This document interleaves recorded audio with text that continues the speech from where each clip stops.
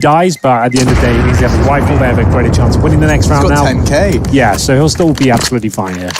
I wonder if he brings out the AWP here or if he just sticks with the Krieg, because that's one thing we've noted with Mantu. Yeah, what, he's using the AWP less? Yeah, especially on a map like Inferno, because he can be more agile and finds him definitely finding more impact for the team. I think yesterday on Dust 2, he finished with 25 kills and only 5 of which were with the AWP. Okay. So that it goes to show that he really has, maybe not moving away from the weapon, it's more circumstantial, knowing that Na'Vi potentially don't use as many AWPs when Simple's on the server as well. Well, OG haven't built the system around him. That's quite clear. So that's another reason that maybe we don't always need the AWP to play. It could also just be a part and parcel of what MBK was talking about, that their main focus is making sure that the call is concrete and followed through on. It's much easier to follow through and I found that an interesting conversation. Like, I noticed that at GGBet Ice Challenge in London, that it was OG. It felt like that they had objectives at the start of each round, but they weren't able to really operate in the mid stages. That's what they really struggled. So I feel like they are a team that they have the objective from the very get-go. They operate at a much better capacity, and we'll see whether that's going to be fulfilled here up against this Mac 10 of Brolan. He's holding towards the apartments here. They are fully invested, but Alexi B will find the first again. This is one of those games where Fnatic are being very, very aggressive, force buying a lot, hoping these rounds will work out for them. The Mac 10 to defend towards quad, nor could it be the weapon of choice. Alexi B makes light work of them. Golden, an opportunity there, but one that is not realized. Just Flasher remaining in a 4 versus 1. It's OG. Just Flasher remaining in a 4 versus 1. It's OG stretching their legs once again on Inferno. And they're even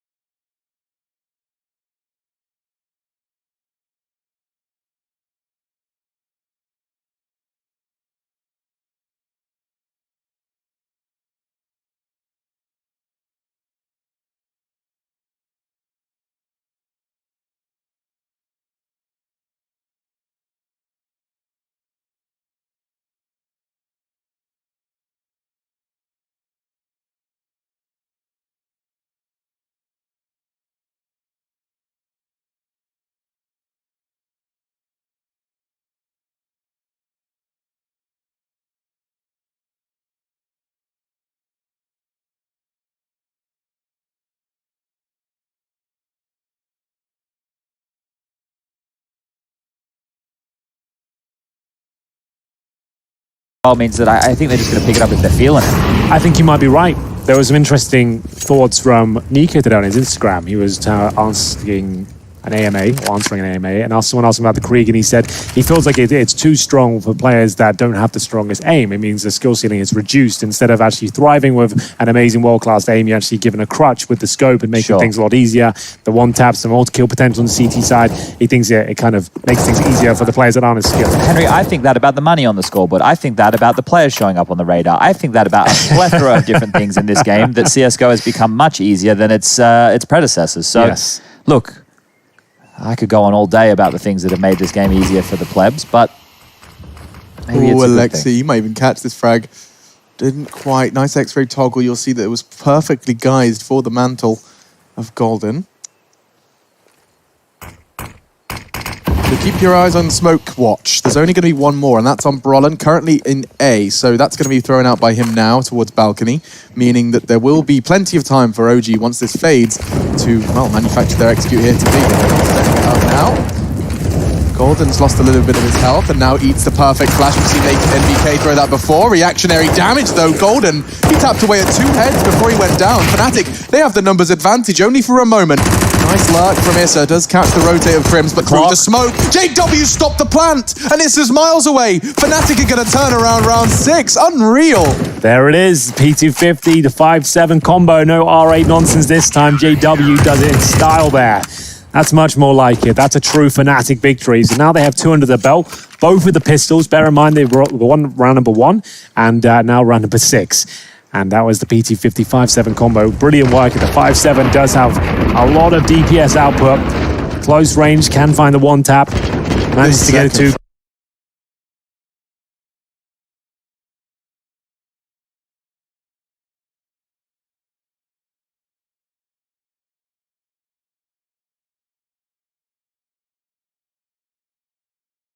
And Flusher, so they'll kill Golden. That's the plan. They wanted to be the master of this round. So he goes down. They assume new boxes are clear now. But Lexi B, oh, he's getting blocked. Did he notice another player? Yeah, the fact he got blocked there, I think he realized it was a little bit odd, but so could this. As JW denies the plant again. Another 3 versus 2. 9 seconds remaining. There's no time as he keeps finding them through the walls here. Mantu left in the 3 versus 1. It all falls apart as JW rises from the ashes once again. It's the AWP providing the numbers this time. Never mind. We're on this, boys. We're going to show a quick bit of Skybox here. The other round where Issa killed Crim's pushing is actually what facilitated JW to push on through. Knowing Issa was so far away, he could find the frags, and he knew that rotation was forever away. That's why he was so cavalier with that push. That was the cue for him to go, because he knows that bomb has to be planted. I've got a 1v1 on the side. Precisely. The player patrolling towards Banana is very far away, so he had a window of opportunity. But that's another great round from JW. The AWP looking very strong today, I have to say. And we're getting to round 8 here. More utility thrown towards B. You can see the smoke in return here. Flashbang over the top. Flusher and Golden being very active at this point. You can see shots fired down towards the bottom of T steps, actually connecting towards Valda. 3 of them landing in his chest. Jumps up, spots towards logs, could cost Flusher his life. They're down to 46. Needs to be careful from the grenades, which they will be flying in. And he does avoid them. Gets given the AWP because he's being taken down to half health. So if we just take stock with these first 7 rounds played, oh my god. He's on a mad one.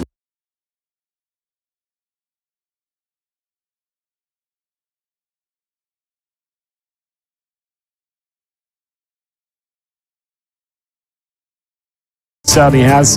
As we get into round 9 here, their defenses couldn't be stronger. 2 AWPs, 2 Kriegs, an M4 for Crims, and he's more than fine with that as JW peeking down towards the underpass once again. Smoke down at the very start to was actually the decoy to block his vision, but maybe just to bait out some utility. He's just holding that. Anyone could walk up second middle right now. Why is he not paranoid? Somebody could have taken advantage of that, but that requires you to have the cojones to walk up into what you know is JW's turf. Yeah, normally these defaults have tendencies, right? So Samuelson would have done a good job of being like, this is normally the time they clear boiler. If they throw this nade or this Molotov, they're doing this set play. Right. So JW knows these kind of timings, and those early tells is what can, I guess, help him make a guesstimation on where he needs to be on the map to find these openings. And apparently now it's back over towards the B site. Interesting. So JW's deploying his smoke to support the B numbers. I'm counting quickly. Because we get to observe him after he's doing winning the rounds. Look at Specky. You know, all he had to do is sit in the smoke, sit back and wait, and he wins the round. 1 versus 1 against Mantu there. Good job by Crim, swinging in with the AK-47, gets a couple of kills, denies a lot of side control there, and enables them to win out in the 2 versus 1. 6-4, and that will be 5 rounds in a row for Fnatic. Bear in mind, they picked up the pistol, lost 4 in a row after that, but ever since they've actually got a full buyout, they've looked like a very convincing, well-rounded squad. Flusher's decided to walk down Banana this round. JW's decided to walk down middle. Oh, he doesn't get punished. I have no idea how JW's still alive. Flusher went aggressive too, and he caught some nades. He's down to 16 as well. Look how forward in Banana he is still on this low HP. Like 1 bullet through the smoke and Flusher's dead, and he's still just staying in this forward position. OG are playing so passive. They still have 3 players at the back of T-Stairs. They're just waiting for all of this Banana utility. Over to defuse, force them out. It all starts here at Boiler. Oh, Brother's going to clear it. He's seen Val gets the advantage. Mantu, that's a bit of a misstep. Molly. Now there's an incendiary straight towards this position. He doesn't have a smoke. He's caught the nade. He's burning, but he's got 6 HP, and the precision wasn't there. Had to be the 1 tap into the head of Brolin, and he likely would have won the round. but body shots do not suffice. 7 for Fnatic. That's the longest 40 seconds of my life. And when I say that, I think for everybody, when you're sitting and waiting and there's no noise made, JW with the distraction, sure, but still no real noise or threat, and the next minute you're dead, right? There's a Molotov on top of you, your position There's a nade down. following it. That was wild. I just feel like, though, OG and that particular 2-on-2 just weren't playing off each other. There was no crossfire established there. I could see what they were doing, one towards Boiler and one in the pit, but there's no way to pivot off each other at that point. They can't work with each other, and that's a common pre-fire. Holding towards Boiler Room, like, I've died there so many times, I'm always pre-firing that spot at this stage. The biggest problem was they didn't actually know where JW was the whole time. Oh my God. They know where Golden is. They've got an idea.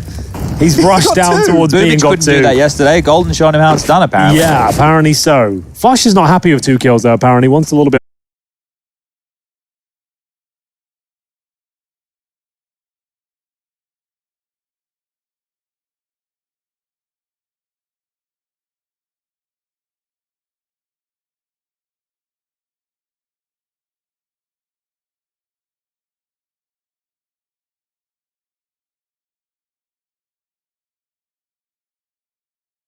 It will smoke towards Banana, and that's even more of a nightmare. He'll have no vision now, and once they touch the bomb, he'll have to push through. He's hoping there's a gap. They're being very slow about this, Fnatic, but they seem to have ascertained that he is towards Banana. The Brolan move to get the line of sight. Oh my God, it could... No, what? He stopped it! He stopped spraying! He thought he got him off the bomb! A flash! But it's not enough! He does the Brolan trick against the very same, but not quite enough to convert the round. He thought he did enough there, didn't he? For this smoke. I guess what else can you do? You just assume at that point. You think you're spamming towards the bomb. You've got the lineup. You've killed one of them. You're just hoping for the best. Unfortunately, though, pulls out the flashbang. Thought that was enough time, but the defuse was still going strong. And considering he was smoked out and in a really difficult spot, it was still a great effort. Very good effort there. Very, very good effort. Look at the constant, just peaking, though, from Fnatic. They refought Banana 3 times then, and they don't want to allow OG to set up with set pieces. He's actually ahead of the mid-smoke Alexi's just thrown top mid. JW continues to go aggressive, and this time, he just looks like a silly boy, sticking out like a sore thumb. Issa's happy to punish the aggressive push. Golden's going to go for the half-wall smoke here. But they're already ahead of it. This would achieve nothing unless there's a Molotov following suit. He does have one. Yep, he does. He's throwing it all in there. That's going to get things a bit hot and bothered for the OG camp, forcing them forwards into the line of sight. Golden's doing it all. Damage inflicted. Flusher's swing is unrelenting, but unsuccessful. One is not enough. That's 2 members of Fnatic thrown into a 4-opponent situation. Wow. Surely OG will pick this one up. They've given away 7 rounds in a row now. It's a 4 versus 2 with the bombers in down, meaning the Brolan and Crims do have a bit of a chance to do something with this. But it looks like Crims has opted to save his weapon at least. He's still towards the apartments looking for Issa, I'd imagine. And nowhere to be seen. All 4 players sticking together. Maybe I'd say found a bit more success this time. They had to battle through absolutely everything there. It was a nice re-aggress from the CTs, the smoke going down, the incendiary as well, certainly did force him into the bomb site there, but he didn't have enough firepower behind it. The spray down from the boosted position, it did damage, but unless you're connecting with the head up there, very difficult spot, very tradable. Frolan, if he can do any damage here, he doesn't want to go for it, does he? Is he? He's going to chase them down Banana. Look, I like it. Any kills coming in here is great for Frolan. He's going to be too late. The bomb's going to explode. He's not going to get too much done. Only finds the single.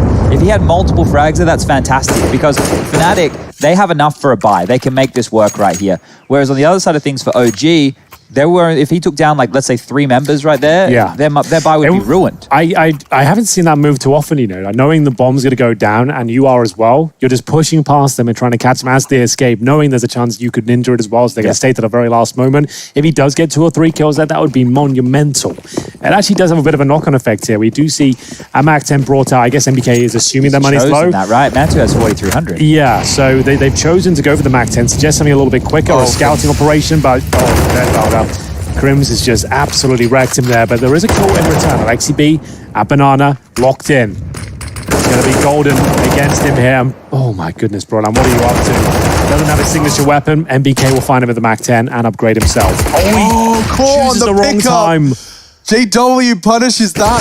Fnatic, it's so hectic. 1 minute 20, by the way, still into this round as we find a 1 versus 2 going down the Fnatic way. Yeah, they're forcing OG to play mid-round, something that they just can't have a lot of experience with as a team doing, right? In practice, you're normally getting away with your defaults. You're not playing against teams who are just scrimming around the map, which is exactly what Fnatic are doing right now. Through the Molly, Golden goes. Some nades to deal with this pit position. Molly will force them away from the bike, but has to land the shots. It's not good enough there from Golden. Good enough from Mantu, though. We said his rifle capabilities are something we haven't really seen before, known as the AWPer of this squad, but in his previous teams, he was just a secondary AWPer. So his rifle is actually very proficient as well. As you can see, 3 big frags there found towards the B side of the map as we go to round number 15. The revolver's back out here, boys. We're going to see JW heading back into the Wild West, joined by the FAMAS CZs, and a couple of Deagles as well. We'll see whether this works out for Fnatic in its final round. I think OG would be satisfied with an 8-7 scoreline on their T side, but remember, Fnatic did win the pistol and won that second round. We'll see whether this is where they can get one more. The R rate surely isn't where they find it. I hope it is. Oh. Okay, well, Golden, feeling like he's been pressured a lot in Banana this game, will get taken down again by Alexi, who's done a decent job entry fragging towards that part of the map. Currently sitting with 12 frags to his name. Second highest in the server, just behind Crims. The boost. Interesting. This is often very checked. Looks like MBK did catch one of those bullets. We've got a good idea where Flasher is.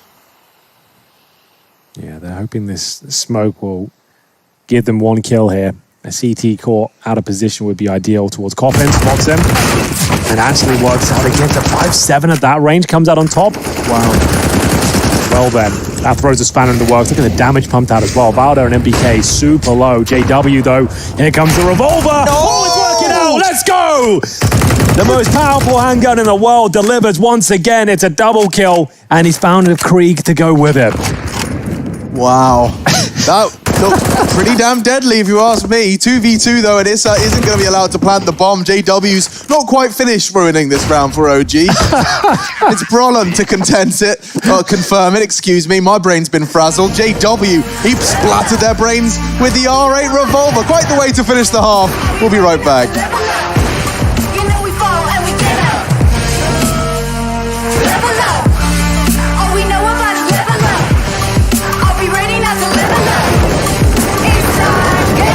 That's all we know when we level up.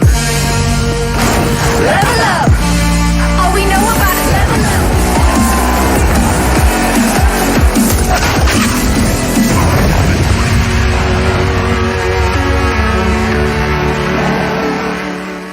Step out as a motivator.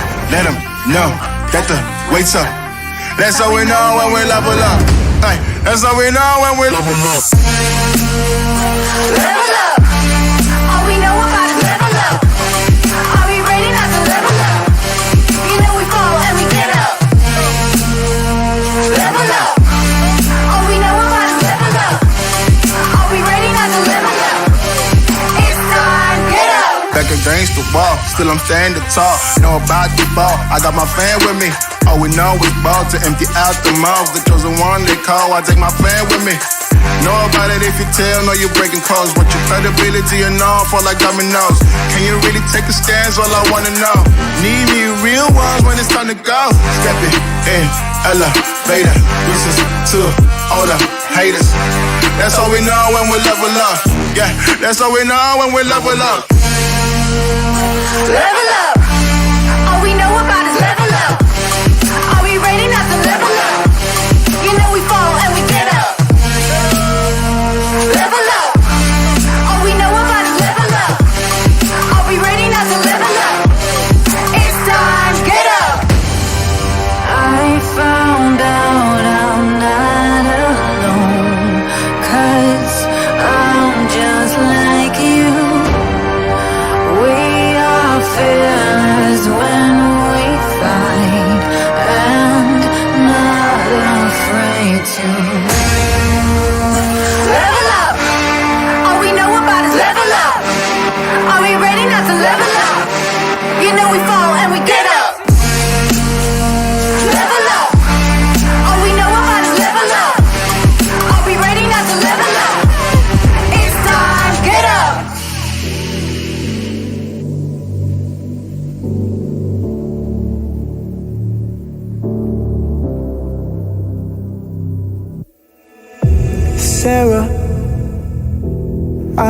myself today, trying to make the pain go away.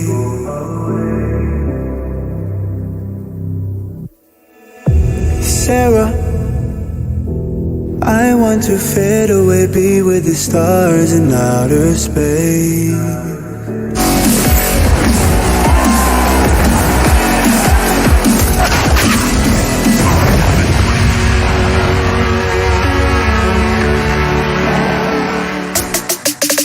OG Fnatic really inseparable in the first half of our first map. First game of the day, ladies and gentlemen, and it is in the third day of stage 2. Fnatic and OG Inferno is where OG wanted to start it off, and well, they got off to a 6-round T side, which Chad, you suggested they probably wouldn't be too miffed about. No, I think they're going to be very happy with how that one played on out. The force buys early, the fact that OG won the force buy war against Fnatic and then were able to actually have a strong T half. That's impressive stuff right there. We saw what happened when Fnatic got the guns on the board though, Henry. Yeah, certainly wasn't an easy run for OG there. They were tested to the maximum of their ability. Losing the pistol, they did went out in the second round force buy. It led them to a spell of 4 rounds in a row.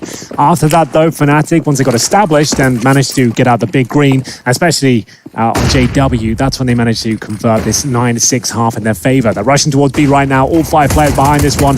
Alexi B struggling with recent form, smoked out towards CT spawn. Valda, same story, but the Molotov's down. Alexi strikes first, now up to Valda, who needs to find at least one before retreating towards the ruins. Yeah, he's get challenged by Golden, and he's done well to find that frag cleanly. From behind, it has strike nicely, and he'll go back and forth. My God, Mantu does behead Flusher.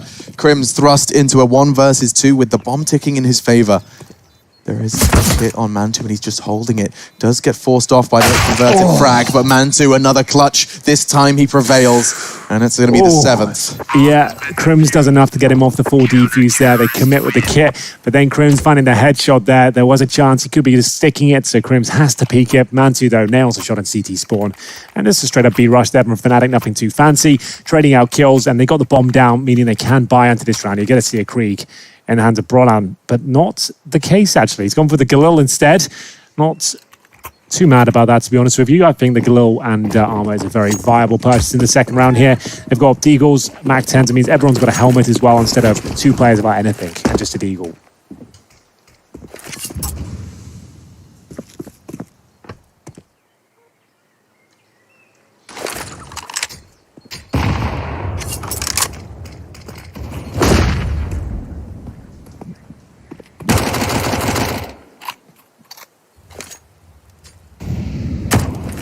Lots of posturing across the map here for position. This nade will probably be the first real chunk of damage, and the double nade makes it a kill. They're going to push forward with the flashbang, and Alexi, he can find even more here. Look at Fnatic behind the wall. They have no idea what's going on. Shell shocked for sure.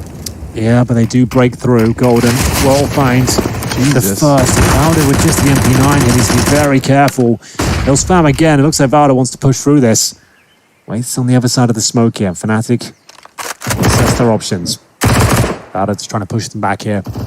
Still 4 players on this side of the map. I'm expecting the B smokes to come through. Crim lines one up for the coffins here. Golden with the Molotov. There's a smoke actually going in. That's landing on the bomb site itself. We'll see whether this works out for them. They take a lot of damage. Trying to get into this position. Good dink initially from Brolan. Converts it. Now Valda. Do so much work here with the MP9. His teammates will chime in for CT spawn, and that's going to be enough. That will be OG converting the second round, and presumably the third as well. Full eco on the cards. Yeah, ding, ding, ding. OG win the force by wars in the second half as well. So the pistol round that Fnatic won to kick things off, it doesn't even matter. That round, all it is 1 extra one on the board for them. In terms of the flow of the game, they've had to battle back with deficits, and this will be the same story here, as you will just see a couple of pistols get upgraded through. When their guns come out, it will be a different story. We've seen what Fnatic are capable of on their T side. The default will be Flusher and Golden over towards Banana. JW holding the middle pushes. You're going to have Brolan and Crims, the very dynamic duo of the youngster with the veteran, as they will be working boiler and halls. But so they're going for a default spread on their pistol upgrade as well. We've seen a lot of eco victories so far in EPL. Luckily, MVK will pull one back through the smoke. So he's lucky they didn't push up, and on that, oh no, they have! NVK, he's still going to be saved thanks to Issa, but he actually tried to swap out to the FAMAS, ended up falling back to the Arch with only a USP. Fortunately, he stabilized enough to find his second. But, oof, just a moment of oopsie. And Flusher, he's having his own moment right now. Back of the head, we talked about that. Very difficult to hit those shots. Well, he's just be delaying the round at this point. No intention of winning it, but if he can find one more kill, he knows that'll be annoying for them. 5 HP, just could be looking for any CTs out of position here. Here comes Issa, as he'll tuck himself in towards the full position. One bullet will do it. Issa connects it, and they'll tie things up at 9-9. That was a full eco from Fnatic. Could make things a little bit interesting, that opening Deagle kill, but that's about it. I don't think we'll see a JW Orb in his first gun round here. But this is where Fnatic really started to turn it on the CT side. Well, they replicate it here on the terrorist attacking forces. Issa, like you said, protecting MBK. He looked like he was absolutely done for. The CZ comes barreling through the smoke, but here he is, just closing things out as well on the low HP flush up. So we've got 2 Kriegs, 3 AKs, and an Orb for Mantu on the CT side. So we'll see whether he still got it with the old sniper. I didn't see it too much yesterday. Okay. Wow. A lot of early damage inflicted. Flusher actually just backed up, moonwalked into a molly, which may have very well led to his demise. A nade from Alexi follows suit. And now, oh my god, they're about to meet in the smoke. Oh, he sees his gun. Golden taking some damage in the meantime, though. Him and JW with just 57 health between them. Brolin wants to go into this stack, and he's just exposed the bottom. Why did you pull the trigger? How does that... Oh! How? Let's go, Brolin. I've never seen an angle like that. This guy's been doing his geometry. What in good grief was that? Straight into the AWPer. Okay, well, it looked like he had no chance of even finding a kill, of course. 180 into the first, wall bang onto the AWPer in the second. That is remarkable. They can still lose this, They can still definitely lose the round. 4-on-2, and the HP is woeful. Fnatic with a minute on the clock here. The B side is open, but they're not aware of it. Continuing their approach towards A, MBK could be a real thorn in their side here. He's going to have to check the apartments, though. Tucks himself in. Good position considering the HP here. Broadline would almost certainly go down. The trade potential would be low. But Golden, he might be able to confirm that the B-bomb side is clear at this stage. Trying to throw everything he's got on this side of the map. They could bail out and go towards B, but it'd make a lot of noise as he confirms it now. No one's here, and you can see them repositioning. Is there the swing from the CT now, which there's likely to be? They do lose Brolan. Knowing that they've lost B, they can hear the smokes blooming on the other side of the map. That's why they fall back there. Oh, there's a small chance they could catch them in transition here. The HP is so low. 2 HP! That spray from Valda did significant damage as well, softened up Crims even more. Does he have... Oh, just time to plan as well. That's insane. Yeah, it's all calculated and under control here, boys. Molotov's down, 3 versus 2. Still a good chance he can win this. MBK has the kit, remember. Now the Krieg as well. Taking down the retreating Brolan. He's got a flashbang, which he will deploy a couple of times towards B. Crims will have to avoid that, but here comes the incentive. I don't think that's going to be enough. Crims just absolutely eviscerates him there. He's safe. And he's safe in the flames, even with 25 health. They don't spread quite far enough.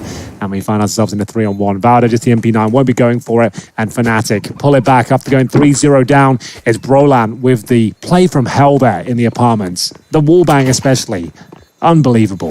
Can't do anything about that. Well, actually... Well, Issa could have shot him the first time. I'd like to see it again. Can we get, like... I don't know if we can see what we saw again. It might likely just be Brolin's POV this time. But it did look like Issa had a good line of sight on him.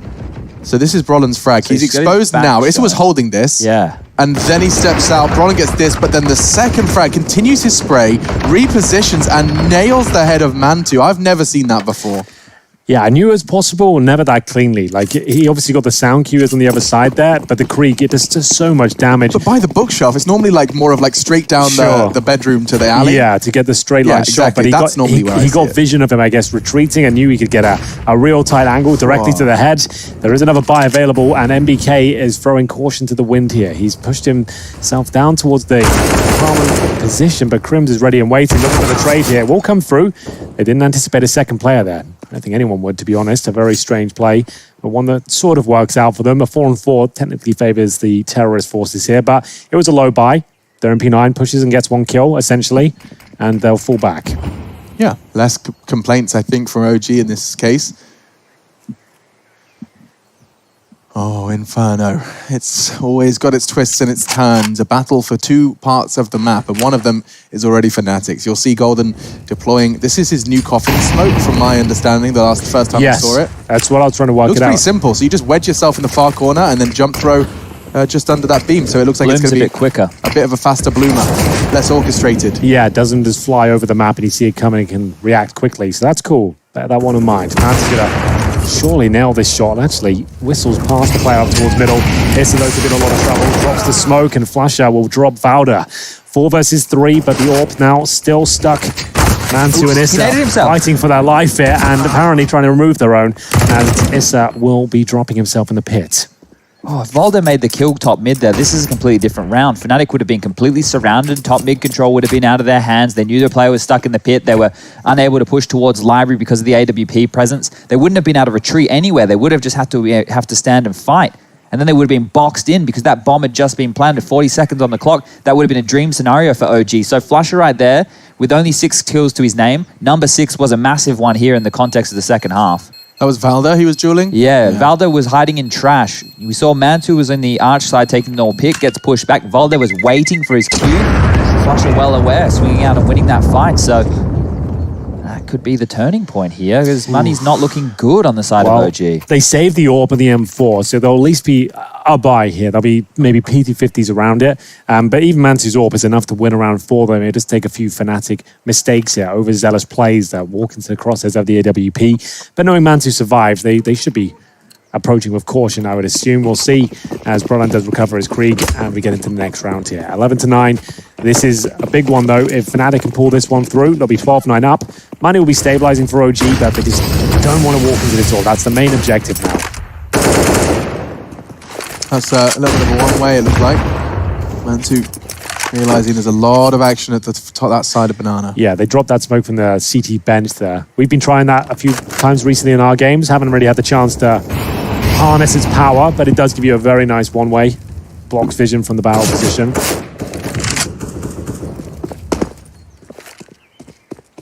Fnatic haven't gone for mid control here, which is pretty unusual with their standard game plan. You know, get banana control, take mid control, make them think about the mid to B as an option. Maybe now, with a minute left on the clock, they'll think about garnering that piece of real estate. We can see 3 Fnatic players across middle and alt middle right now. Make that a 4th as the bomb will now jump its way back to join the crew. Is there anything innately wrong about the fact they're not contesting middle, given the fact they've got 2 rifles? Well, for the CT side, this is fine. They're just making a bit of a gamble stack and hoping they hit their shots. Right.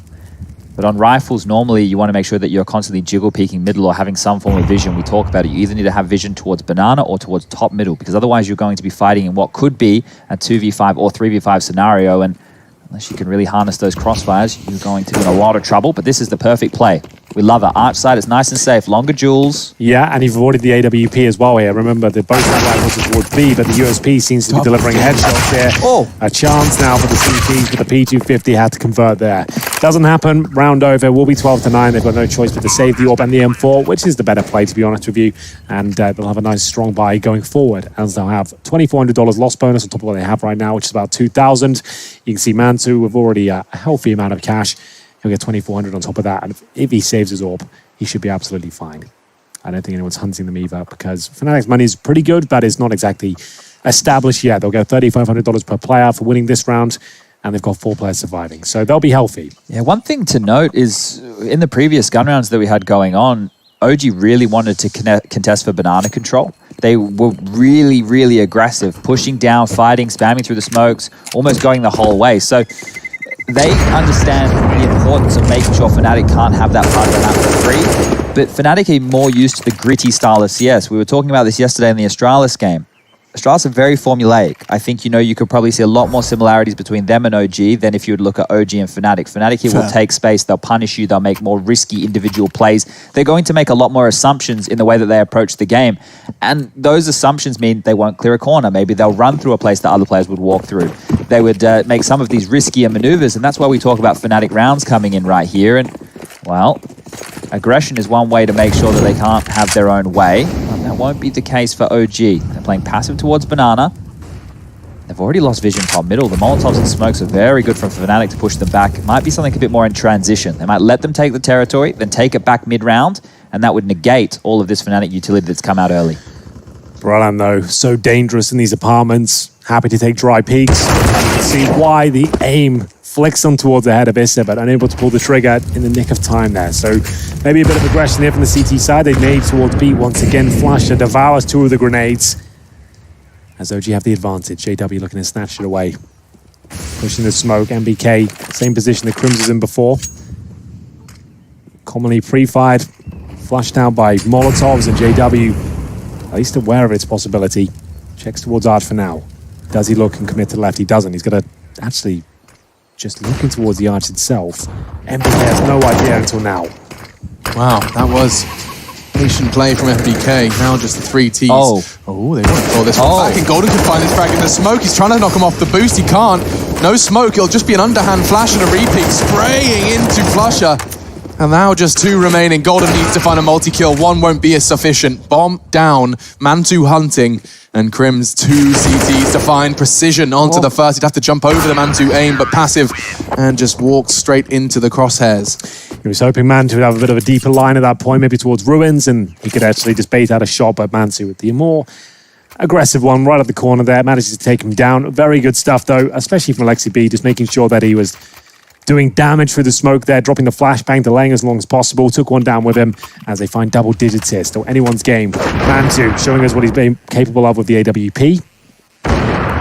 Very versatile player. He can do it all. As we head into the next round here, no double orb setup spotted just yet, but a Krieg for Issa. On the CT side, and Valda has launched himself into doom, but Alexi B trying to pull a couple back, and he'll be successful here. Valda from the grave will take Golden with the incendiary as well. They've actually got the man advantage here. Another competitive half from OG. They keep coming. We said consistency was an issue. These last 2 days, they've consistently pushed all of their opponents. This is Fnatic's domain, and OG picked it into them and are keeping up. Towards A. This is on that balcony. Has the support of 2 players. More so 1. Mantu's tucked in on site now. He'll be much more effective. He can support short. Issa can focus his attention balcony, and the bomb's already there on A. Now the CTs can react. Already pushing down Banana, and Issa's neutralized another threat. Just Crims. He shouldn't have a single say in this one. Another locked-in round for OG. Issa won't have a chance to close it himself. Crims just finds his first of this 1 versus 4. Great shot, but I think you might be right here. His days are numbered. Good Molotov, gives us some sound cues towards Mantu and does significant damage as well. Picks up the AWP, pulls another one back, and remember, he's already actually hurt Mantu here. A 2 versus 1 now. Crims, known as the mastermind of the clutches, holding towards middle, and MBK's in the apartments. They've lost track of him at this point. They have no B control. They're not sure. He could just knife out and go to B at this stage, and they're starting to panic. The rotations are coming through. They have no idea as to where he's heading, and it is towards B. Crims is ahead of the pack, but he has no utility, and this cross might not happen for him. MBK is about to arrive at the same time and actually beat him there as well. Knife out, grenades through, and Crims will just get the plant down at this stage. Probably can't win the round. The HE will finish him off. And here comes MBK just to confirm things, as it was a fantastic effort. A couple of kills, a bomb plant. He can't ask much more than that. But there was a moment there where Crims, I thought he was going to win it. Yeah, kept it real costly, didn't he? And look, that timing, if MBK hadn't thrown the molly, if he didn't get caught in that duel and was able to plant the bomb and then reposition in the 1-on-2 situation, it's like finding a needle in a haystack at that point. There's so many places that he could be. You know, has he pushed back to Banana? Is he in ruins? Is he ready to fight us? We have to be careful. Mantu has to rotate over. There was a real chance there. That was a fantastic round, and they just wanted to make sure they could collect that Krieg. Very important piece of weaponry right there. That's why the defuse was delayed. They were just taking their time to make sure that they could collect all the best bits off the battlefield. And now Fnatic, the plant is good. It's put them in a position where they can get another buy on the board. But will they? Of course they will. It's Fnatic. What was I thinking? Yeah, I think we put them in the same category as Na'Vi. Perhaps not to the same extreme extent, but they definitely do... They don't feel too hindered or hamstrung by the sacrificial buys. You can see Mac 10s, JW's on a Deagle. But even Mouse Sports have been experimenting with an intentional Deagle into their full weapon rounds. Like that flash from Flush Up. He was to swing out. He is a bit of a master of finding this control towards the Banana position. A force buy of swords here from Fnatic. You can see them limping in with the Mac 10 and Deagle. Fortunately, there are a couple of players with our helmets there. That's going to be Alexi B and MBK, so watch out for their interactions against Golden here. Great for Brolan, his signature weapon, and a B execution looking very likely. We know they've got some very strong B executions, and for now, it's an adjustment. OG will boost Valda up and towards the new boxes. A common pre-fire, but does enable you to sometimes get the first kill and drop off, depending on how chaotic the execution is. Are you safe from flashes up there? It depends on the flashes. Generally speaking, if you stand up, you can perfect. see you're not. So yeah, fine. And he does get the first, but dropping off isn't an option. There's flames on the floor. He's lost his teammate. Valda needs 3. He does. Before being knocked off his perch, he's found the triple. Numbers favoring the boys from OG on the retake, but Brolin, prime position, prime real estate for at least an equalizer. Does catch MBK. Puts us into a 2v2. Kit on Mantu, closing the gap now from construction. JW, though, is in such a power spot. Yeah, using the verticality of the bomb site here. It is going to be Mansu. Will have to bring out the flick. And he's going to stand a chance of getting him here. They do have a kit available, a smoke as well, but JW's spot, you're dead on, Alex. This is looking too powerful. The bomb's too far gone. They can't really pre-fire this one. Oh, maybe they can. Mansu will spot him, and he's fumbled the movement at this stage. One versus... Oh, they've given it up. Just like that. They've dropped the ball Just in like a that. massive way there. Oh. Surely he knows you can't drop directly down from that position. Apparently not. The way he was moving suggested he thought you could just drop off to the left. You definitely can't. You run into the wall. There is a corner there. You have to jump back and then to the left. I'm not sure as well, like if you're going to find yourself in such an exposed position and you have the Molotov, don't pull out the Molotov. I think at that point, you're just having the gun out the entire time. That's really going to cost Fnatic. Let's not forget that they threw all of their eggs into that basket. It was Mac 10s, it was scrappy, and they're going to be thrown straight back into a half by a ton of utility, though. And these are the rounds that typically you just say, Flusher, go kill. Go be a rascal in Banana. Make it look like there's 5 of us there. I feel like they've got his number on Inferno there. All of his tendencies, all his usual tricks aren't working. He's 6-18 right now, right? He's normally dominating Banana on the T side. He's normally out there by himself, taking no damage, walking in, having a good time. We haven't seen any of that. It's been very scrappy finishes in equal situations in towards B. They haven't had many advantages. And now 3 rounds against them as they enter round number 25 here with just the CZs and Deagles. Like you said, though, utility available. And there's something about Fnatic and Inferno. The CZ75 that seems to work out for them. That looked like a bit of a failed smoke towards the apartments. We'll see how it works out to be true. No, it looks good. Brolan drops it towards Pip. Takes damage for it, but he's in. And now he's keeping MBK busy at least, but damage converted. He actually takes the frag and there's no trade available. This is going to go hunting.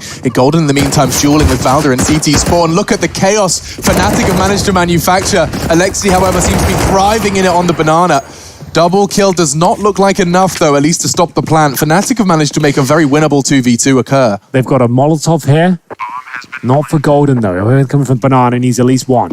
Gonna happen. Might be able to finish things off with a flashbang from JW. You can't ask for much more than that. Flashbang comes over. CZ in hand. He got 6 bullets remaining as well. Couldn't be any better. Look what that's done to the CC side of the economy, right? Winning those rounds, it was great to put rounds on the board, but in the fashion that they did it, that they didn't 2v2, have, right? Exactly, right? Not having enough numbers survive to build an economy here. The comms there is so great. You see Golden look towards the left-hand side of the wall. JW's already preemptively called flashing for you now, and it couldn't have been better there. He was 100% flashed. AWP as well. It was a guaranteed frag, and we said Fnatic, CZs, Inferno on the T side. Something about it, and it rings true once again.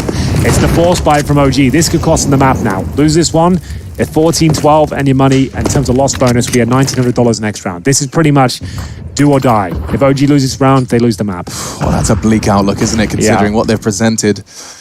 Ooh, baby. Let's see what you've got then, NBK. He's been holding middle down with MP9s and Deagles alike, but this time a lot at stake. A nade to catch anyone lingering in second middle. The Crims, he's expecting that one, and as the nade is thrown, now they take the territory. JW into the mid line and does get spotted by the NBK jiggle.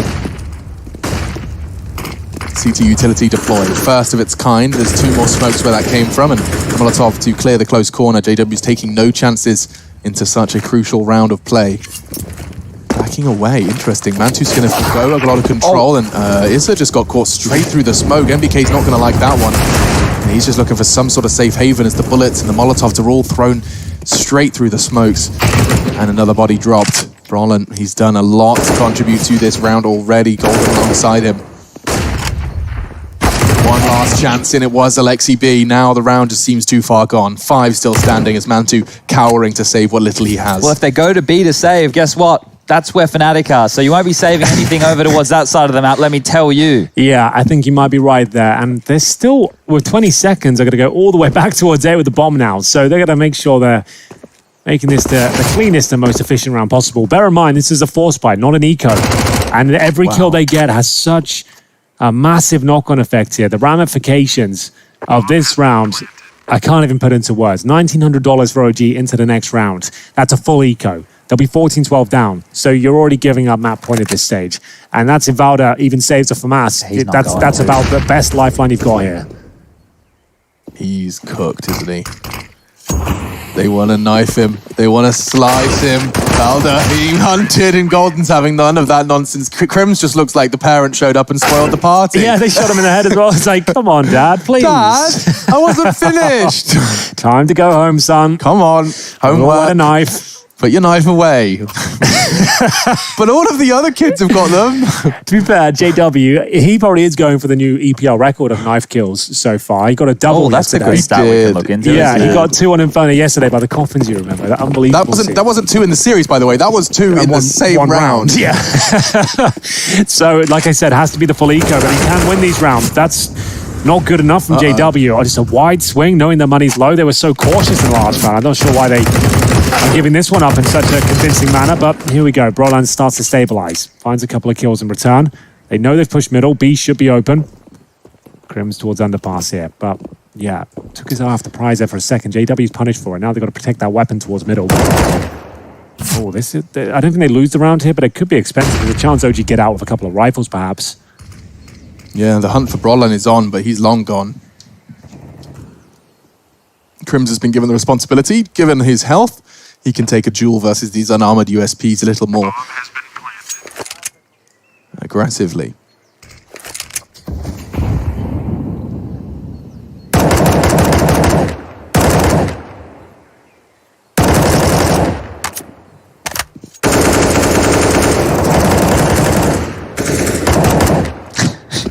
Yep, playing music now. They're playing music with the guns, spamming them through the smoke. At this point here, 15 is guaranteed on the board for Fnatic. That one, I don't know if it even was up for debate, but if it was, the answer will come through in about 5, 4, 3, 2, 1.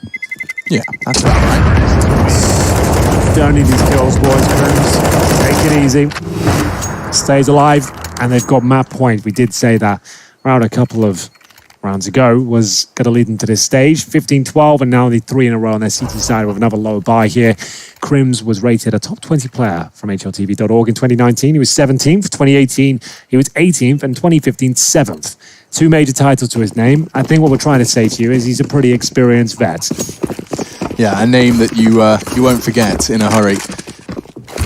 Aggressive Molotov down early from the CTs does signify perhaps a slowdown from Fnatic after all that UTT burned. And no, Flusher doesn't know the meaning of slow. Straight up Banana, takes his part of the map back, plants his flag, says Flusher's domain. Yeah, that's when the Mac 10 makes the most sense. So you know they're on the back foot financially. You've got them on map point. Flush has been having a quiet game, and he starts just barreling up Banana, but there's still a chance they lose this round. Issa's position looks prime for a kill here. JW, though, finds him. He gets dinked in the process, but still nails the shot. 5 on 2, we should be done here. He's actually going to give him the same fight. Thinks better of it. He needs to get together here. Like, these single fights they keep having alone, like, Manty's going to get him out here. I'm not sure who the play is, but there it is. That should confirm things. Valda, alone towards B, they know exactly where he is. He is very good in the clutch scenarios. No kit, no helmet, no utility. 3 on 1, bomb down. I think we know where this is going. Yes, there is certainly one outcome that seems significantly more likely. Valda has the all of the tools. Never mind, he needed. The tools were a full health bar and a weapon. Kevlar vest was a nice bonus. And well, at this point, he is just going to be walking straight into the golden off angle. No one's expecting that in a situation like that. Fnatic, they take OG's map pick. They're back to the curse, and we'll see if they've got anything more to say about it in our second map.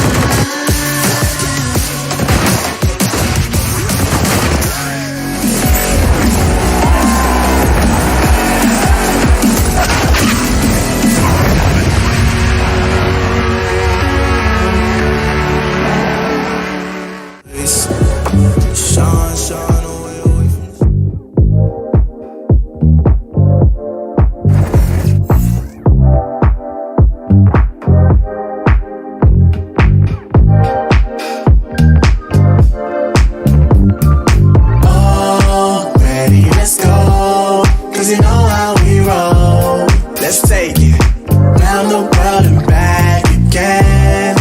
Ready, let's go. Cause you know like I know, we'll take it round and round. You know Mark, South Stuff, Pipes that never let you double cross them.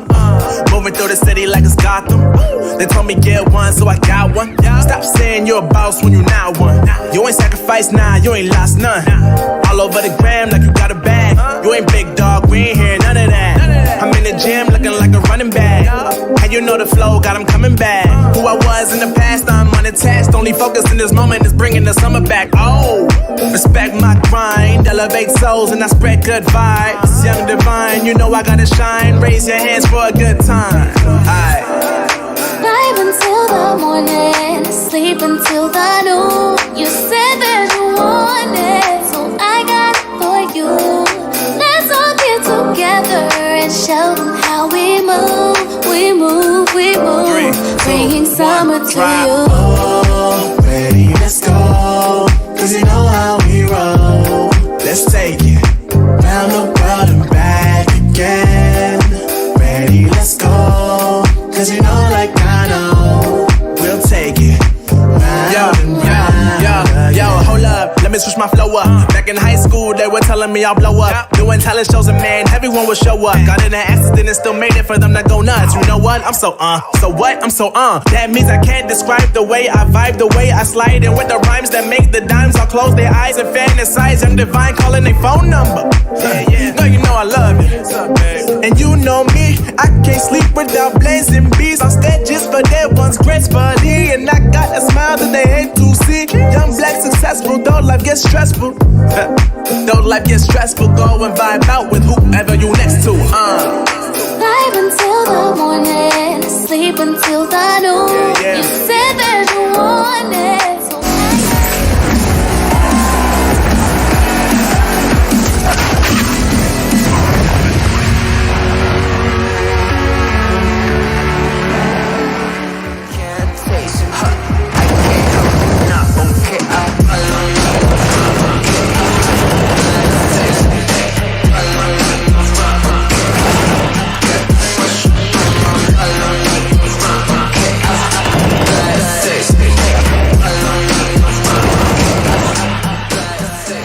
The king of connector, Crim's right there, getting it done on Inferno, not his signature map of Mirage. That one's coming up next, but Fnatic, they passed the first hurdle in staying undefeated here within the ESL Pro League Season 11 Stage 2. Looking good against OG. They got the map of their dreams picked by OG. It's Inferno. Fnatic, they quite like that map as well. Historically, it's been pretty good for the Swedes. Now, this game, it had it all. We had Brolin with the Krieg getting some wallbang frags. We had JW with the R8. We obviously had OG yet again showing that they can hold these top teams in the world to some competitive matches, but they couldn't get across the line. I want to take a look here at some JW plays. In one round, you can be the villain. In the next, you can be the hero. So let's start with him in a 2-on-2 situation over towards... Oh, it's the wrong one. We'll start with the hero clip. Sorry, the other way around. I've labeled these things incorrectly. Let's get this going. So over on the B bomb side, we've got JW up here. He's in a crossfire with Brolin. The bomb's down. Things are looking good. No, JW has a Molotov in this position, so he could have dropped that at any point here, at any point to delay any of these choke points, but he's holding on to it for the last few seconds. Now, let's just pause it.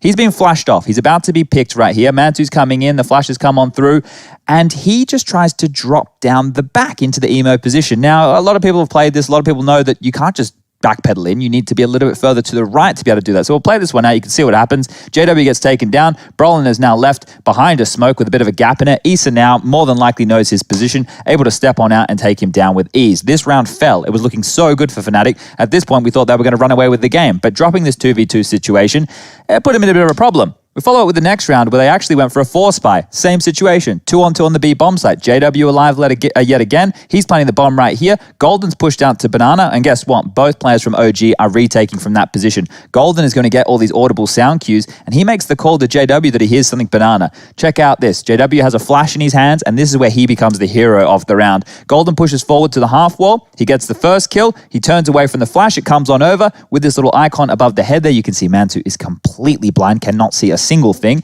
And then from out of nowhere, pushes on through, Golden gets the kill. That's the round done and dusted right there. So this is JW being a hero, and if you want to see more of that, we have some highlights for JW coming your way right now. An instrumental player for this Fnatic roster, and as we head into Mirage, let's see if he can keep it up.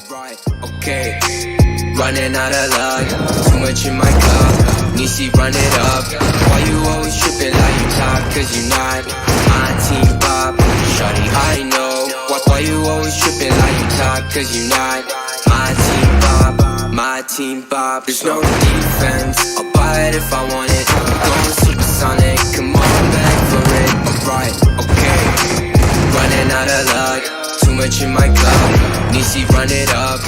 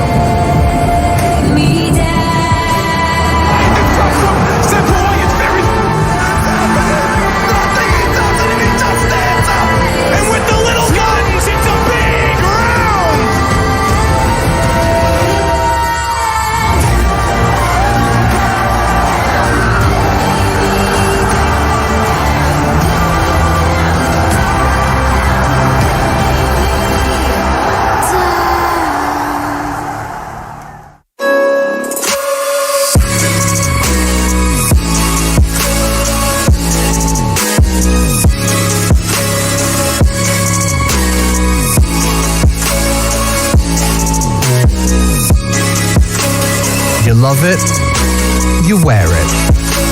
What's your style? Get your merch at shop.eslgaming.com.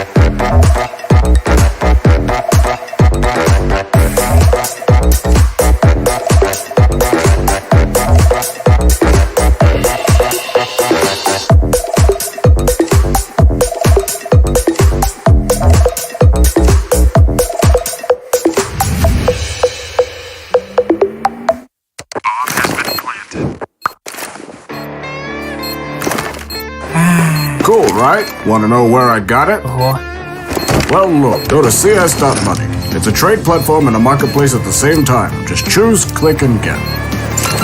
Good luck, bro.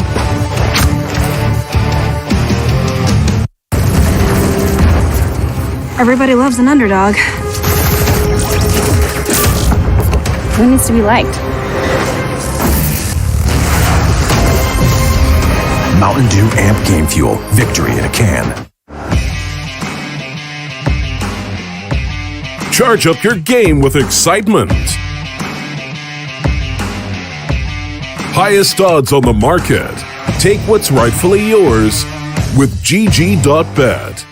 My name is Jordan Gilbert, aka Nothing. Hi, my name is Sue Lee. My handle is Smix. I think it's important for these initiatives to happen. Empathy really, really goes a long way, and it always means so much to us, and I think that's where initiatives like this really help. I encourage everyone in the community, anytime they see bullying, anytime they see someone getting called names, I encourage you to step up and say something. Good luck, have fun. Good luck, have fun.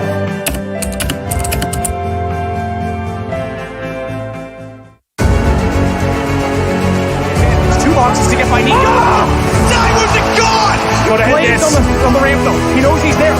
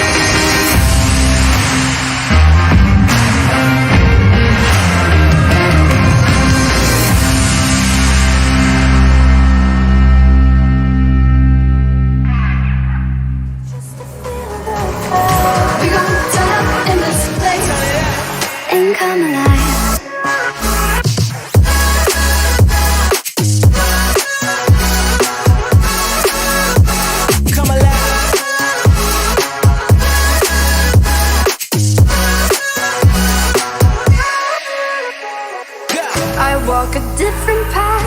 Nothing can hold me back. I've passed the point of no return. Something is calling me. It's in the air that I breathe. Bring me back to life again.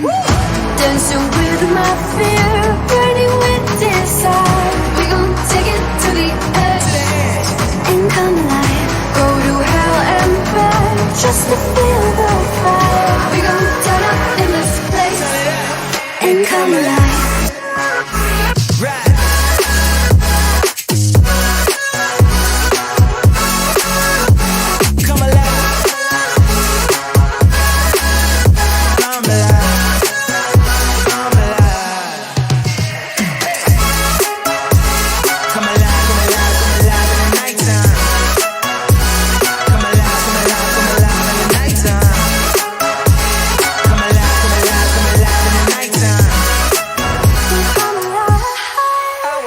ESL Pro League is brought to you in part by Intel, Gaming Malta, Mountain Dew Amp Game Fuel, CS Money, MSI, Air Force, GG Bet, and ESEA.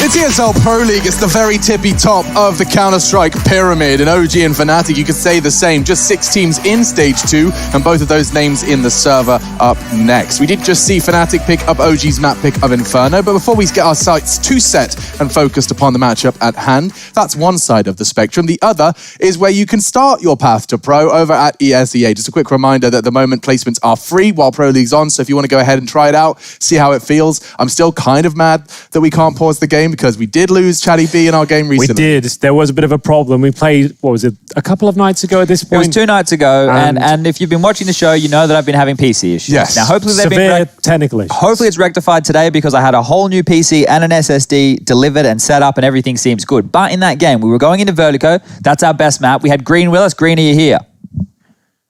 Green? Green? No. Oh, wait. Green, hello? There he is. There he is. Hello? Doesn't even know how to press the button. So, Green, you were there for that. We did our absolute best. If you remember, Chad crashed out. Yeah. We were down in a 4-on-5. We were given a random player to Ricardo. kind of... How did it go? Talk me through it. I mean, Ricardo, he did well enough. He was a bit annoyed because we were a 4, so it's hard to comp to people when you're all in TeamSpeak together, and then there's one guy off in the distance. I have a fix for that, and I employed it when you weren't playing because you were on the night shift. It was called We Don't Use TeamSpeak. That was pretty good. It worked pretty well. We actually communicated with our teammates, and I had fun. How can I smack talk then? I don't want to smack talk to the guy's face. That's pretty you have to do it behind his back. Exactly, you know, like a true weasel, you know, exactly. But that game it was a shame because Chad, you weren't there, you didn't see, the other two did. I popped off that game. Did he pop off? I was running around, we did absolutely everything we could. We were raising our glasses, we said, this one's for Chad. Okay. I kid you not, we were saying, this is for Chad, and we tried our best. We brought it all the way back to 16-14. We lost in the final round where it all fell apart. I was having a really bad game. Yeah. Like, I'll be honest, as soon as you left, Chad,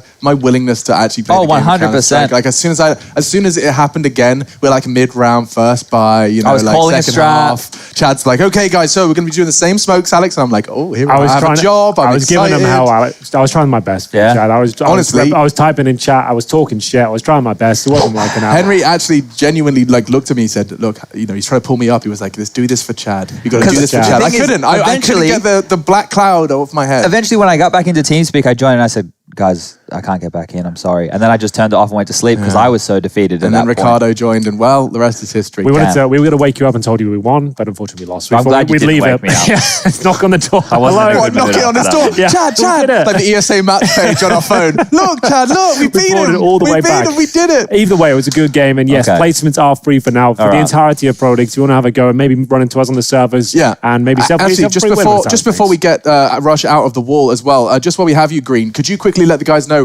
where they have to go? Could you spell it out for us? That's ESEA. Okay. .net. That's ESEA.net. That's the one. But ESEA, in case you're wondering, that is where you can placements free. Play them. Look at him go. Then pay for it. Then pay for it. Okay, I don't think that's quite how marketing typically works, but fair play, Rush. It's a new approach. Okay. I love it. And that's enough from him. That's enough from us. We are going to focus on these guys. It's OG and Fnatic, fellas. It certainly is. We move on to Mirage now, and Fnatic have played a lot of Mirage in EPL so far. To mixed results, Chad. They opened things up, and we had that zombie Fnatic up here, and they lost to Big, 16-12. They've also lost to Fours as well, and a couple of disappointing results. And they have taken down teams like NIP, North, and FaZe. Oh, they actually lost to FaZe on this map. So it's about 50-50 in EPL. It's definitely a mixed bag. There's a chance then. There is a chance. I think the fact that they got their act together towards the tail end of that game, you could see the severity of the situation starting to hit them, and they had a few more rounds there, which were more Fnatic-esque. So as we jump into Mirage, it's going to be a tough task. I think they're going to be pushed to the distance again, but I'm not so worried about OG's T side. We've seen their set pieces. They're nice. It's their CT side and this constant aggression from Fnatic. How are they going to handle it? How are they going to deal with it? Inferno was a struggle. Mirage is going to be even harder. We'll see who comes out on top here. Fnatic are looking to take a 2-0 scoreline and find themselves 3-0 in Stage 2 of EPL Season 11. OG 0-2 right now. Need that first win and maybe this first map. As they head towards the A side of the map, Fnatic will be executing on this side with 2 smokes and 4 flashbangs. No upgraded pistols. They're deployed early and they're sending everything they've got behind it. In terms of the defense, though, nothing towards CT spawn. They are locked out by these smokes, and we will see Fnatic now commit. Yeah, they actually smoked sandwich there instead of the top of the steps, but no one's there to receive, so not a huge deal, I guess. I'm going to do last names in this pistol round to try and make it feel like football. Okay. Okay, we're going to see the first one coming in from Bjorn Vangsa. Runs the head of JW. I got the hard one out of the way. That's nice. Just triple stack towards CT. They're full flash, looking problematic. Oh, he does get another one. Bjorn Vangsa onto 2, but right back. He claws it right back. It's Johansson. He's got himself a triple kill. Quad kill for Johansson. All on to none other than, what the hell? Wilczewski. He's going to go for it. Grims can shut him down, and he does. An ace from none other than Johansson. Johansson delivering on all fronts. It's the ace as he lights them up there. It was absolute chaos towards CT spawn. The flashbangs were being delivered in bucket loads, Chad, but still he fends them off, and Johansson is reigning supreme. Goal! Johansson finds the first head and then progresses into 2 more. Lines them up. He's got a leg like a traction engine. Unbelievable scenes. That's for all the traditional sporting fans out there who now have nothing to watch. Valder's full name is Valdemar Bjorn Vangsa. The guy's a prince somewhere, I'm pretty sure. All right, here's the 4 spy coming in from OG. We got the Scout, we've got the Deagles. Yeah, and no nades though. No kits and a Scout, but Fnatic, fair enough, they'd like to give these rounds up. They enjoy it. They love to run around the Mac 10s. Well, you can't force buy if you don't lose. Well, that's they like to have a force buy themselves. I think that's what they really go for here. They love to be 1D. They like to enter the choke points alone and take risks that are unnecessary, I'll be honest with you. And Alexi B, he'll spot a couple towards middle, though. A couple of HEs in response. He does 9 damage. A smoked missed it. We have a lot of missed smokes so far. It's 2 out of 2 for Fnatic. MBK holding in CPL. CZ in hand. Dinks JW. Can he convert? I think he probably can. So bomb to be planted here. Brolan. Nice shot. That should confirm the round here. He holds off Kitchen at this point. Yeah, that just had to be clean. NBK, quite the opposite of clean. That was quite the dirty fail. He'll be getting out of there, and an upgrade weapon available for one of those 2 Mac 10s, a Glail 4 Crims. Yeah, this is what I was talking about. Now, we haven't gotten to the throw of the gun rounds yet. This was just a force buy, so I have a couple of rounds to kind of build this point. But with OG on their T sides, we saw them pick this map a couple of times. Now they've gone back to picking Inferno as their first map choice. But with Mirage coming into the mix, one thing we saw that was strugglesome for them was when they went for the standard play. Oh, we'll do the T side mid default, we'll get control. They would lose numbers, and they never really could work on how to get back into those rounds. But when they'd head over towards A or they'd head over towards the B site, they'd take their time, maybe they'd milk the clock down. Their set pieces were really good. They had good spacing, the dry runs looked good, they trade off each other very well. That was positives, but the issue that I have for them is their CT side. right? Okay. So with them right on this CT position, it's the firepower disparity here because we know how constant and cheeky a team like Fnatic can be. They're going to constantly be fighting for that connector control, boosting into window. You're going to have Crims limping out of areas on his own. We've seen Flusher do the same thing. So with all of that in mind, OG need to be playing heads-up Counter-Strike. They can't be hedging bets. They can't be getting caught out by rotations. Fnatic aren't playing that style. They were able to keep it competitive over there on Inferno, but to do it again on Mirage, it's going to be a tall task here. It certainly is, especially when the individuals start taking a few less liberties. I mean, there's no absence of them in any Fnatic game. Doesn't matter the stakes, they've proved that on their journey to stage 2. But oof, aggression from Mantu, you can't really fault it. He wanted to try and get some info, but he gets more than he bargained for. A lot more. Taken down early, Mantu will leave OG in a 5-on-4 deficit. MBK holds towards the A ramp. Remember, they saved 4 pistols here, so he could swing on this again with the CZ. It's about an equal battle at this range. Maxim will come out on top. Flash out claims his second victim. $1,200 in the bag now. And Valda holds with the scout on ticket booth. He had the orb, might have a chance of stealing a kill away, but this is looking very good for Fnatic now.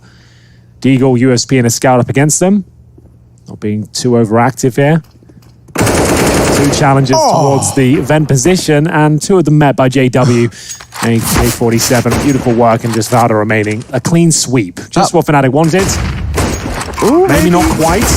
Oh, there it is. 5 players survive here, and they keep a UMP, a MAC-10, a Galil. Now, Chad, we talked about this all season long. These sort of rounds, a team like Fnatic, you just want to be bursting somewhere fast. They force ball in the second round already. Yeah. They won't necessarily have the incendiaries, the kits, or even a helmet, most importantly. Considering you've got Galils here, UMPs, scouts, you want to do something coordinated. Like an A execution would be the perfect call for me. Maybe not straight away. Yeah. Eventually, just a 5-man pounce with the lower weapon read and try and swarm the fact they haven't got 3 helmets. I think they'll just go for the standard mid-control that is the Fnatic way, because this is the chaos that they want. If it was a more traditional team, if OG was doing this, I would be bang on with you. But Fnatic, they want to get this control so they can start scrambling the CTs and find these gaps.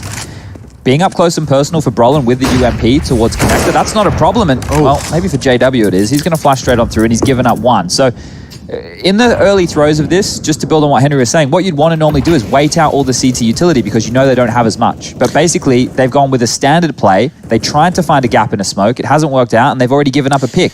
Yeah. On these sort of rounds, basic default into 5-man execution, that's the way forward for me. Just considering you have the lesser weapons, you kind of accept the fact you probably won't win it, but getting a bomb down, finding a few kills is exactly what you want to be looking for. But Valda striking them down 1 by 1 here. Lexiby's in trouble. Will drop the incendiary. Could buy him some time here. It does. Brodan can't actually challenge any longer, but the smoke is no good. Valda's like, I'll help you. Maybe it does. He can strafe into it. Gets away with the skin of his teeth. My God. No, tell a lie. Brolin straight through the smoke. He could work that one out. Well, it's Flusher and Brolin still alive. The fact that Flusher has a scout is the biggest problem right here. If he can upgrade that weapon, this one's still on. The positions right now of OG are very, very passive. They are looking towards connector, but if they can get past, the smoke is still up. There is a real gap here. As it dissolves, Flusher will be stuck on the other side of it, but Brolin has a real chance of finding a kill here. If he finds this one onto the B bomb site, it's open for business. Yeah, NBK is surely operating under the assumption that he has to play super passive here.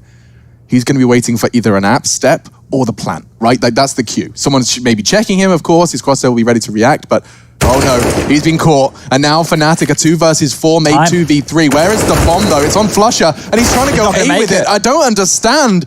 No room, perhaps just looking for damage in the end of all that. But 2 kills, they'll take that. Managed to keep CTs honest. Yeah, I think you're absolutely dead on there. It was looking quite a woeful round, to be honest with you, but they did claw their way back into it. And all things considered, remember they entered with a Scout, Galil, MAC-10, UMP. They're absolutely fine with that. So it was steered in the right direction towards the end, although I didn't like the initial solo aggression towards Connect. I would have liked the set piece, but regardless, they keep OG honest, like you said. They're fully invested in this round. As we'll see, the ult for JW, the creep for Brolan, everything they could possibly ask for here, and the first real gun round will be underway. Either team will be broken if they give this round up. So a lot at stake in round 5, and despite the early damage, Golden does survive and indeed thrive, finds the opening kill.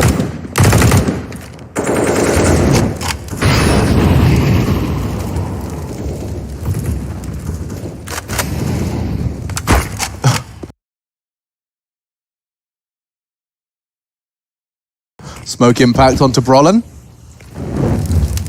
He's not going to be too dissuaded by that one. The mid-presence was known.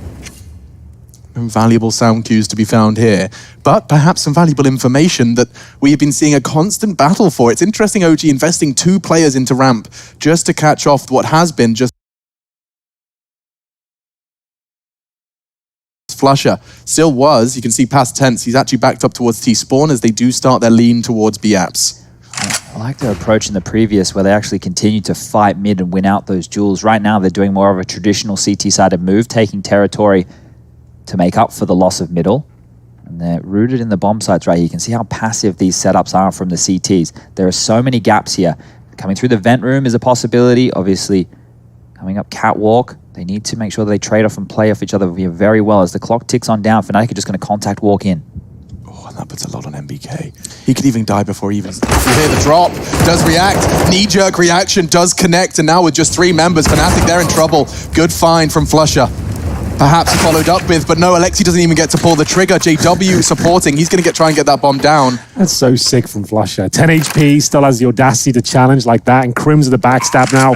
Call the round done, unless he... Ooh, he does hit the footstep at least towards short, so he can rotate down to connector, knowing he's got time here. And he's got a knife. It could be a knife, cheeky knife. Crims doesn't know, he's not known to be the knife king, but he adds 1 to his tally all the same. $1,500 injected into his bank account. When it's the AWPer as well, you know they're not going to do a 180 on you. They're scoped in, they've planted their feet, no funny business is going to occur.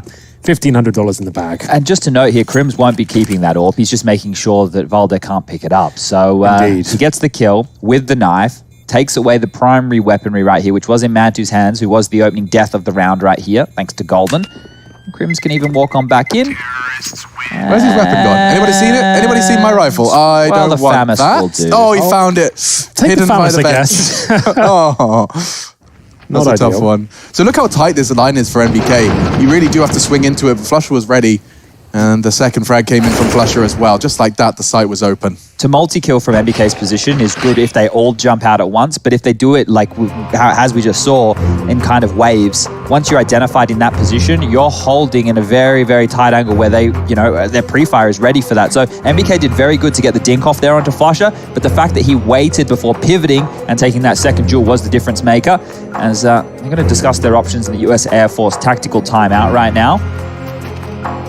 Not many buys available for OG. They just have the save weapon in the hands of Valde.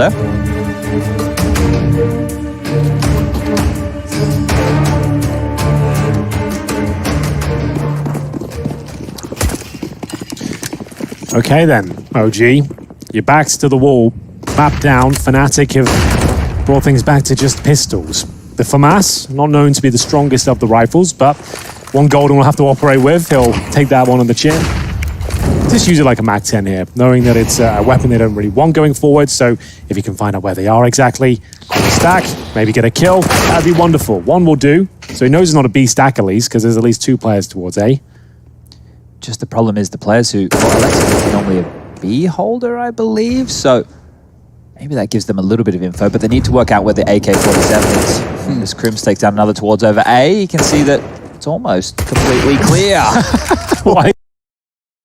Either way, like, he always makes it work. Like, I can't ever criticize JW, I'm aware of that, but it doesn't make sense. Yeah, but I think I saw actually the community discussing it on Reddit in the match page, match thread, and they were just saying that there is very few teams that have been able to, you know, replicate or even get close to the fact that Fnatic will always make the wrong move look right. Yeah, I've said that for since 2015. But the fact that it's working in 2020 baffles me. It's just like when I was first new to commentating as well, and I was kind of looking at it from like in-game leader perspective, how I like the game to be played. I was like, this doesn't make any sense. Like, this is the Counter-Strike rulebook just being burned with a lighter at this point, and JW's just stomping on it as well. Everything that should be done is not being presented at this point, but it's working out for him. And that's the thing. JW doesn't necessarily do the right moves, but it works for him because of his high skill level, his movement mechanics, and just assets he has that other players don't. I would not recommend you try and replicate his style, but it certainly is very fun to watch. Oof, and it's not consistent either. Like, he's had, like we said, he's had his struggles against Big.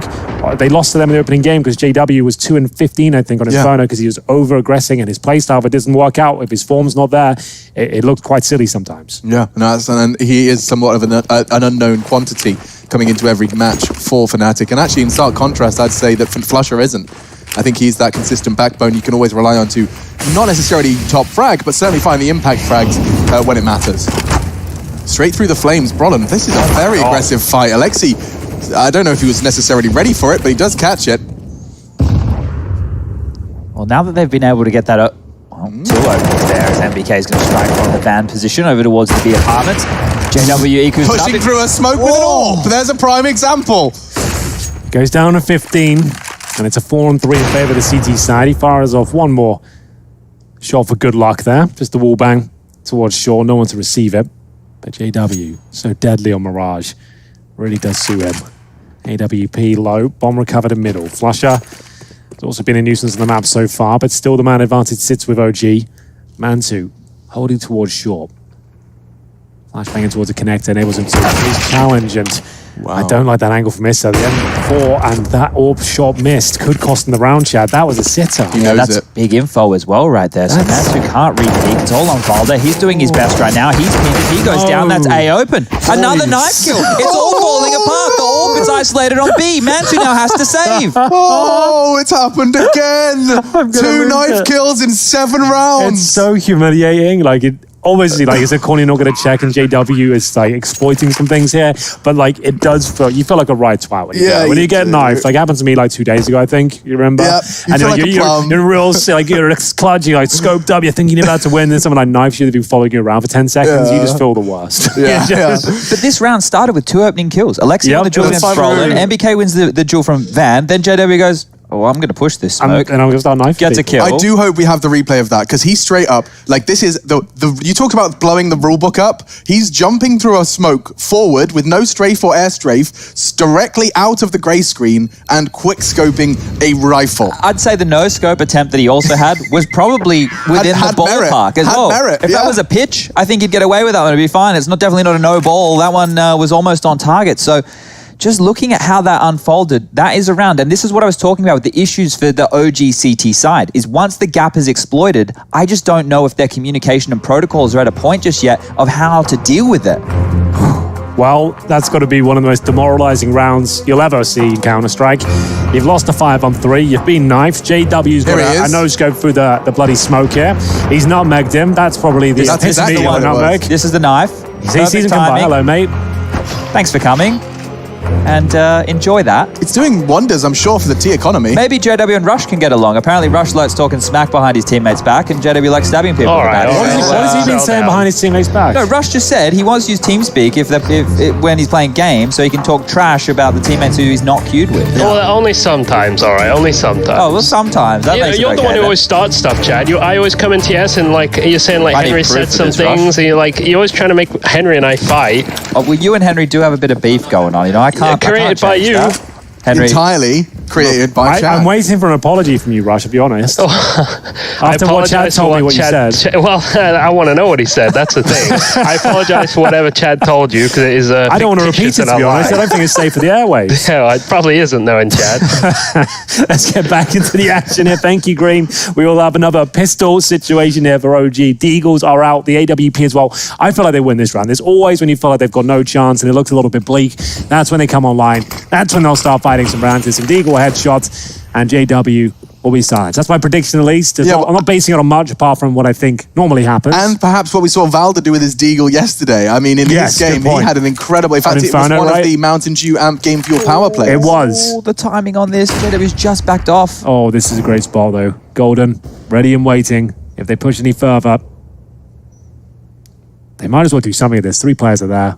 It's a standoff right now. He's turned around. Oh, we can see him. You can see him. Hello? Oh, no. Golden? As the pin is pulled, Alexi could peek, but he doesn't. Brolin's holding it. This is so tense. Valder will get the first. Deagle body shot could be converted by his teammates. He advances forward. Golden, ever the confident player, and now through the boards. Oh, my God. 3v2. Mantu's AWP has actually found a double kill that keeps OG in this round. You said, Henry, you weren't basing it on much, but it has come through. Flush is trying to change level the odds with an incredible wallbang onto Issa. That's 2 wallbangs in this round he's had. They know where he is. They know where he is. They can win this round still. They can pick up that bomb unless Mantu finds him in transition right here.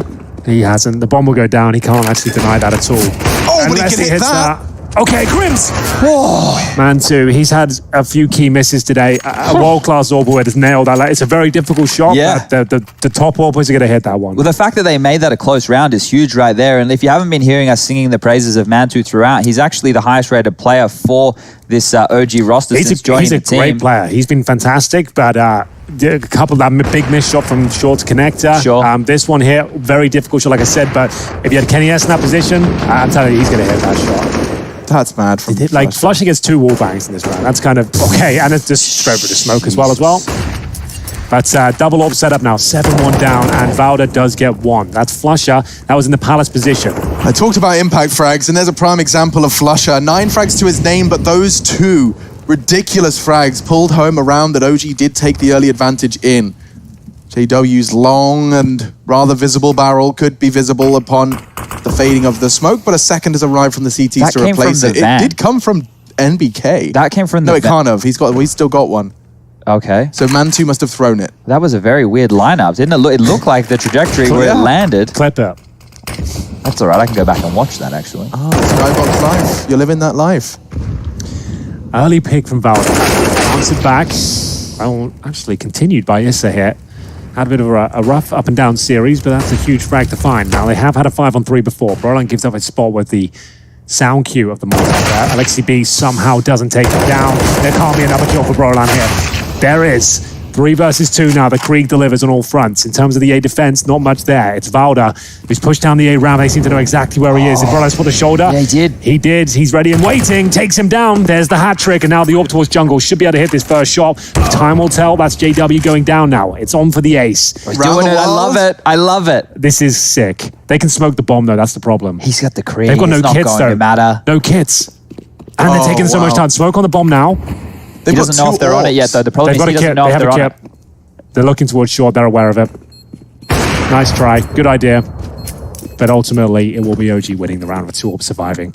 Nice little maneuver, though. Yeah. I just rewatched that back. It was actually just Mantu throwing the smoke off the ledge of window. Right. Okay. Then Nothing too exciting then? No, it did look very exciting with the last 3 dribbles of the trajectory. I was like, oh, wow. And then, Alex, you ruined my dreams. But that's fine. Someone has to be the dream crusher. It's normally my job to crush those. Yeah, it was a toss-up. It was like Machine or Dream Crusher. Yeah. I couldn't decide. And you went with Machine? I went with Machine, yeah. Dream Crusher, it just had a bit more of like a CIS vibe. Yeah. I feel like I have to be a Russian Dota player to get away with a name like that.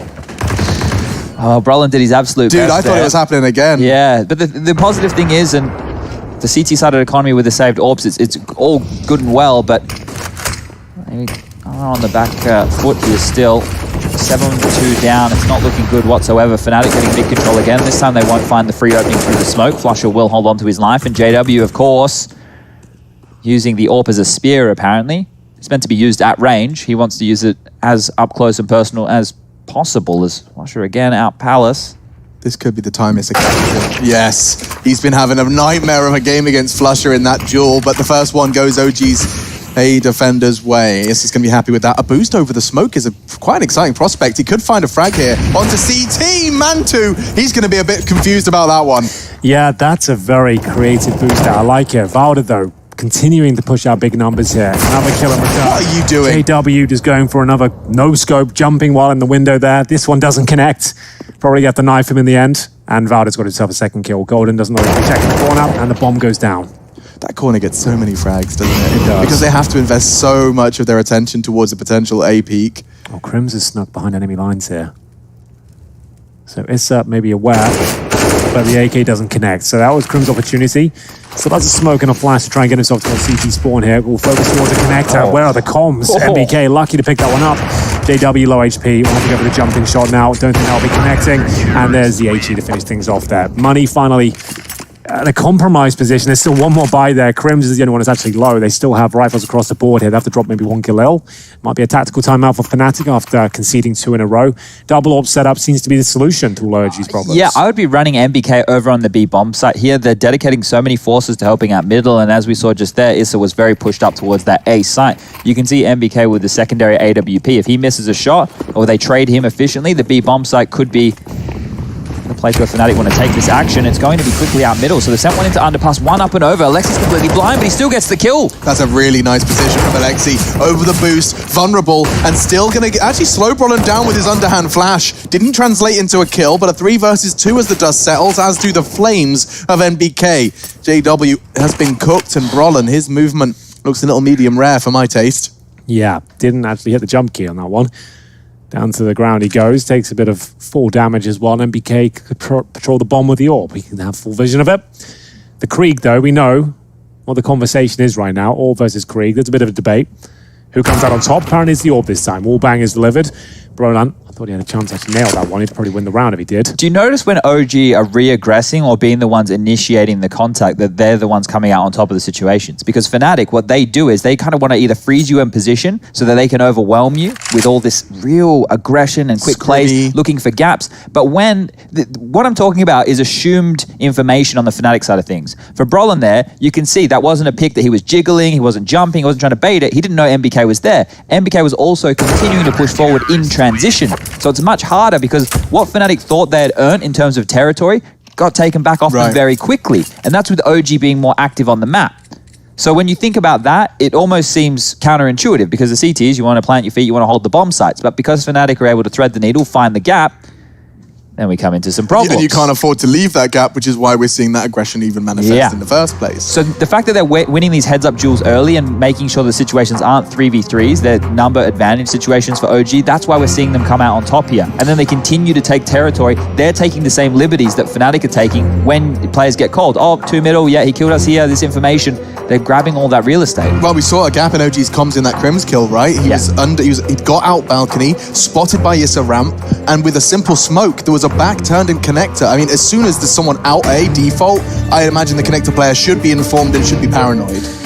Well, Fnatic will certainly be paranoid going into round number 12 here. They don't have a lot in terms of resources. It's going to be upgraded pistols and a couple of Glocks thrown into the mix as well. Crims will change that and get a P250 towards the end. They have one smoke. JW's got the Deagle armor, no R8 spotted. Doesn't have that equipped on the T side, only the CT side, and Golden's removed very early on. Nice shot from MBK from the connector.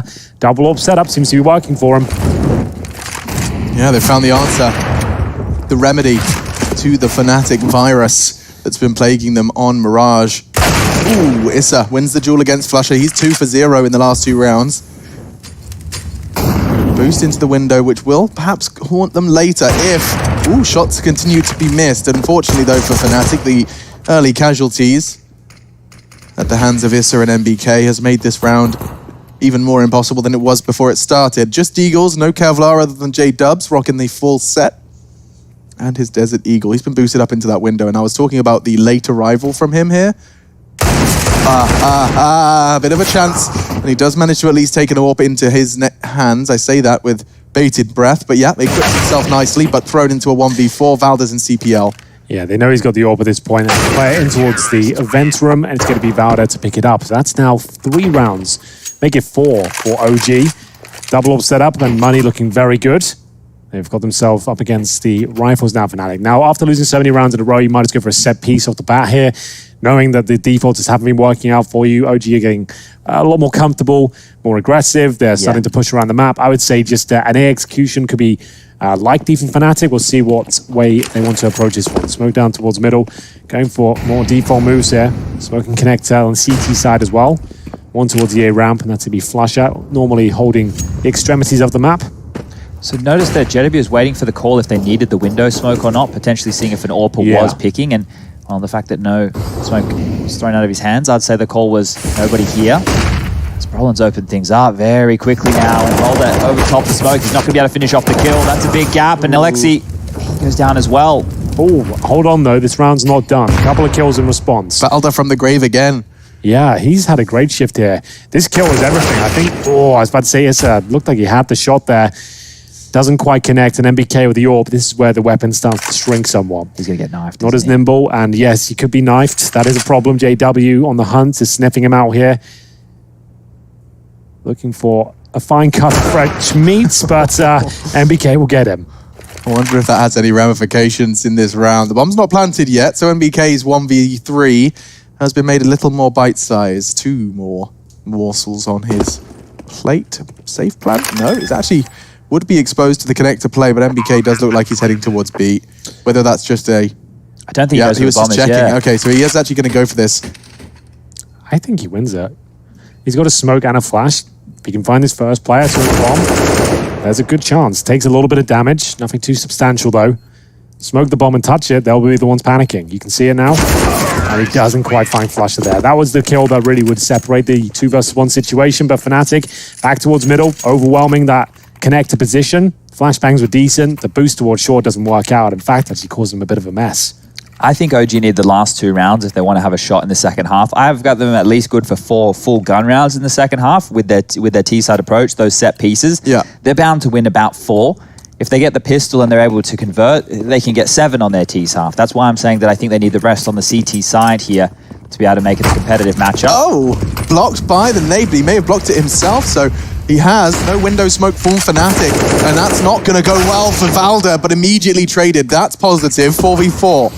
Fnatic perhaps going to add a little more wind to their sails now, just as Flusher gets himself set up in Palace. That's Issa's responsibility, no longer holding it as aggressively as he has been historically in this half. Flashes avoided. Issa re-aggressing and now realizing that that's not the fight for him. Will back up. It looks like the CTs are playing retake. Perhaps wants to contest now. Alexi's pushing up the stairs. They're both going to peek it, fight it together to trade off his Brolan. He doesn't quite find the bullets, but neither does Alexi. Numbers favoring Fnatic as the bomb goes down. He's trying his best to deny that plant. He does a little bit of damage towards Crims there. Was dead on with his aim. And now has to smoke the bomb, find 3 more kills if possible. And for now, it all starts with Crims. He's not looking anywhere near him, so he can smoke the bomb now. Gets it directly on. Brolan will have to be active at this point. Has to deny the kill from MBK. Can't do it. Flusher, 35 points of health. No kits available, though. Surely Issa's screaming he's always in Palace. He's been having such a nightmare with him, and Alexi's going for a full 10-second defuse. Flusher hasn't checked it, and might knock them off. Oh, it wasn't far off. Just by a gnat's wing, OG secured the 6th, but Flusher, he was counting in his head, you could tell. Gets to 8, gets to 9, realizes the swing has to come in, and actually finds both frags, but we do see 6. If he stole that away there by having the balls of steel in that situation, I don't know what I would say. Flusher, we know that he's a master of the clutch situations there, but to have that patience, that poise, to not freak out, that's something else right there, I guess. He held his nerve for 8 seconds. Look at the CT buy. There's nothing. There's no utility going into the last gun round here. They're using doing bullets. A lot of damage. They have to be a bit more active here. You can see Issa toward the other pass. Wall on top of the window, nothing to extinguish it. And BK's going to burn here. He wants to take 1 with him. Not going to happen. They've done substantial damage. B's actually open right now. JW has thread the needle. He's on the B side. He's called it. Oh, wow. His teammates are running over now, and they've gone for an A stack here on the CT side. Flusher can now stop transitioning players. JW's going to tuck himself in the kitchen. This is hell for OG. You talked about the gaps, Chad. Well, this is a prime and rather extreme example. Yeah, they can see them watching their backs. They haven't got underpass covered, but as long as they get through towards B undetected, they're all good. Now, OG are banking on the fact it's going to be an A execution. But remember, Flusher's at the A ramp. Anyone that moves now from Sandwich is going to die. That's Alexi B. Manty's got no chance here. He won't check the fridge. Oh, no, knife. No. He's young. He's young. Don't do it, JW. Just win the round. Watch him 180. Watch Manty just have a 6th sense. Oh my Never God. mind. That is so risky. I love it. Why not? He's got himself and Flusher. Okay, admittedly, he's doing it for the speed, but seeing another knife pulled out by a Fnatic member in such a ridiculously intense round, he does. It's going to work. Oh, there's 2 of them. Neither of them are checking, and Flusher's got another knife kill, and he's even finding the frags. He's going to line them up with Crims. 9-6. It's the most humiliating way to go, and they get 2 in 1 round. We need to take a break, and I think OG might need a quick 30 as well.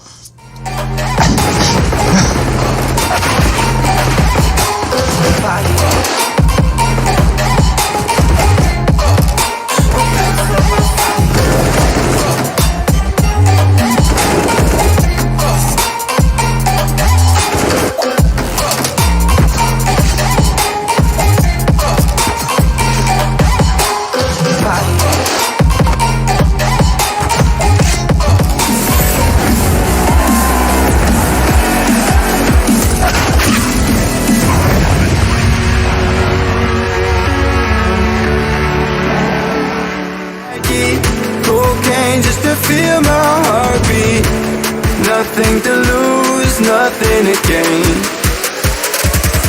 Sarah.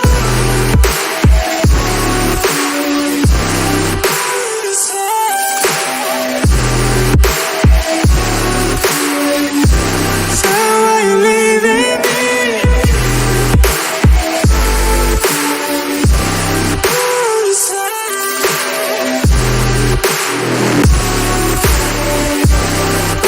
My misery.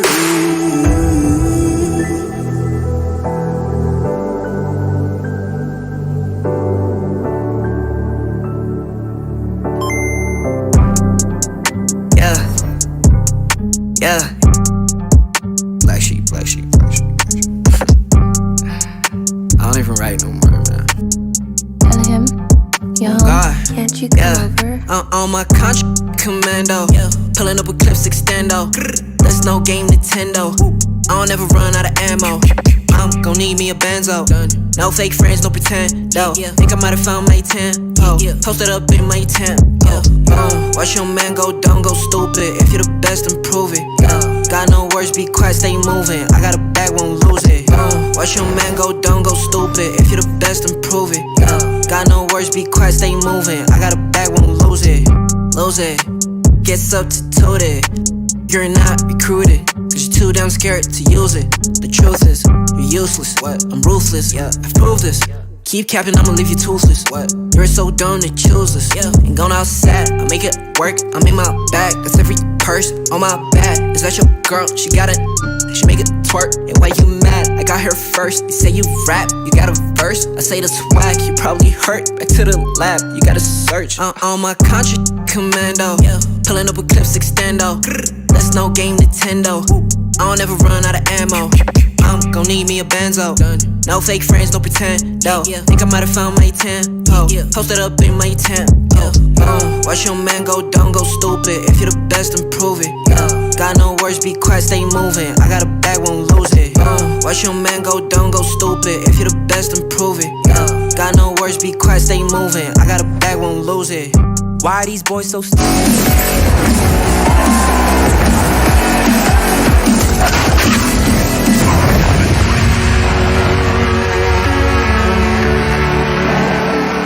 Well, ladies and gentlemen, the stats are in and knife crime has reached an upswing on Mirage. My goodness, we've seen the Swedes end it with more than we bargained for. Fnatic hold the lead on our second map, as well as the series. Myself, Chad Birchall and Henry Greer residing and ready to provide you with, hopefully, some more giggles. Well, I don't know what Fnatic have said other than let's be entertaining, because they've continued to bring it today. Yeah, well, OG tried calling the authorities, but they were on the CT side, so no one could come and help, unfortunately. Now they will have to... We are the police. Yeah, there you go. Now, this T side of OG, I did speak about the potency when they do the set pieces, but the GG.bet odds are not convinced by any means.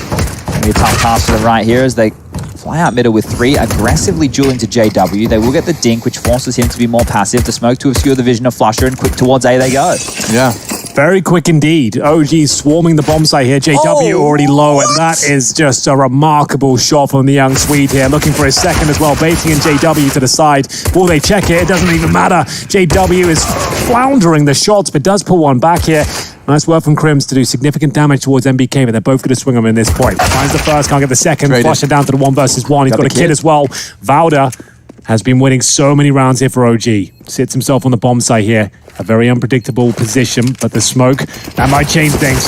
Oh, it's great stuff from Flusher. Holds his nerve once again. Full defuse comes in, no problem at all. So because the smoke shrouds the vision of the bomb, it almost acts as a way to draw out the T's, right? Once they're sit and planted in their post-plant situations. Let's think about this, Chad. He's hidden right behind the bomb. Yeah. And we know where the bomb is planted exactly. Yeah. He smoked the bomb. Could you not just walk around the other side and knife him in the smoke and be 100% with the round, considering Well, he didn't know where Flusher was when the smoke was thrown. I suppose, Flusher could have actually been directly on top of the bomb and thrown the smoke directly on it. Valda didn't have the same information as what we did in that situation. So what he tried to do was get in transition to when potentially Flusher has a knife out, when he's going to start defusing, grab that extra space.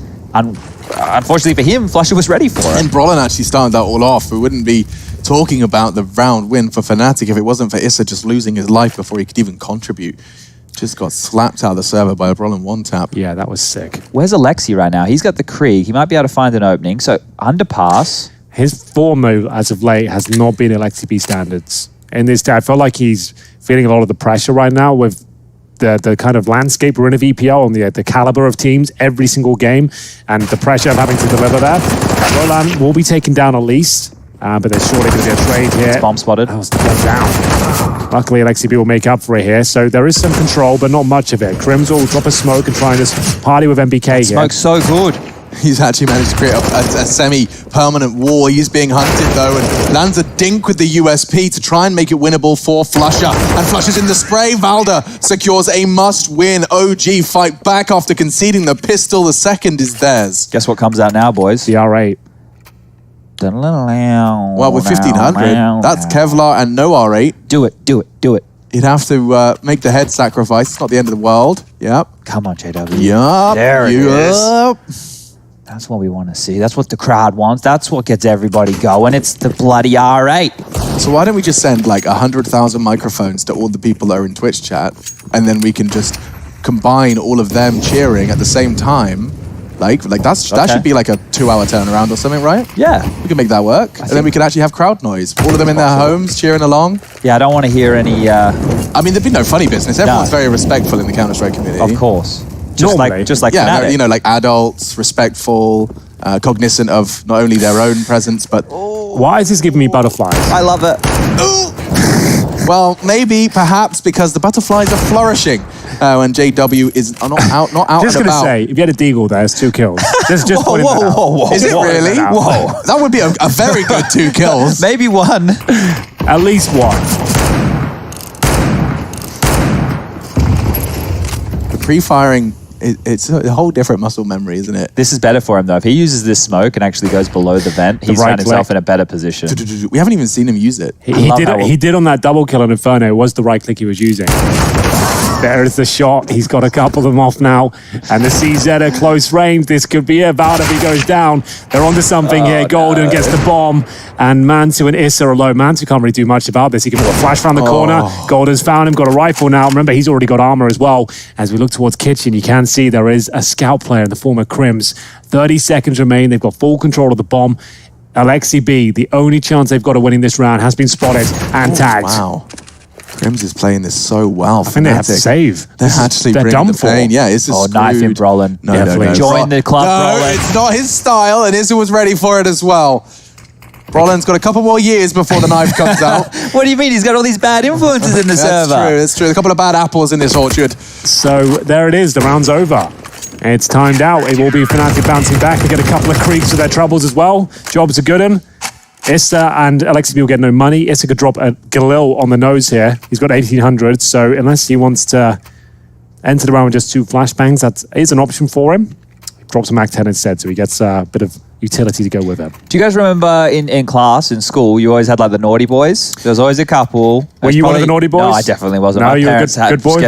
Jeez, I would never do anything wrong. Okay. I was so scared to do anything wrong. My parents, I don't know how they did it. I was very respectful. My parents just threatened to cut off the internet. That was enough for me. I was like, if I got detention, the internet would go off for a day. I was like, well, don't really need I didn't get the internet until I was like 16. Yeah, that's the Australian way of life. They went outside and stuff, Hank. Yeah, we were chopping down virtual trees. Yeah, exactly. Getting our herbalism up. Yeah, exactly. Finding all the different rare references out. Nice work, mate. I'm actually impressed. Druidic ritual. I'm still doing it to this day, Alex. Yeah, every single day. That's what I like to hear. So actually, that's a CT smoke deployed to make things a little sketchy if they were to commit towards B. It does seem to be OG's game plan. Golden's... Oh, JW's been caught off. I don't say that all too often. Flusher, however, trying to pick up the pieces. Damage inflicted into Mantu could be caught by the Golden swing or the Brolin. Double kill, my God. They haven't found Golden yet, but now they have. Issa, great shot. The back and forth war continues here. The flank does come through. MP9, if he finds Issa first, he's onto something. Did spot MBK. Takes a shot. Low HP Issa remains, and he wins it out. Crims again, perfectly done. We will see go 12-7. That was a force by Chad. Yeah. Huge round. Same sort of situation in Inferno. Not the gravitas, not as large this time, but it is a similar sort of point. If you go full eco here, you're going to concede the 13-7. And at the same story with force buy, you're going to be Deagle armor with the ramifications still going up even further. If you lose that round, that could be the entire game gone. I think it's going to be very, very difficult to defend against Fnatic here. So they've gone for out. So whichever option, look, they're screwed. This is the better option, I think. At least they force forward as Deagles and Mirage. I don't think they're winning that round, and that'd be too given away. Sure. At least this way it'll be 13-7. Yeah, admittedly. But at the same time, at least they'll be having a full gun round. And you said you want to see executions from these guys. They haven't really had a gun round yet because of the force buy nature, right? So let's stop force buying. At least go down with our executions and our set pieces instead of this force buy battle that Fnatic want us to play. It's a good opening that they got into Crims. They know that's the connector player, right? So there is a lot of Fnatic individuals having to deal with that space left open on the map. They are playing what looks to be more like a retake A setup here, so if they don't want to be vested in the bomb site, they could be overwhelmed from pistols, and that's exactly why. Flush's range right there with the M4. That was a headshot, man. Like, I'm just not a good enough gamer. I can't hang with these guys. Brolin, lovely tap onto the head of MDK. They're boosting Sandwich and are going to be exposed, and I like that JW just bides his time to make sure he's not going to miss either of them. So this is the round right here, right? Going into what's going to be round number 21. If OG can't win this, we could basically call it at this point. Max loss bonus won't even be on the board for OG because they won that round, right? The fact that they won the second round and then lost the third reset their loss bonus back to 1,400. So that means they had to start from the very beginning to even get to this point. And with 2,900 to the next, if they don't plant here, they're not going to have anything to make these executes work. Right now, they don't even have Molotovs. Not a Molotov, Chad. Not a single Molotov. It's a bit problematic. A Mirage of all the maps. Their economy starts at the very beginning. So this round, with JW in a prime spot, by the way, to get this opening kill. Oh, he has been detected at least, maybe not spotted. They're aware of his tendencies. He's got a few of them. I've seen that move before, so just spamming off towards the corner, knowing they could do damage towards him at least. Flashback to Roland. This leads to an MBK kill. Yeah, full flashed. His screen was brighter than my future and still looking positive for the comeback on OG's round 21. To change that, is Crims. He's actually the only man to be actively holding towards the A site. 3 members of OG have slithered their way They're gamble stacking A. They're gamble stacking A. Oh, they are. All the CTs are congregating. And there's no bomb plant yet, but as soon as Crims turns this corner, he's going to have a lot to react to. Oh, chaos. And now 4 versus 3. Nice work from Golden. He's tapped away at Issa. He was exposed and caught on the ladder. A missed shot from JW. Uncharacteristic of him. Golden's lost a lot of his health as well, but no nades for the T side. Yeah, that's the biggest problem here. How do they even get the bomb down now, knowing there's no smokes, no Molotovs at this point? MBK does pull one back. It's the wallbang towards Golden and CT spawn. They have the man advantage. They need to get this C4 down though. JW going for the nutmeg here, who will be spotted by Valda.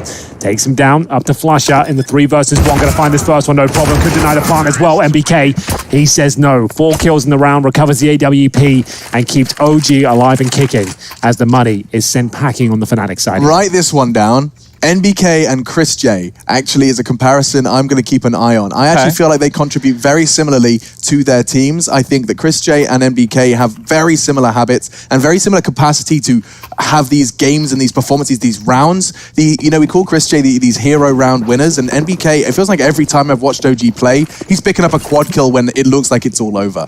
He's done it again here. Let's see if he can translate it into anything more concrete. Given the fact it's broken the Fnatic back, we should see 9, maybe even 10 double digits before Fnatic once again have a real voice in the round. Oh, big nade, and this could result in a few kills. Well, it does, but in favor of OG. It looks like it's going to be the clean sweep. Not if Crims has anything to do with it, though, as the USP does connect with 1, but the beef push is going to work out. Only 1 player going down, 13-9 now. Fnatic still looking very good, but they took the full eco there, and it might have to take another one. JW with $3,000 here. So if this has been identified by Raga, the coach right now of OG, and Alexi B, the in-game leader over in that camp, what we've noticed on the 2 set pieces that OG have actually been able to run, now one was more limping onto the A bomb site, but the B execute that they had on the force buy was definitely a set piece, was that Fnatic are going to hedge their bets. They're sending the lion's share of their numbers as soon as any utility comes out. So fakes could play a huge part of OG as they move forward here. Fnatic have actually gone for the buy right now. I don't know if I love it as JW once again in a hugely aggressive position. Glass cannon and actually glass shattered. MBK looking very good. 20 kills to his name so far. Picks up the orb, makes sure they can't be recovered, and Flusher knows there's a bit more tomfoolery available here.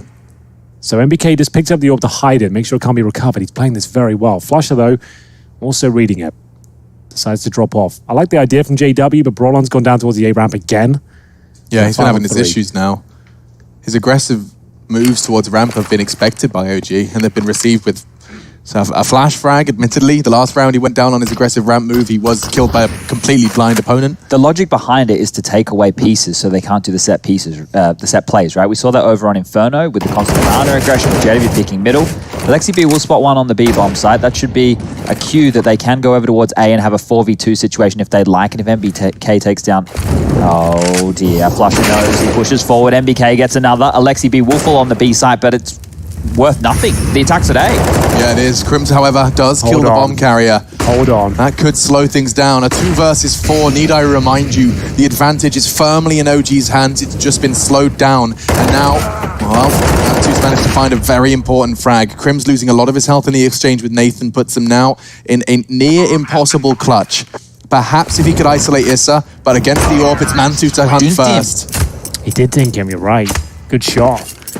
Mantu with 2. Fnatic now building up the loss bonus, 1 away from maximum as they lose 3 rounds in a row here. 13-10 OG, building up a massive amount of cash as well. Has to be the eco for the Swedes, I'm afraid. So we know they can win these rounds, Chad. If ever there's been a team to win full eco rounds, it would be Fnatic, I would say. Especially a Mirage. You normally buy 1 flashbang, get yourself an R8 revolver. That's a standard setup. And oh, they've got it. There you go. And then you get the R8 revolver, the flashbangs, you normally swing in towards middle. You get 3 or 4 kills with the R8. They're all headshots. Normally he just shoots 1 bullet and you win the round. Bob's your uncle.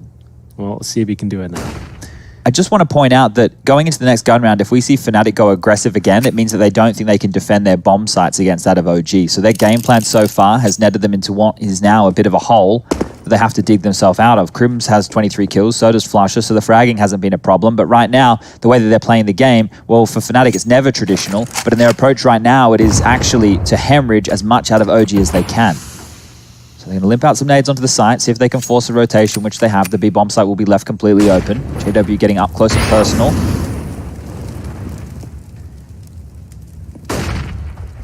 The bomb is still top middle, so with a minute left on the clock and all this A ramp pressure, looks like the OG will get away with another one here. Should be putting 11 on the board as it's only Golden and Crims remaining. This one here should simmer on out. I am really interested to see the next gun round approach from Fnatic. They know they can't do standard mid-control stuff. It's a waste of time. It is just a waste of time against OG's approach. So unless Alexi B wants to change it, something that hasn't been working for them in any of their games and go back towards middle, Fnatic are almost out of options. We've seen OG actually get exposed by some aggressive mid moves in the past. Flanking, Like just fast up mid, they get their opening kills before they can even start their battle for mid control. So perhaps that's in Fnatic's wheelhouse. Crims has done well to at least force Issa out of the server, but not much more. Yeah, that's probably all they'll find here, to be honest with you. Crims now at 4 HP, going to be pre-fired here by Mbaka. Not the cleanest, but we'll take it. Golden left.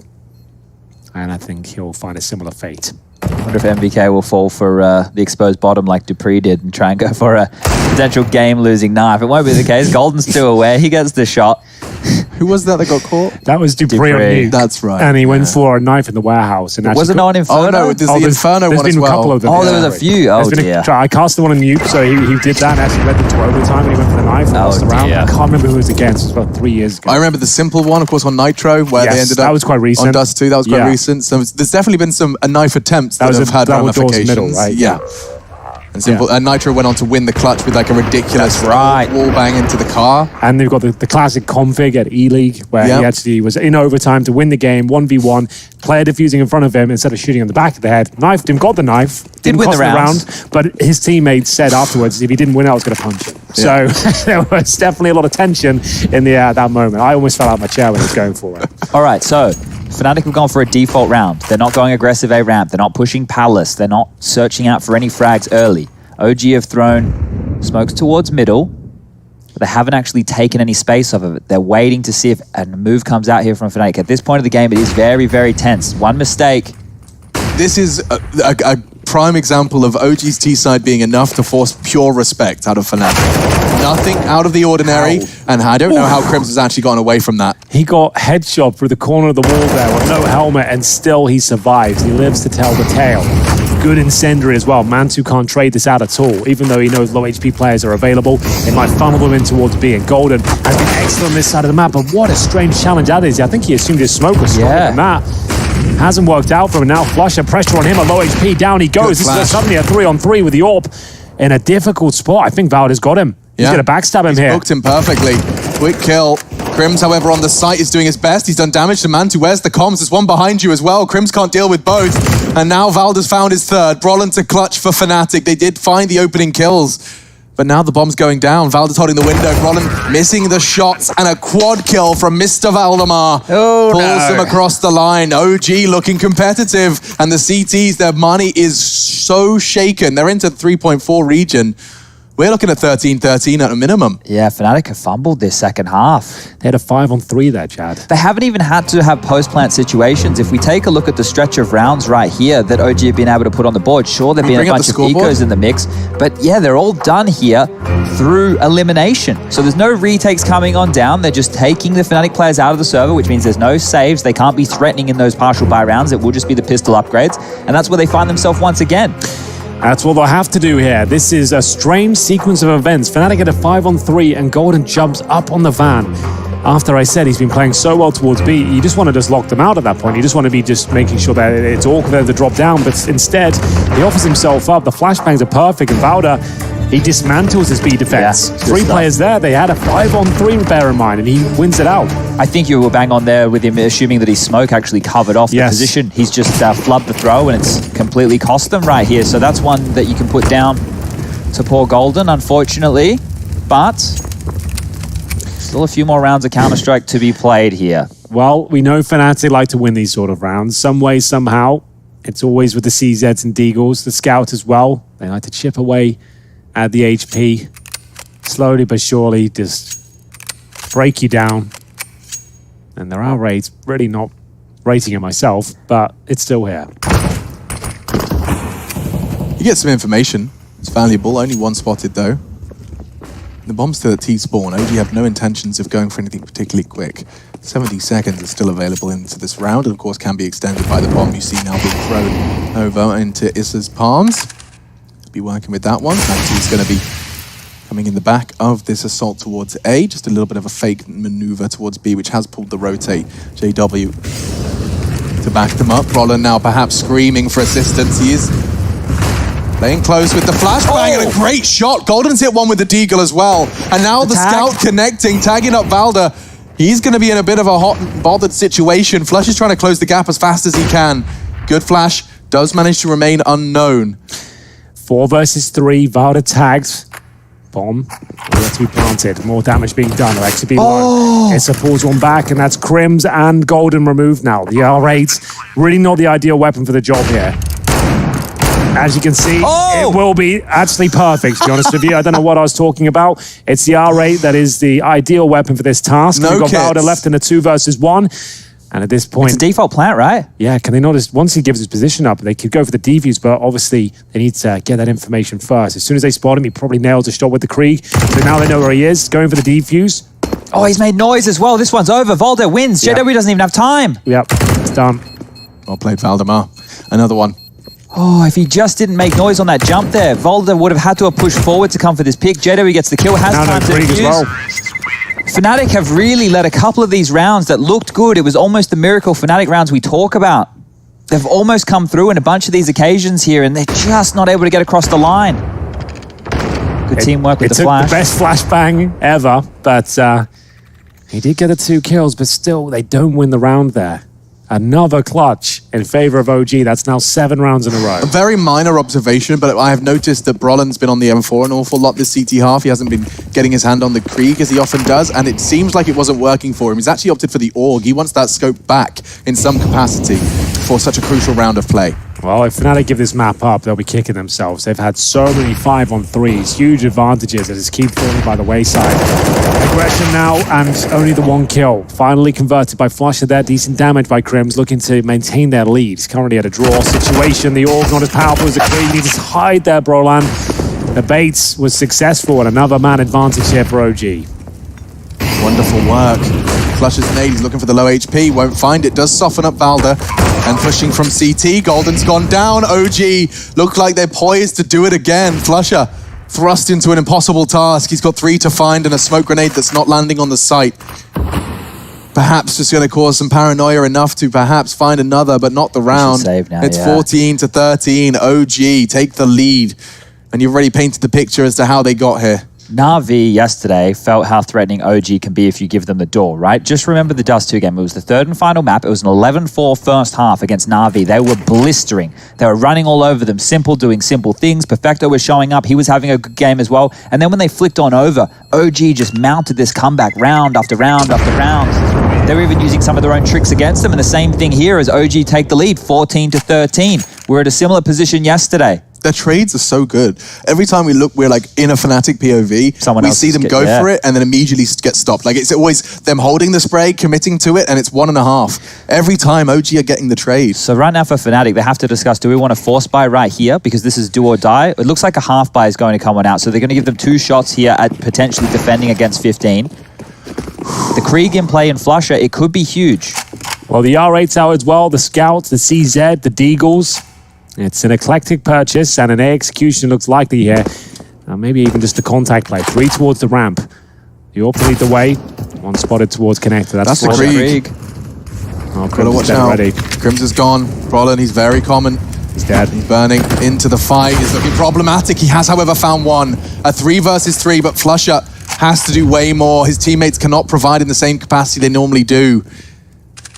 With the Scout calling the rotate off. That's interesting. They've spotted them. A smoke from Valda to perhaps keep them there, keep their feet planted, and that's exactly what number 3 is up to. So this could be false information, though, because they saw them falling back towards the A ramp. They're assuming it's B. Yeah, and he's been hurt towards underpass as well. So they're going back towards A. Oh, are they? No, they've gone to T-spawn. They are going B. What in God's name am I watching? JW's holding the line. The tightest of the lines, and he's messed the shot up. Now a chance, a tag now. B. They're going to be regardless. Wait, top middle. Detour to middle. Flush is there as well. This is a weird one. Flank coming in. Alexi's gone down. Now what do you do? Knife out. Now reacting because there's utility thrown. His own incendiary is so good. They're going to have to get burned alive. Mantu's left it'll clutch. He'd have to ace clutch to win it. The newest addition, the rookie. He's thriving under the pressure, and JW's none the wiser. Mantu on for the ace clutch. Golden's got a Krieg for the cross. Orb versus Krieg. It's a story as old as, well, Counter-Strike's recent patch. And now the bomb will be planted. Mantu to take the advantage. Golden repositioning for jungle. Mantu's aware of the threat, and he's taken the solid hold of ramp. Oh, it's looking like 15. Fnatic close again, needing the clutch from their in-game leader and no kit in play. How does he get into this? He has no idea where Mantu can be. The only thing he knows is that Flash he had an ramp AWP. and hold it, man. No, he just walked out. He's in the line of sight. He's not even looking. The Golden, it's the shot!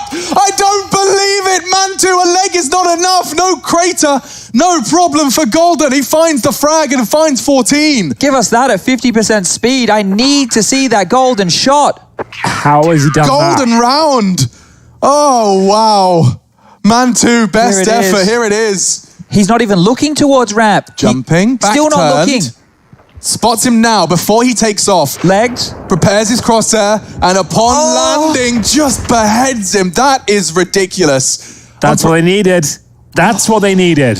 But is it enough? Fnatic are being so pushed here. It looks like they're making all the right plays, and then OG, they're able to just get on top of them. It comes down to this round, Chad. Look at the money situation on the T side. It's Alexi B fully invested. He's got a Mac 10 here. They're assault towards middle. They haven't found an early pick. The flashbang's good, but Flush is in trouble here. Lots of players around in the first kill for MBK.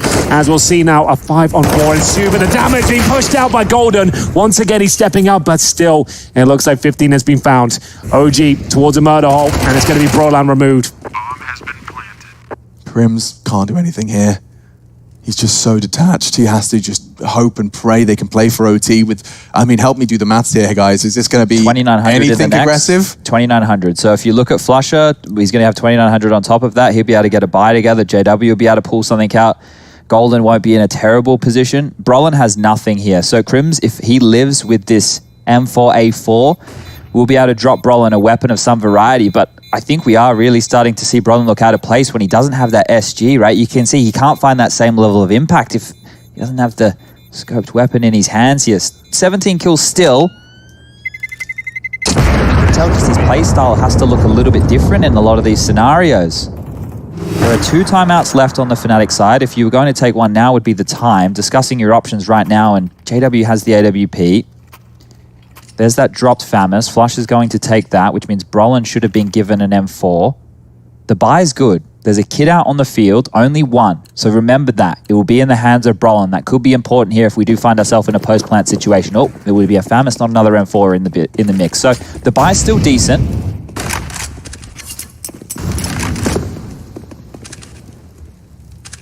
OG and losing their map pick, hey? Continues the trend. They've broken it a couple of times, but perhaps Squad could be on track for a third map again. They've been pushing all of their teams to a third. So good at doing so. Yet to convert in stage 2, 0-2. Third game of OG and looking to take us to 3. JW, vision towards middle, but got nothing for it. There's actually 3 players on the other side here. Flusher is in a very dangerous spot. If he goes back towards short, even jumping, Mansu could find him. Or he's going to walk across. Oh, you see him running there, picking up his step as the shot was fired. Not as fast-paced here from OG. Still the majority of the utility as well. 5-on-5, looking for overtime. I can't believe Fnatic have given up this many rounds here on Mirage. Their pick, they have looked weak on the CT side. So many advantages, so many clutches, and the few rounds they have won have come down to the smallest of details. It's a fake. We spoke about how this might haunt Fnatic. They were overreacting to executes before. This time they hold steady. There's 30 seconds left. It has to be an A finish right now with the bomb towards A ramp. If it goes down, there's no one there to pick it up. Brolin's duel right now, it could be everything. It all hinges on NBK, but he's had so many impact frags. Brolin's trying to nutmeg him. He's using the smoke. There it is. From behind, Fnatic won overtime, and they're doing it cleanly. Issa, he can't even access the bomb. There's so many bodies, he can't afford to drop them all. 15 seconds, a nice shot onto JW. Potential second, but no, not to be. And now with no time, Issa, he just has to accept overtime's on the way. A nade down the throat and a bullet as well. Flusher makes him swallow. 15-15, and we're straight into MR3. We are indeed. You remain on the same side. We go 16k MR3, first to 19, or 18-18. We go double overtime here. Oh. Fnatic remain on the CT side, and 180 of Brolan's 415 total frags at EPL, being with the Krieg. Yeah, but he really does use that weapon. 43% of he his uses that weapon more often than not. Look, if you're a team and you don't buy it, you can completely take that out of his CT side arsenal, That's why I asked Nathan about it, right? I was like, well, have you guys considered this option? Like, have you thought about denying Brolan this prospect? But either way, MBK, the aforementioned French player with the sniper now on the T side, making it work. He gets 2 opening frags here. Wow. And that's going to be a 4-on-3 advantage, of course. Damn, NBK. I'm just going to remind you, my Chris J. Comparison continues now. The AWP is coming out. Turning the tide of battle with a hero play. A double kill, no less, on 2 of the biggest scalps on Fnatic. Flusher, JW, 2 members of the core. Only 1 remains. They're playing retake A right now, so they're investigating towards middle. I think Golden has just picked off towards B and seen that it's clear. So the problem is they are very, very worried right now about a mid to B split. The bomb in transition, it doesn't feel like they know where they want to go just yet. All 4 members went back over towards A. The bomb is in Palace, so that leads you to believe that that's probably going to be the finish. Over towards mid was MBK yet again, throwing out a Molotov to keep vision on that part of the map. And now they're going to head over towards B. So they're trying to beat Fnatic at their own games. Keep them strung out across the map here. Have them peeling off. Make sure they're all stuck with jewels across the map here as more nades for fakes, more nades for misdirection. He's going to commit with this. He just wants a death on B, ideally from an opponent, and yeah, could find it. He does. NBK's done enough. He could even find a 4th reaction onto Brolin. He's hiding by the bench. Oh, okay. No. Do it, Brolin. He's doing trigger discipline. Trying to make sure he can win the round at this point, which doesn't look possible. He'll get the knife, but at this point, it won't be humiliation. It'll just be like, yeah, have it, mate. Doesn't matter. They've won the round. That 1 kill will do nothing for him. He wanted the Krieg ideally, but it's only the AWP at his feet. All right, well, saving the AWP is not bad. He can give that to JW, which means it is 16,000 overtime. Is it relevant in 16k? Yeah, if you're buying the AWP every round, it's definitely relevant. Normally what some teams will do is they'll have one of their key riflers drop the AWP player in the first round of overtime, the AWP, so that he knows he can have it every single round, even in case of round losses. But yeah, Brolin's just going to do his best to hold on to his life here. And Mantu, well, the big man Ting, I think he's got other ideas. Makes more steps on out, will find the frag, and all 5 of Fnatic will fall here. More rounds by elimination. Even though the bomb went down, they took out all 5 before they could detonate. And here was the beginning. MBK threw the smoke with 1. Reaction shot with the second after Alexi's gone down, but he's done more than enough here. And the impact that Alex is talking about, these are similar scenes to what we see from the likes of like Carrigan as a player, Chris J as a player. They step on up with these big multi-frag rounds when the team needs it most. And in overtime, something that OG hasn't been in a lot as a team. Yeah. It's needed. And multi-frags is actually been my main topic of conversation regarding what Fnatic have been struggling with on their CT side. They've always been finding one, but so quickly and so consistently, OG have been able to shut down their often multi-fraggers. I could check the multi-frag stats now. I'm sure we'll see a bit of a dip-off in comparison to typical Fnatic CT sides. Interesting stat there that the Krieg has actually seen a reduction in usage at the stage 2 of the tournament. Ever since teams like Astralis have announced they're not using it as much, it seems like others have followed suit. We're seeing it gone from 90% now to 11% of all rounds. So interesting stat after Astralis being trailblazers as they are. We will see round number 2 come in. OG have found their footing here on Mirage. They have a 1-0 lead on the T side of Mirage in overtime. They've got Kriegs, AK-47s and Orbs, of course. MBK has been influential in his great picks here. Chrome starting to slow down, even though he's got 28 kills. His teammates just can't hold on to multiple rounds here. Just need at least one on the CT side. 3-0 would not do.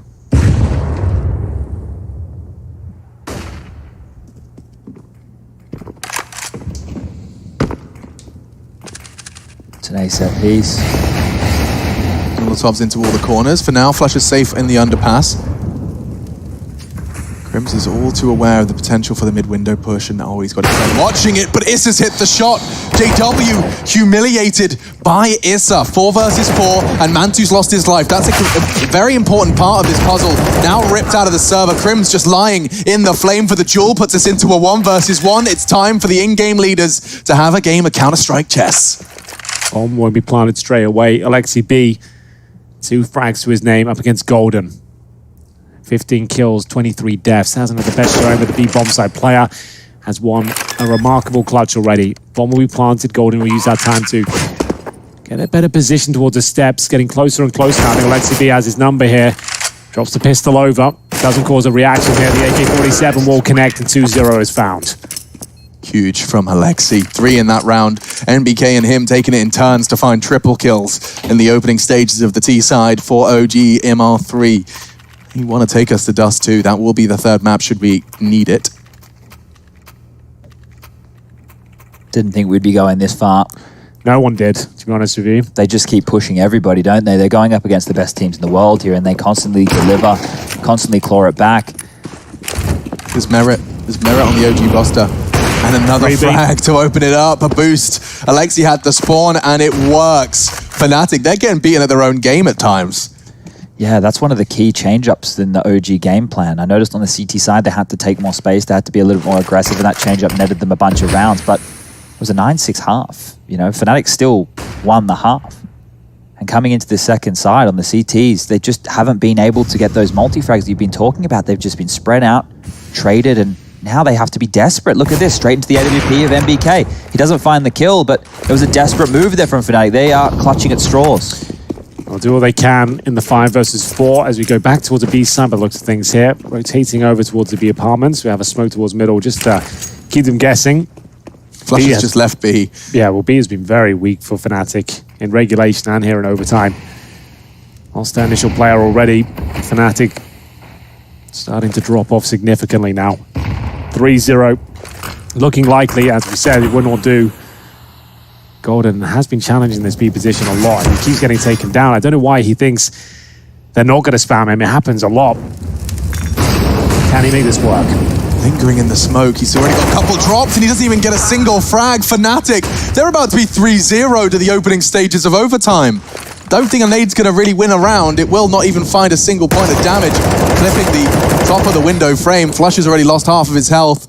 OG, 3 in perfect finish as well. Great form. Not a single body from OG dropped in the last round of their T-side campaign here in overtime. Just Flusher left to save.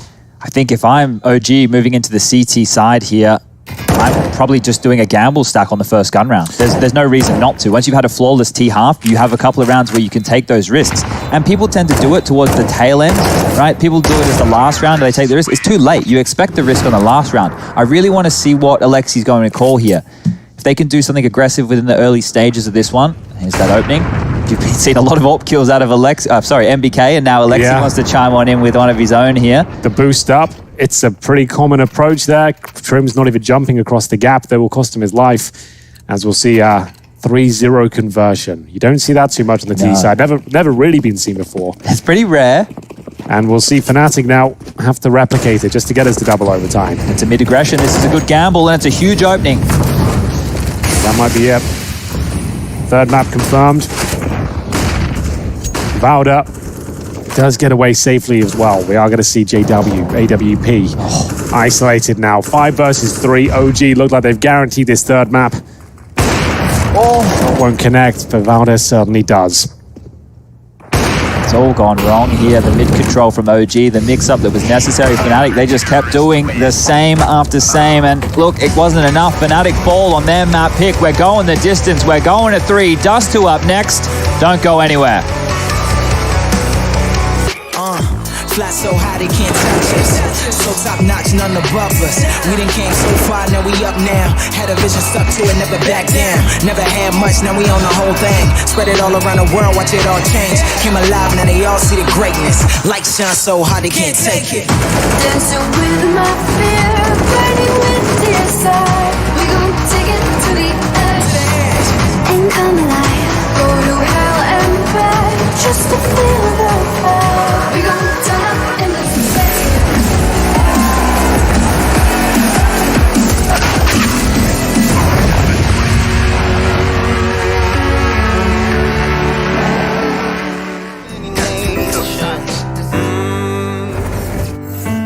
Even when it's so sweet, I end up seeing red.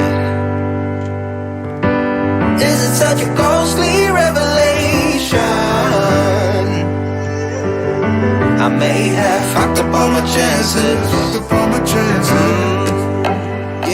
And we ain't sleeping on the floor again. We never sleeping on the floor again. For the ones who didn't make it out, for the ones that didn't see the light, for the ones that never cared, never gave a thought. Found no happiness in that brand new car or the house you bought. I see you talking about the love you lost, and it was gone like way before you ever thought it was. Yeah, I took my time, no quick ones, quick run, quick gas to get back there. Hot roads, I didn't think I'd come back fierce, cause I was running road so many nations. Even when it's so sweet, I end up seeing red. Is it such a ghostly revelation? I may have fucked up all my chances. Fucked up all my chances.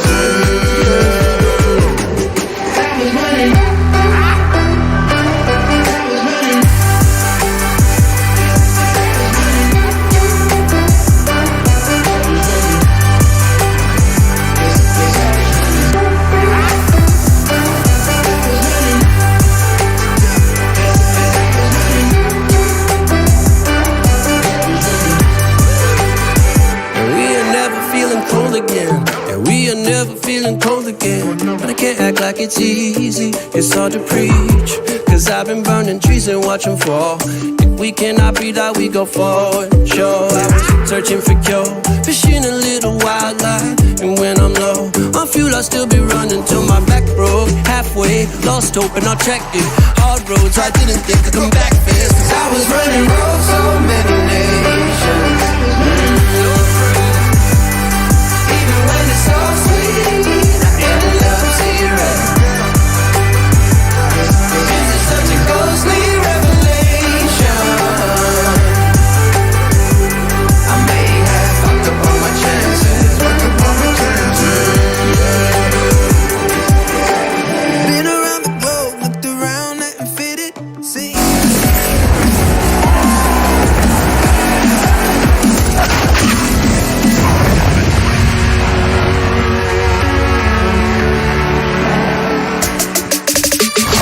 OG, it's not OG unless it goes 3. Fnatic fall in Mirage, and it was a whole full 30 and then change. We went into overtime And despite the efforts of Crimson Flusher, I highlight now in front of you that you can see the two top performers in the server were Fnatic members. You can see there was just a little too much dead weight beneath them. 3 members in the 60 ADR category. A very odd finish there towards the end. It felt like Fnatic had the entire game, the series in the palm of their hand there, but OG somehow came back online and round by round just whistled them down until we got to overtime there. Fnatic were the ones who actually had the back foot toward the end of regulation, but still, it was a dominating performance there. Clean sweep pretty much in overtime. Well, look, this was really impressive from OG in the sense of I was worried about their first half, right? And they were able to mount what is not traditionally an acceptable half, but going up against Fnatic and the playstyle that they have, it was a decent half, all things considered. But the starts of each half, I think, are the keys for me. There was a lot of chaotic rounds, there was a lot of pivot rounds, but it's OG winning the 2 force buy battles, right?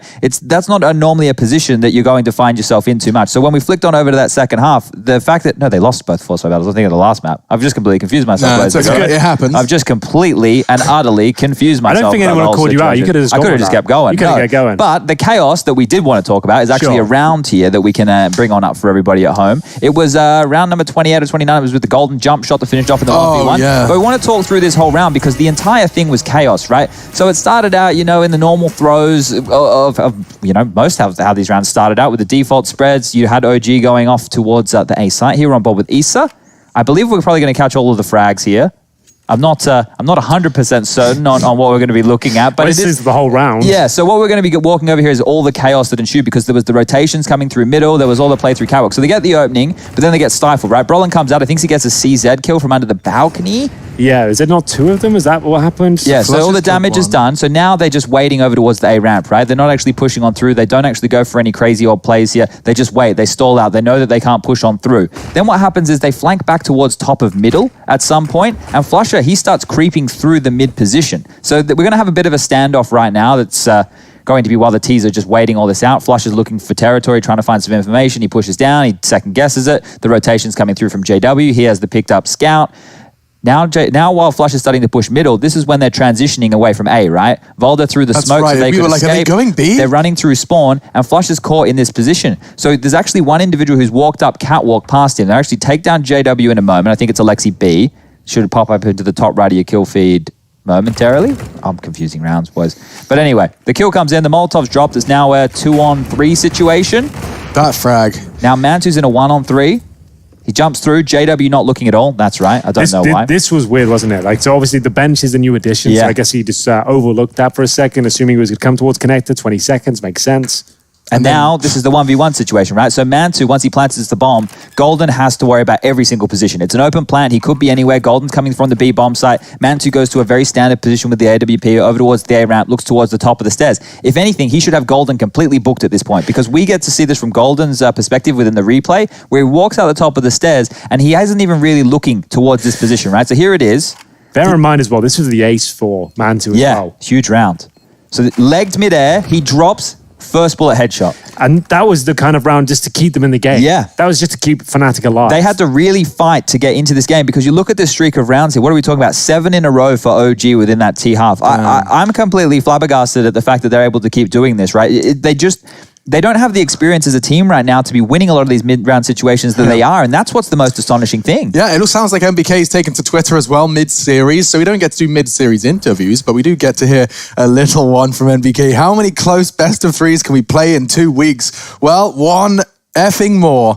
I don't blame him. I think OG are probably going through the most intense Counter-Strike bootcamp you could, given the current circumstances. I mean, you've got a new team, new organization into the space, and you've been given not only the first stage of competition against the world's best, but you're now in the cream of the crop as the wild card, and you're playing best of threes against them every day. Yeah, and look, pushing them. The fact that they're getting to play so many officials is huge for them, and with the pushing these top teams, it's great. But if we want to see them make it through the next stage of play, they need to win now. If we want to be honest about this, it's great to see them, doing damage and having exciting matches. But if the overall picture of the Pro League group right now, they're sitting at the bottom, right? They're at the bottom right now. They need a victory. Fnatic also need a victory to grab one of those top spots. So I'm glad that we're seeing these teams fight for it. But right now for OG, if they can pick up a win, maybe they'll convert a bunch more people into thinking they're super legit. They're obviously legit, but if they actually start getting these victories, imagine what that's going to do to the public perception. Oh, certainly, yeah. Legitimacy lies within the victory, and one map is where it will be determined. Dust 2's coming up, guys. Don't move too far.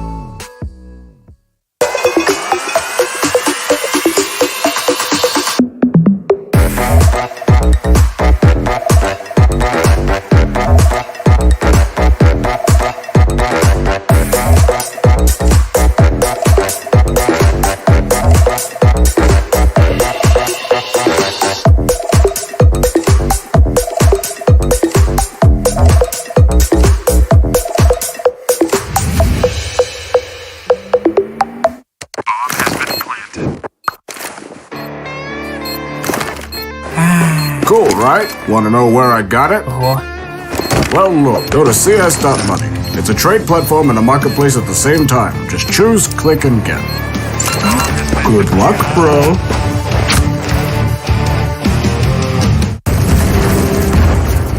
Everybody loves an underdog. Who needs to be liked? Mountain Dew Amp Game Fuel. Victory in a can.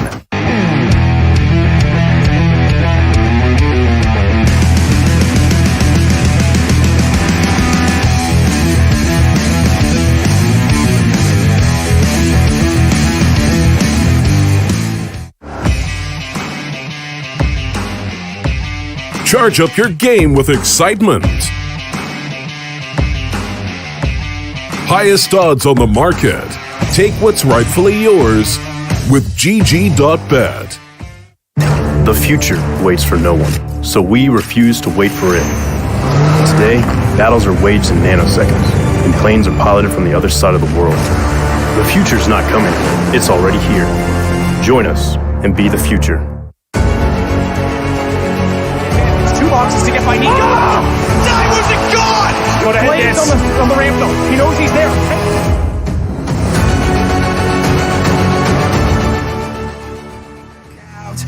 Out. Stand up. Go when it takes fight back. Don't stop until back out. Give what you got, show him how to make a miracle. Stand up. Go when it takes fight back. Don't stop until back out. Give what you got, show him how to make a miracle. Go save your team, be a hero. Take home the cup, be a star.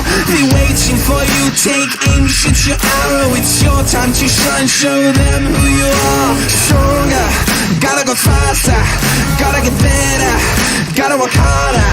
It's fight or flight now, get up now.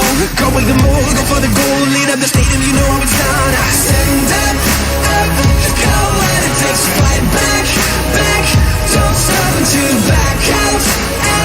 Give all you got, show him how to make a miracle. Stand up, go when it takes fight back. Don't stop until back out. Give all you got, show him how to make a miracle.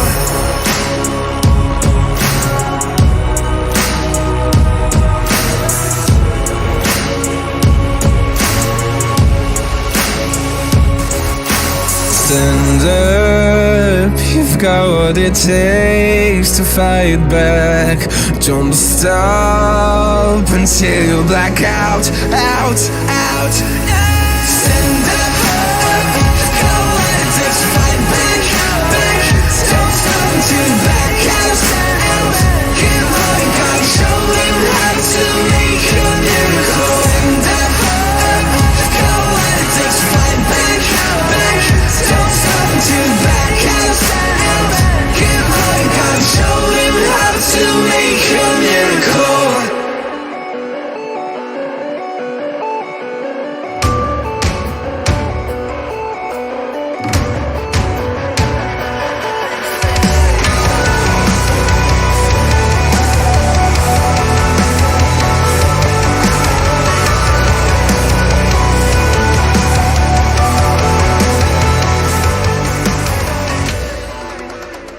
ESL Pro League is brought to you in part by Intel, Gaming Malta, Mountain Dew Amp Game Fuel, CS Money, MSI, Air Force, GG.bet, and ESEA.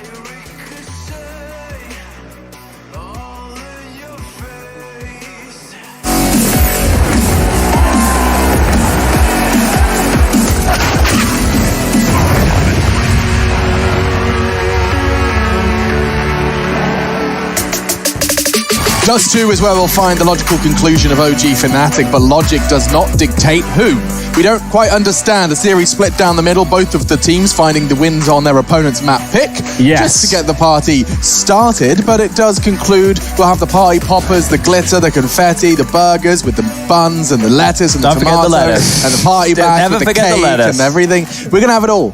We are, and maybe Dan. some forced buy victories as well. There was a lot of forced buy activity going on there on the side of Fnatic especially, and they don't seem to want to give in that regard, but still, OG are going to be flying high after that resurgence on Mirage there. It felt like they were locked out. Fnatic really should have closed that one out. Now moving to Dust 2, it suits Fnatic's play style, but are they rattled after that one? Are they going to be a little bit different? And we were saying that was almost a necessity for them to get into series. Well, they start with a win this time. They lose the second. They are going to be very, very frustrated. You think about that game. We didn't even talk about it in the post because they lost, but they had 5 knife kills in that one right there. So when we move into Dust 2, things might need to be a little bit more serious. 5 knife kills. Yeah. And he still lost. Now, OG lost to Na'Vi yesterday 16-13. Fnatic have also lost to Na'Vi within the Pro League 16-11. So if we want to use Counter-Strike maths here, I don't know if it's going to work out as well because they're both on losses. Right. So this one here, we haven't tested this theory yet. Okay, so untested Counter-Strike math OG theory. should win because they got more rounds against Na'Vi. And yeah, the Na'Vi result is still fresh in my mind. Of course, that was how we concluded our broadcast yesterday. We got to see none other than Na'Vi and OG. They battled it out and we saw a comeback of OG. It was 11-4, humiliating first half. I mean, when I say humiliating, I'm talking simple electronic, just walking in, winning rounds they shouldn't. But OG brought it all the way to a full 30-round game. So strap in, folks. We could very well be seeing OG. But the question is actually, will they convert? Chad said it in the pre-match of our third map, and I think it resonates right here, right now. OG, yes, you can push the best teams, but you have to put a win on the board. Otherwise, it's nothing more than a close but no cigar, and those are forgotten very quickly.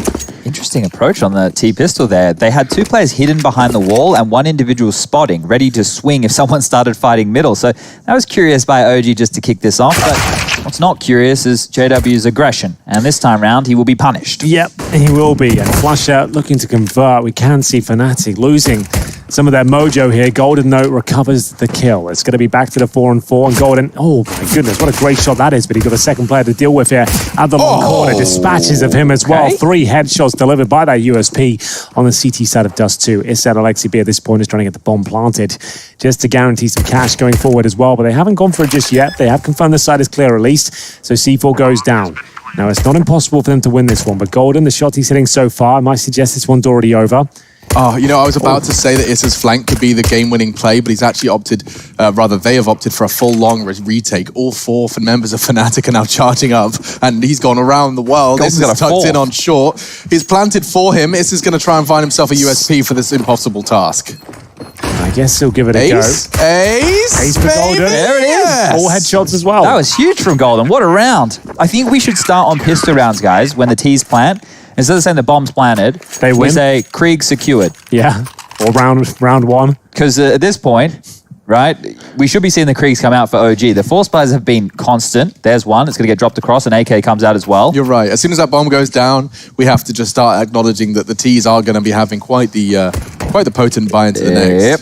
It happens just every single time now. Fnatic are one of the teams who, if they don't get the plant on that pistol, will opt not to force buy. I'm going to have to start keeping a list on more teams who have a similar prognosis of how to deal with the second round after the pistol round loss. Well, is it going to be enough? Desert Eagles here. Couple of rifles and a scout. And 2 with the Krieg. He's essentially AWPing with this, right? Yeah. So he just drops the contact smoke. You can see it baits out a reaction, grenades to spam. Always dangerous in OG, have that smoke down. Yeah, you'd be remiss to actually call it with concrete certainty, but the fact that you had the nade and the spray at the same time could suggest there is going to be 2 CTs B, building a picture of the puzzle in their mind. Smokes towards A now. We've seen utility pulled out of the CT. Oh, that jiggle gets more than Brolin was expecting. He gets spotted, gets the frag, gets the bomb down. Mantu's frag is everything. They've still got a chance. Their weapon and their bomb is safe and secure. And only just OG do have access to a competitive second round. That could have gone so wrong. Yeah, but it's looking so good now. They've got 3 players on the B bomb site. They've got rifles recovered, a scout available as well. Sure, they're low, but there's only a smoke and an incendiary here for the CTs. They have to clear out so many angles towards middle before they even kick this one off. They can smoke the tunnels, they can Molotov towards the platform, but a flash over the top from Mansu might be enough here just to force them off a little bit longer. That confirms the AKs towards the window. Alexi B waits patiently.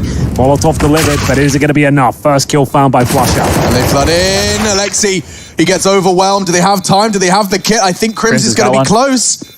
They've got it. Wow. Fnatic actually take the retake. Amantu did his best, but just the one Krieg was not sufficient.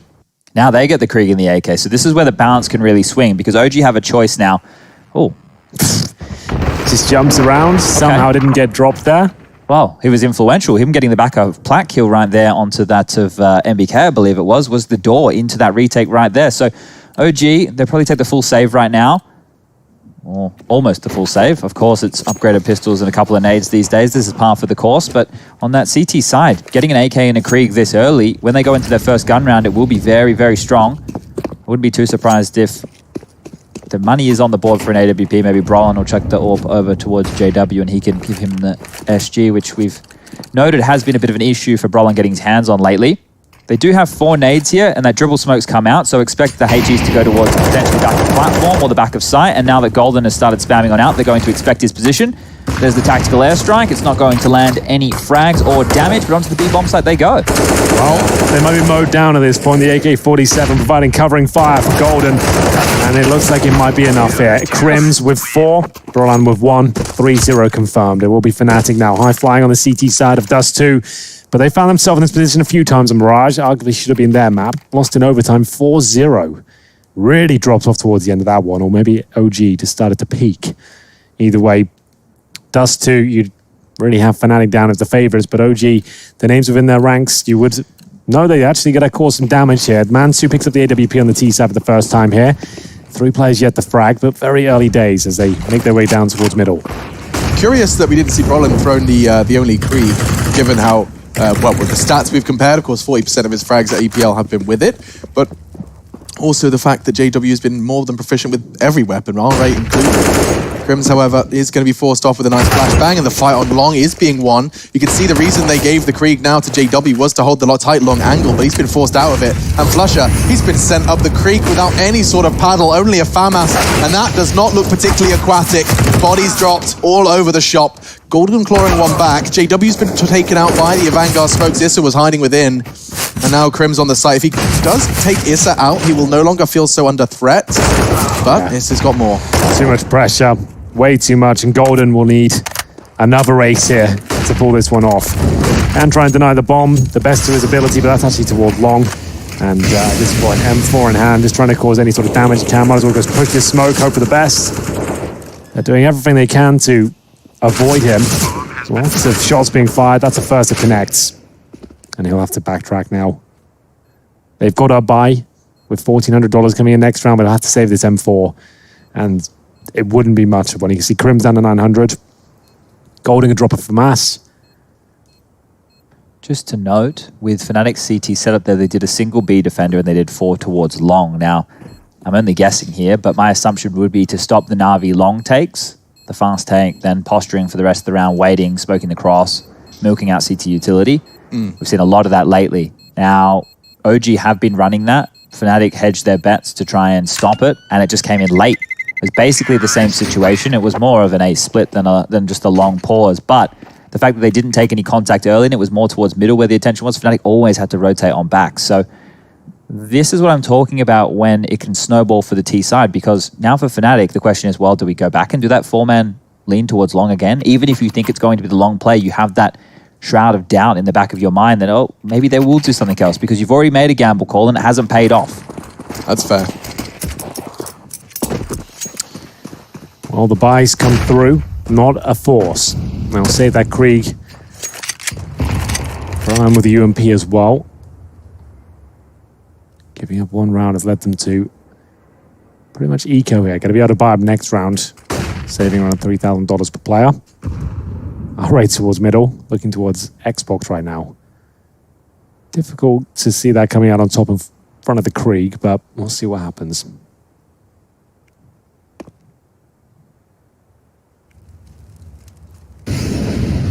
their underutilized players like Crims to get information. So it seems he's being baited in actually by Golden for this one. So hoping that maybe a tag and finish it off with the USP. It actually converts, but oh, he needed more out of Golden. He needed more out of that Krieg, the one preserve rifle, and it's nothing more than a tag. Not enough and not sufficient for MBK. He wants more blood. He will not let Brolin keep hold of what he's brought into this round. Down to 40. The Molotov looks perfect. The flank is even better, though. And now an AK for Flusher. He'll be happy to try and keep hold of that one. Jumping across. They know where Valda is. They've separated the fights. The bomb's down A, so no chance of a Fnatic fourth here, but perhaps Valda can catch a couple more of these Swedes, saving Swedes. I hope Brolin doesn't keep a hold of the UMP, to be completely honest. He's trying to go catwalk to get Golden's dropped Krieg. I'm not sure where that's kind of dropped in the fray. That works. There we go. That's even better. It's closer. It's easier to reach, and well, he's even able to tuck tail and get away with it. So it's a big saved weapon for the youngster. We now can keep track of his impact with that weapon. Well, we'll know very shortly, because on the CT side, he can do pretty remarkable things with the Krieg.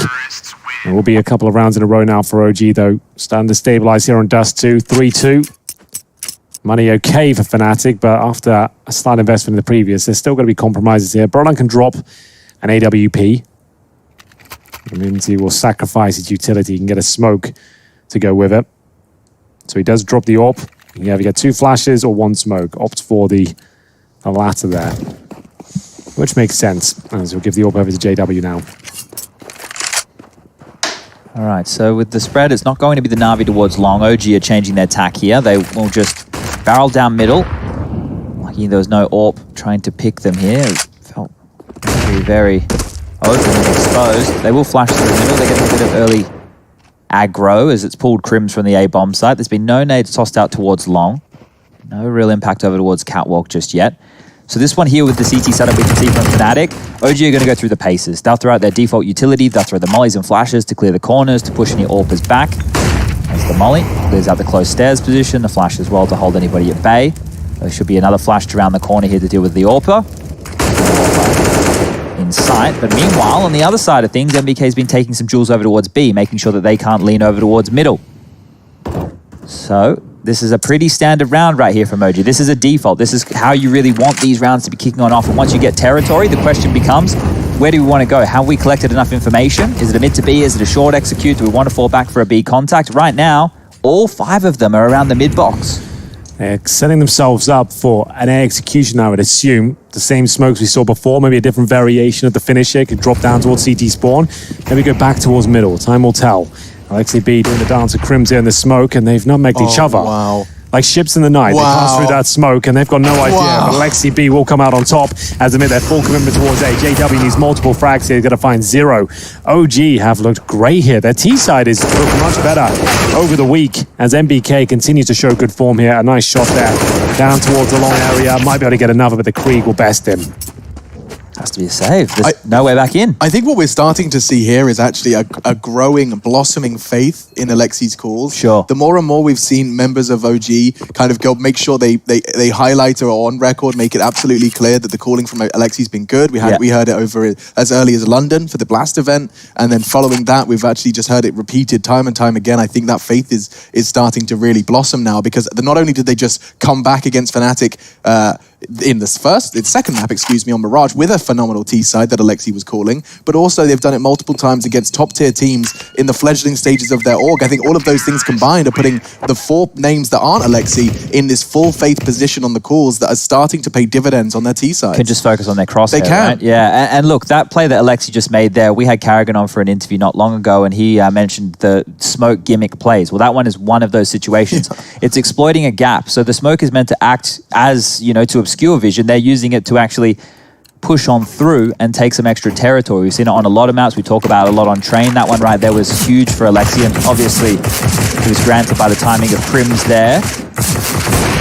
Shots being exchanged towards middle, but no significant damage inflicted on either side. Just MBK down to 82. JW boosted on shore here. Might be gifted that first kill. That's Mantu going down. Flashed as well. We'll see a rebuttal here from lower B. That's going to be the Krieg doing a little bit towards the AWP as he recovers back towards shore. And just repositioning every few seconds here. JW's back towards the mid doors now. His footsteps That's towards Xbox. Might hit the shot, not quite. BA play coming in. We'll see their dribble smoke come in towards B. MBK normally the one to throw it. Check if there's a molly back a plat this time, shall we? It was exactly what we were talking about. What's Flusher up to? Oh, he's had the scope. So it's a scout as well. He's done for. Ooh, brave pick. Might be enough to bait them into Broland's Krieg, though. It was enough for the first. Advantage is still in Fnatic's favor, but they just don't have the weapons. But Broland does. A Krieg frag. Bomb spotted. Broland continues to hold the line. A dribble smoke for the retrieval. They're going to have to commit to B. There's no doubt about it at this point. They're going to have the doors locked behind them. I say they. There is still Alexi on A, hoping he can get the bomb and fall back, and Valda will try. But Crims is waiting by the double doors for the sound cue, and Valda hasn't got the time to go silently, so he'll have this information. Well, we'll see if he can do it with just a P250, no armor. Trying to... Oh, taking the 1 HP. That's so insane. 15. Well, they Still should, needs to cross. Fnatic should have the round. The bomb's gone down the most awkward spot. You can't even plant it anymore. And there we have it. It will be enough there. Crims will be finding at least one kill, but it's down to Broland and the B bomb side at the back there with the Krieg. As soon as his teammate goes down, I was questioning the scout pushing up a B, to be honest with you, but it did tempt them into a push towards the B side where Krieg is ready and waiting. We know the multi-kill potential of that weapon in a straight line area like the B tunnels. It was almost perfect for them. So much pressure applied, bomb dropped in a really awkward position, and at that point, Fnatic could just surround them. And now coming back in with a full buy, they've got the Kriegs and an AWP for JW. Mantu's going for that fast mid-peak. He's been flashed in by his team, and he's going to take a very early aggressive line. We saw this pay off for OG in the past. Fnatic will be aware of this move. We saw it pay off actually versus Na'Vi of all teams. This is really on the fly as well. You can see the smokes being thrown as they get through the doors here. Alexi B is winged as he'll be taken down to just 10 HP. Oh, to now 0. Nice spam through the smoke, but even better from MBK. That could be enough to crack open the side. Remember, it's just the orb now waiting. JW spots Alexi just standing. JW in the smoke trying to be a rascal. He will surely get tapped away. You can't nutmeg players like NBK all too easily, and Mantu was waiting just as it fades. 2 versus 2. NBK and Mantu, they've made this winnable. This was a 4 versus 2. Crims actually got into the site, damage inflicted to MBK, but the round's already over. Between the two of them, they find all 5, and another round for OG. Trying to capitalize there while the bomb was getting planted, right? Ideally, you want to try and isolate that one player who's covering. You can't watch everything at the same time, but Fnatic getting lost in the smokes were unable to convert those frags there, and now, well, they have to potentially take an eco. Well, they'll take a timeout, at least to discuss their options here. It's 4-4 as we get to the mid-stages of this first half of the final map here. Fnatic looked like they had Mirage under lock and key. It was their map, but OG clawed it back round by round. They managed to show us that their T-side can be excellent. And right now on Dust 2, showing us more of the same. It is considered to be a T-sided affair these days, but they might have done enough to force out a partial buy from Fnatic here. You can see the money not ideal. If they did buy into this, it'd be an AWP, a couple of rifles, an SMG or 2. I think the partial is the only port of call yet, as they buy up some grenades, PD-50, CZs. JW not got the revolver just yet. He's got the P250 instead. I think he got dropped that from Golden, so it's a charity as well. He didn't even have to purchase up too much in this round, just the HE netted with it. I think that this half right here, if you're OG, I want to see them get up close to 9 or 10 if they want to take the map. Their CT side yesterday against Na'Vi, it was getting picked apart, and that's a lot of damage to take early there from Mantu with the scout of Crims. It's strange to see Crims picking up the scout map after map. Seems to like it. He does. Found it. BK does get a molly off towards platform, but I have a sneaky suspicion they could get caught out straight through the smoke. Already an early frag. Close duels, it favors the pistols at times, but overwhelmed and overrun into the B site. The round is OG's. Yeah, very well done again. Issa confirms with the bomb plant, and Broland left with nothing to do here but wait the whole 40 seconds to see whether he can get a Krieg. That would be ideal. He'll wait for them to go towards the B tunnels, which Chad, we spoke about this earlier. You can survive on the bomb side. Luckily, if you have no Mantu and Valda cannot. Yeah, there was I'm not sure if MBK said something about like boosting on each other's heads and trying to throw a Molotov or something from that position in tunnels to deal with I'm not sure if the implication was to deal with what we asked in the follow-up question. I think he meant, so if you're going towards B, you can molly car just before you go in. So you don't have to clear it. Yeah, so you don't have to clear it at all. But one of the potential uses of the skybox that hasn't been explored. Sure. But that would also be good to stop them from saving, right? We obviously have the Docianate over towards Pit. That's one way you could deal with that. If you get a HE to bounce down there, you can make sure the T's can't save in that position. So maybe we'll see that come into vogue. I don't know if anyone has been able to work it is actually kind of a tough... Yeah, the trajectory is going to be hugely difficult. And they open the skybox, so it's not going to bounce off. It'll probably just disappear pop in the air. Universe. Yeah, it's not something I've taken a lot of time to experiment with just yet. But theory crafting is fun.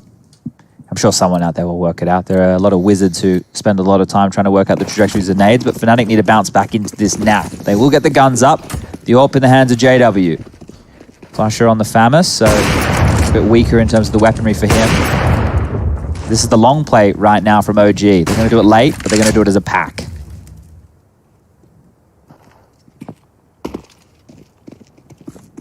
And here comes the contact. Perfect. And they're both grouped up, but a messed up spray. He's flubbed it. Could come back to haunt him. Grim's flash perfectly, though. OG, they're leaders of flash, enemies flash, and you can see exactly the evidence to back that up.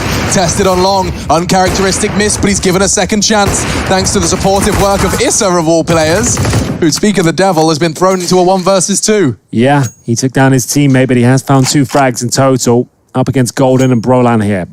They both have M4s. Issa with plenty of time with woman on the clock here. He's got the bomb on his back, 1 smoke and a Molotov. What are they doing? Not sure what the hell they're up to here. So Issa with a Krieg, 4 kills to his name so far. Lining up the smoke for CT Spawn. They can boost if they go to the corner of this here. They're trying to do exactly that, but it might be too late. I think he saw him though. So as quiet as he can, this is none the wiser.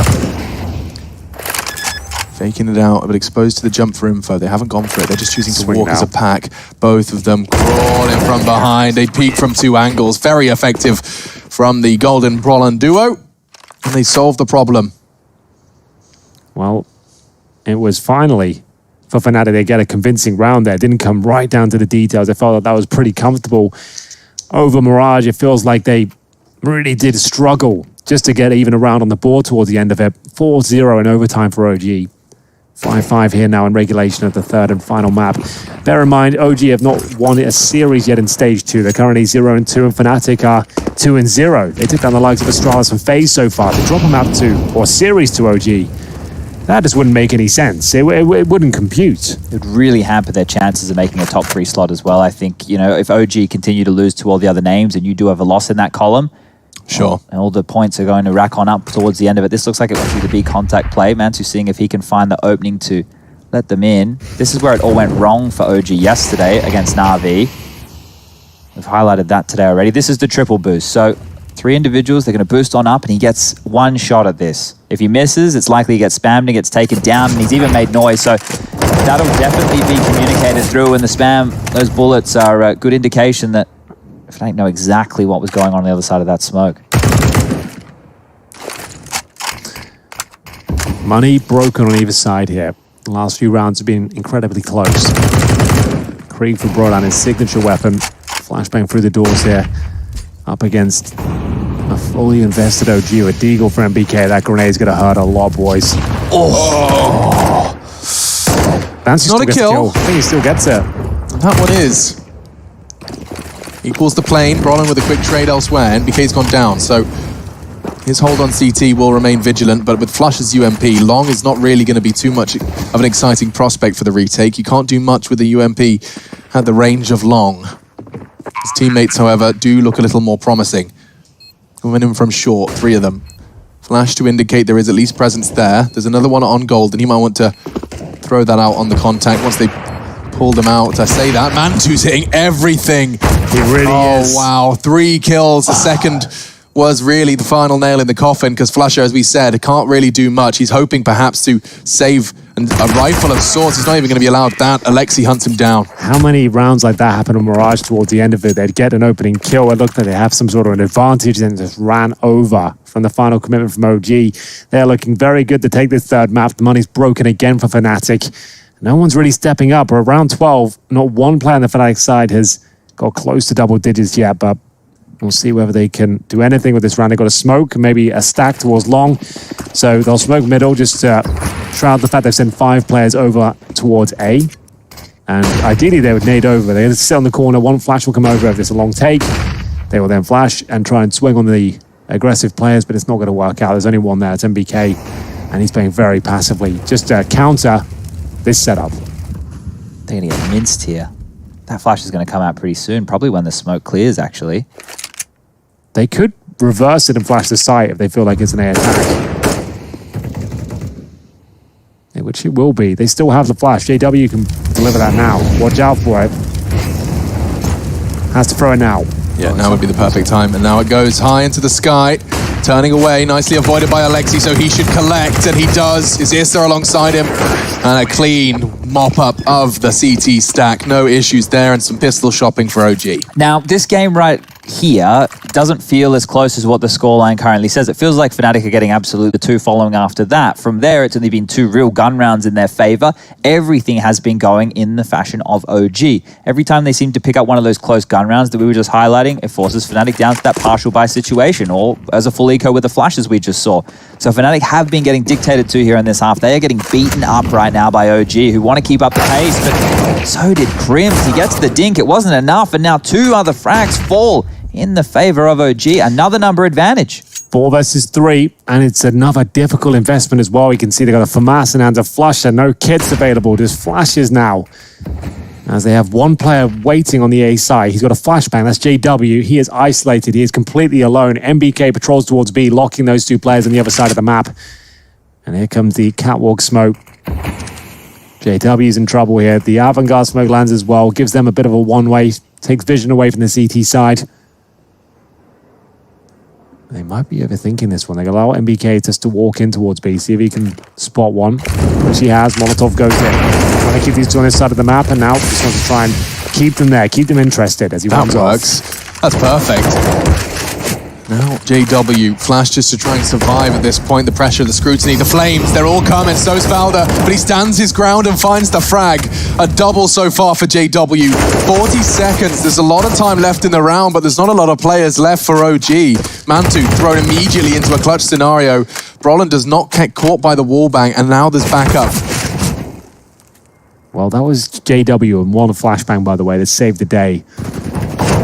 And nothing you can do here. Fnatic win the round, finally, after losing the first couple of picks as well. He didn't get it. He got the M4. He was trying so hard. No. The M4 at the end instead of the Krieg. Fnatic have averaged the highest grenade damage, 49.5 per round on Dust 2 during EPL thus far, over 4 maps. 49 damage. Yeah, you're normally, I think on average, it's about 20 to 30. So that's quite a lot of damage, isn't it? So that's quite insane. So this up. Krieg in hand, last dying moments here this first half, round 14. Fnatic, as Chad said, won the pistol. This has been an OG half. But the last round was all JW. Looking for that short control again. Issa and Co. Start patrolling short. It's JW now with the orb. Such a strong performance in the M4 in the previous round. Can he replicate it? Both him himself and Crims on 7 kills. They'll both be waiting towards A. Smoke available. Very slow approach from OG now. They've got the short control. They confirm no one's there, but they want to go for a B split potentially here.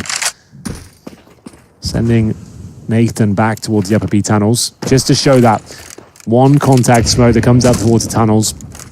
It's enough to keep them there because we've seen this before. Right. This explosion towards B. You're second guessing it. Could there be 4 players behind it? Could there be 0? You have no idea. That's the beauty of it.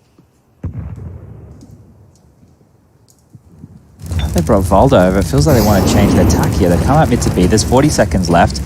They are committed to this, and well, the contact play, it's not going to work. JW gets the first. Yeah, but now into B, and that smoke from Golden could give him something to play around. Checking the corners, bomb dropped, a double from Brolin would be everything, but instead, 2 frags fill the feed, but it favors OG. 20 seconds, bomb's going to be thrown across for extra safety. Flusher will not be hitting any of those speculative shots. And now OG poised for an 8th. Very hard to retake, especially with no utility. My God, this is going to come down to some individual brilliance. Should Fnatic have a voice in this round? Well, let's see whether it's worth it for them. Flashbang goes over from the T side here, and they're going to double stack towards the back right. I like this, actually. You wouldn't see this coming. MBK will just stay hidden, and Fnatic think better of it. They're actually going to fall back and concede the round. Knowing it's unlikely they do this one, sure, there's a 2-on-3, sounds possible, but notoriously one of the most difficult bomb sites to retake in all of CSGO. So OG will give it up. MBK, we talked to him earlier, he can actually sit in the corner there in that position, but he'll just join his teammates and get out of there. So he survives, and we will have round 8 on the board for OG. Fnatic do have some resources, but not a lot of them. They've got the AWP for Flusher, he can drop one M4, Crims can drop a FAMAS. So the AWP's already been dropped over to JW. Flusher goes to the FAMAS himself, opting for the utility. What a half this has been from OG, really. Right. When we look at the rounds that they're winning, right? So you think about the pistol round situation for Fnatic, they win that, right? They convert against that force buy. We were talking about how the Kriegs come out as soon as the bomb goes down. And then the third was an eco. So that's the first 3. That's the first frag. Yeah. Very quick and a bit of a sentence stopper, but I think the point you were making was just how good of a half this has been for OG. The gun rounds, right? When they've been winning these gun rounds, it's just been forcing Fnatic down into those pistol situations. They're playing another round with it now. It's the last round of the half. This is one of the worst situations you want to find yourself in. Now, that was quickly rectified by the fact JW got the opening kill onto Alexi B through the door with the AWP. So now we're caught on up. With a minute 25 left on the clock, there's going to be some big decision-making to make right now because Alexi, he can't actually be a key component on the map. His jump throw smoke failed, I think. He was trying to do the dribble smoke, I imagine. It doesn't look like it's achieved its set purpose. Flashes onto Crims, but he's still on that one and done position. Can drop off, fall back, CT, play ramp. Golden is specifically searching for any ratty plays in the smoke. And well, Brolin has used the smoke to great success. Fnatic, 2 kills to their advantage. Crims has been caught on the A site though. How wide open is it?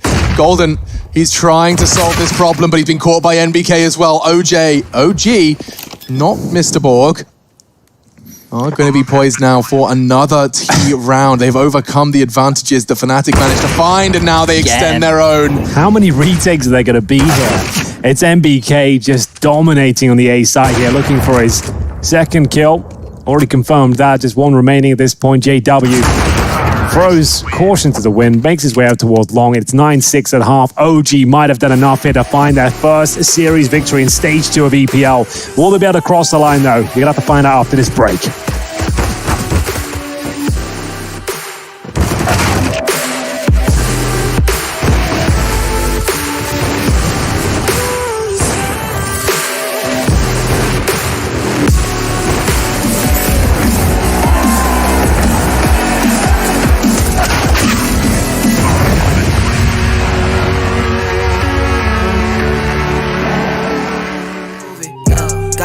Be quiet, stay moving. I got a bag, won't lose it. Watch your man go dumb, go stupid. If you're the best, then prove it. Got no words, be quiet, stay moving. I got a bag, won't lose it.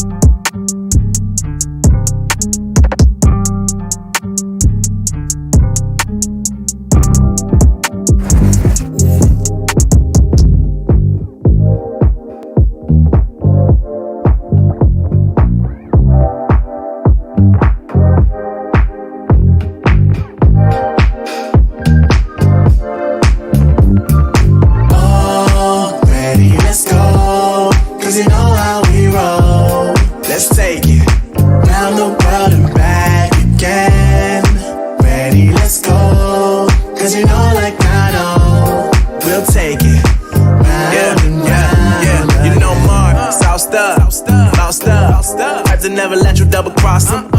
Moving through the city like it's Gotham.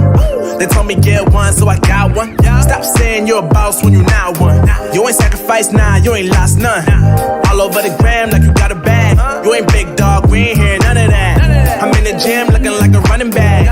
And you know the flow, got him coming back. Who I was in the past, I'm unattached. Only focus in this moment is bringing the summer back. Oh, respect my grind, elevate souls, and I spread good vibes. Young divine, you know I gotta shine. Raise your hands for a good time.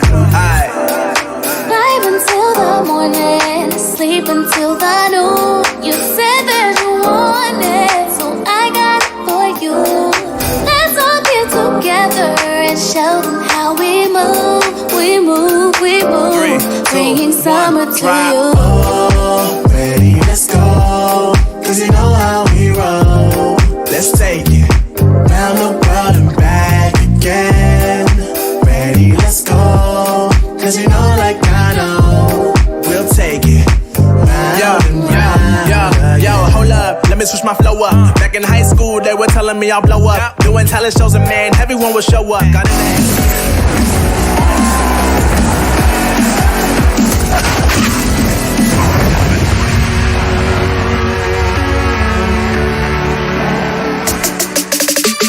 Oh, the mystery that is OG. They've pushed all of the big names in Counter-Strike over the course of these last 2 weeks. NBK still can't believe it. A tweet just between maps saying, I don't quite understand how many intense 3-map games we have to play. Well, they've managed to get themselves into this one.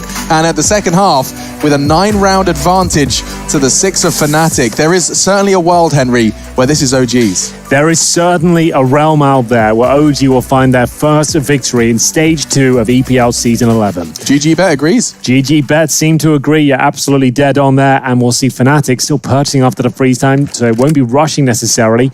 We are going to see JW challenge towards long. Only got the Glock. Ambitious at best as they take 2 grenades, and he'll be lucky to survive that one as his teammates make their way towards B, and the bomb goes down already. This is looking messy. Very positive for OG, though. They're not going to be complaining. Golden's lost half his health. Does scoop up the bomb, but the bloodshed continues. Valda just tapping into the smoke, collecting heads. He's got himself a double kill. He's more than enough of a contribution from him, but he continues to pepper.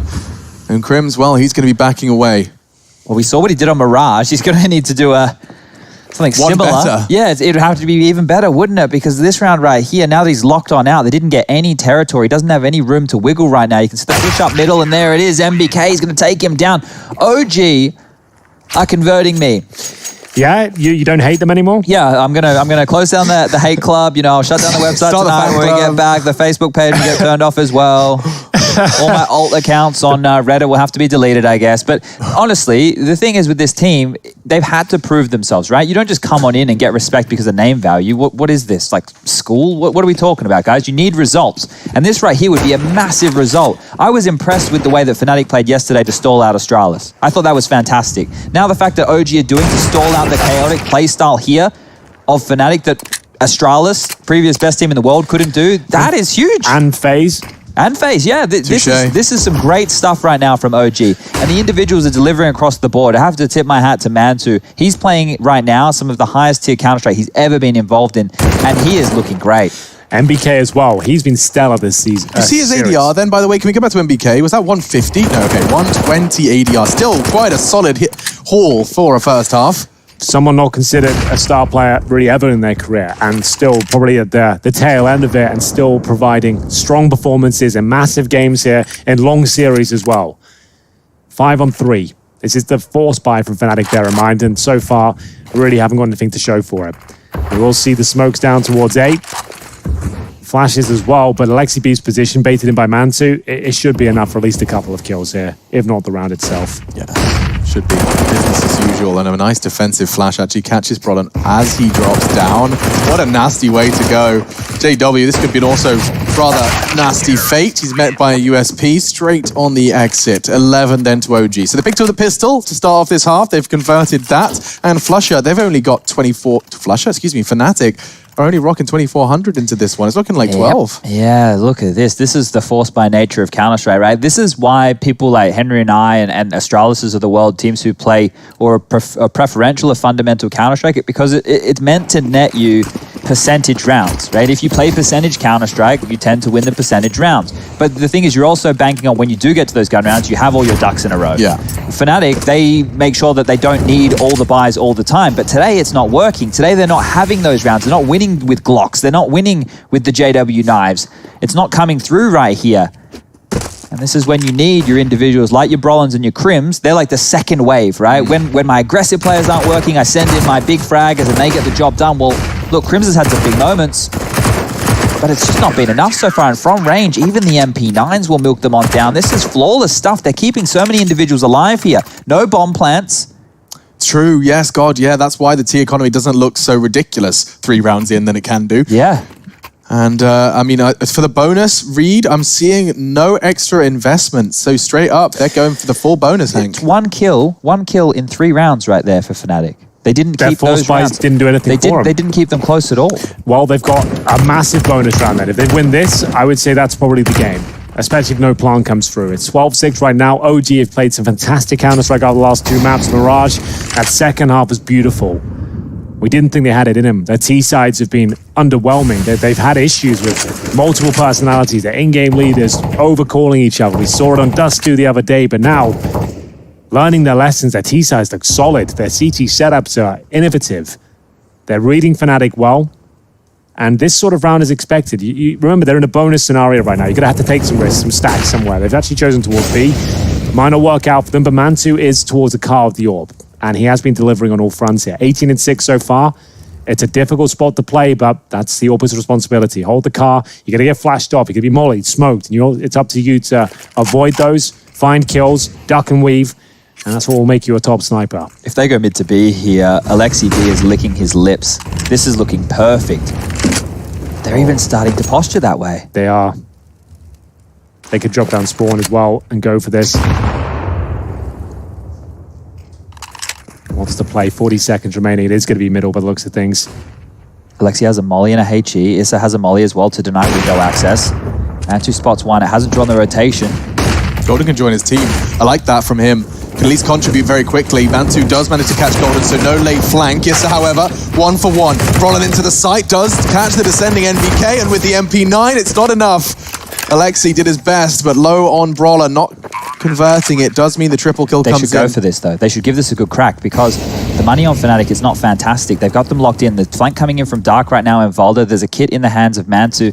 As I say that and start to get excited, they will backpedal. I think better of this situation. He's going to pick up that AWP and carry it through to the next. Now, just to note, Issa's Molotov right there, it maybe looked like it would have done enough, but now in the restructured Dust 2, you can throw it too far and it will land on the scaffolding just outside, and the Ts can find a gap, or CTs, depending if it's a retake scenario, to come on through. So what you will see these days is a lot of teams dropping that Molotov so it lands basically in the window position itself. That's one way of really denying it, because not only do they have to start running through the flames from their side, they're coming into your site still through the flames. That's what I noticed as well. If anything, he was inviting them in with a deeper incendiary, right? Because they're going to have to swing through, because otherwise they'll be taking damage. So they could actually get through the window, have a position where they can still fire. So Brawler missing a few shots. But have a look here. So the flames aren't touching it. They're behind him, right? So the Molotov, or the incendiary in this case, was actually thrown at the window. Chad's dead on. I feel like they win this round because there'll be no access, and they were blocking each other at the window and trying to get through those flames. And all it took was just a little bit more calculated incendiary. That could have been the difference maker. Triple orbs? Triple orbs. What a risk this is on the first real gun round, the first proper gun round, not the bonus round, and the triple orbs come out. Well, they are doing some damage. Golden swallows the grenade at the very start. You're right in noticing it's not traditional, but maybe they've got something up their sleeve here. Issa, he has been the secondary AWP on Dust 2 in the last few showings for it, but MBK has been hitting some ridiculous shots today. Maybe he's just really feeling it and fancies mixing things up, perhaps. It really just limits a lot of their setups here. Mantu, once he falls off that perch, he will have to drop into CT, which means if it is any contact through middle, the A-bomb side, they'll almost be giving that up. We can see... I am a little surprised that we have got 3 AWPs and not a single CT AWPing long.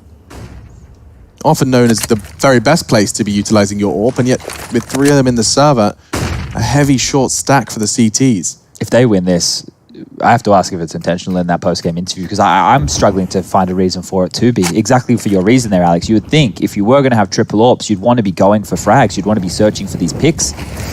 You don't want to be executed on with 3 AWPs. Look at the smoke wall. What is going on here? I've not seen that before. Molotov does force Alexi off the car. He's anticipating someone trying to nutmeg in the smoke, and there's more than just someone. There's 3. Golden exposed. Alexi, they're close. The flash again. These contact flashes are so effective from OG, and they have got an advantage once again. Can they hold on to it though? This kill might decide it. Lovely work from Balder. Looking to finish things off here. Flusher will be isolated towards shore. 20 seconds remaining, trying to encroach on the position of Balder here. Great shot. He might have done enough. Where's the bomb? Of course. It's in the middle of nowhere. Issa's got the AWP from B. He's arriving up on short. The plant is his chance, and that incendiary could cause enough of a problem for Flusher. He's going to burn to plant it. 35 HP as he exits, and a perfect win for Issa. OG, they convert the triple AWP buy. It was a big round and a big risk, Expensive. and it's down to the incendiary that wins it for him. I thought Flusher was going to be out of that one with like 1 HP after the 2 shots he hits. There's one bang Issa. It doesn't happen, but they get the bomb down, and they've actually got themselves, in terms of loss bonus, 2,400, and with the bomb plant coming in, they've actually got a pretty healthy buy, generally speaking. So scoreline not looking great, but Fnatic can still pull this one back. They might want to take a tactical timeout at this point, as we'll see ourselves come 13-7. Teams OG have defeated on Dust 2 recently. Vitality 16-12. That was a great one. MBK taking down his former teammates. G2, more French scalps on the chopping block. And then Evil Geniuses 19-17, winning in overtime there. So it is a bit of a home map for them. It makes sense when this team was in their fledgling form. They had to obviously play the looser maps and try and take advantage of the pure firepower they have. So AWP spotted in middle, flashed off, and it's a second now in play for Mantu, who's going to be aggressing up on short. This is a risky fight to be going for. A CT smoke means he can just linger.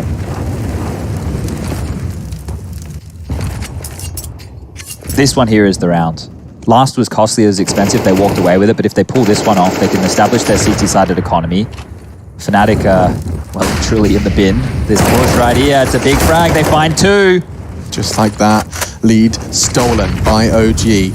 Confirming the short is clear. Flusher wants to try and regain that control. Brolin, in the meantime, did open up middle. And a perfect flash again, but Brolin, he doesn't care. He will be the hero Fnatic need in times of strife. Again, he steps up to the plate. A multi-kill, just when it looked like OG had taken the reins of an influential round. Bombs on B, Flusher's searching A, Brolin's covering spawn. How are OG meant to know what's going on? Because I don't think Fnatic do. I think you might be right. Well, 2 massive kills from Brolan gets them out of this precarious situation. You can see Flusher considering the knife there, but just gets the clean kill instead. And it is going to be an eco now for OG. Their money is absolutely ruined after buying 3 AWPs and that first big gun round. They're currently 4-1 up, but that's going to be changed to 4-2 momentarily. Fnatic back on their feet, lots of money behind them. As 3 players survive, and JW will bring the AWP into the next round as well. B-bomb site seems to be an issue for both of these teams. Yeah, we're about to jump into Skybox here when we get into the freeze time, I suppose. And I want to show you how Alexi B made that hero play towards Car for them to win in round 20. That might be an integral round, considering how this one all plays out as we move forward here. And I just want to show you. So you can see Fnatic, they throw their crossover smokes. It misses. It's dropped here. It's flubbed in the middle of the ground. Now, Alexi uses that. He dumps his own smoke to create a bridge for him to cross over to the car position they've already cleared. Now it means they have to dedicate more resources to getting rid of him, and Golden's had to take a risk into their own smoke because of how much they're having to dump here. His play and pushing forward to this car is only a call that an in-game leader would make. It's a big, big play.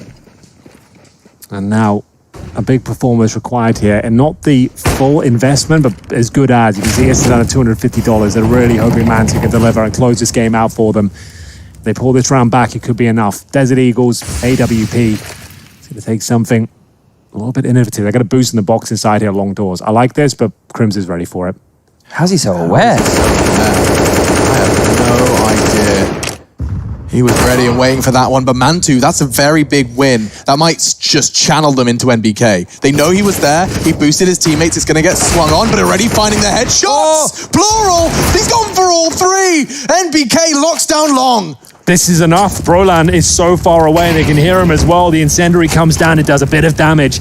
Every tick will help them out, but it's not guaranteed until MBK closes things out. Huge. I told you, he's been performing out of his mind recently. They go for the creative boost there. Crims reads it. They know there's a second player there, but that's the Desert Eagle. Chad, can you do that with an R8? Let me know. Probably not. Maybe if I was using the, what is it? The left click? And worth noting, by the way, worth noting that second kill, it was a one-shot body shot. He messed up, he flubbed the complete headshot. But because of the Alexi B half damage he managed to inflict, it was very impressive stuff in the end. Just to note, people are questioning, oh, why did they quickly just run long? They knew there was another player there. The reason is because Mantu's AWP was just identified in top dark. They wanted to take the territory away from him before he could rotate back. And the furthest position from him was going through long. They thought they could do with that pistol, but MBK, he had other ideas. And now 14 on the board. Money broken for Fnatic. They forced on in. This is do or die right now. Yeah, it all rests on this round, and already Golden going to be functioning with less than half health. Corner of the short position did meet the Mantu AWP shot. Silence falls upon Dust 2. Fnatic well aware of what's at stake here. You made it clear, top 3 is what you need in stage 2, and being the only team with a smudge on your record next to OG's logo would be a heavy blow to the Fnatic chances. That's one. Alexi B's already drawn blood. MBK's about to be under a lot of scrutiny. The nade's good. But he's one's already slit the net, and now he's burning. He can't find a safe haven. He smoked himself off. The suppressing fire from Crims. He's got so many players to worry about, and he is going to eventually catch the nade. Fnatic are making the B site work. They have to save. They have to save. There's no point going for this round right here. Don't give up the weapons you have. The economy is so tight at this point that if you give away anything here on a whim, if you get a little bit lazy, if you think you can beat them here, Fnatic, they'll claw this one back. We've seen it time and time again in Pro League. It's Counter-Strike right now. The economy, it favors the Ts. The B bomb site does as well, apparently. It's insane. No one can hold it off. We've been talking about this about 6 months at this stage. Like B splits, and like if you get towards the B side itself in the mid-round, it's so difficult to fend off. I had some suggestions, Henry. During the last season of Pro League, I made a nice little, I pulled some content out of the air because we had like a 2-hour break to fill because of these hard start times. And I spoke about Dust 2 and all the problems with the map, because it is a map with a lot of problems. The fact that you can die within the first few seconds of the round crossing mid doors, the CTs really have no way to punish that position. It's a very difficult map. Look, right here, I don't know what OG's answer can be. They have to take the save right now. What if there was just a tunnel in CT spawn that let you kind of cross with a slower path to B? Someone suggested that as well. I would like it if we just had the doors overlap. Swapped, yeah. Yeah, you could still have it so that you can peek into middle, but just overlap it so you can't be seen as you cross mid. That's honestly the perfect fix. It would make so many good adjustments to the map. I saw a really cool suggestion that the doors just open 5 seconds after the start of the round. MBK though. Yeah, it's Deagle. I mean, it was very effective last time. Issus perhaps can still do some damage as he does just crouch on into the crosshairs of Golden. Again, B site being exploited by Fnatic. They don't want to bow out of this one. Flushes spray connecting again onto Valda and Molotov as well, just to push him further back. Mantu, okay, JW. He's found another one. He's found his 6th knife frag of the series. There it goes. At this point, keep him coming. Just do whatever you want, mate. Just keep him coming. Do you know how to spell overtime, Henry? OTOT. It's spelled EPL. We have a crazy. I don't know. I actually would have to go back and reflect on it. But the games where teams have been able to mount comebacks, it feels like we've had a lot of them, right? And we hear the teams. We even had it from MBK's mouth in the pre-game interview, talking about how strong the T-sided economy is. If you give up too many opportunities, you can see what cycle you get caught in. OG are in that cycle right now. This is the exact same situation that Fnatic found themselves in the first half. Even when they were able to win a round, they didn't have enough numbers to stay alive. And then once they lose the following, they were instantly reset. Straight out long. Do win the duel onto MBK, just the pistols, so should very well be a confirmed 11th. They've got complete control of the B tons, which is unfamiliar territory for them so early into the round, but it does mean they'll be able to at least put their play. Oh no, Mantu, you can't afford to flub your shots like that when there was so much at stake. Valda's pushed through the Molotov, and Flush is just going to line them up as they challenge. Clean, precise, and 11th for Fnatic. Very clean. Not really much to report in this round. Just up to Man2 now to see if he can try and steal a weapon away. That's about as exciting as it gets, I'm afraid, for them. As OG still looking to post series points. It's going to take one hell of a performance. Fnatic, one of the most tenacious teams in all of CSGO. Going to take this one the full distance. Man2. Nice shot. Don't think he'll survive, though.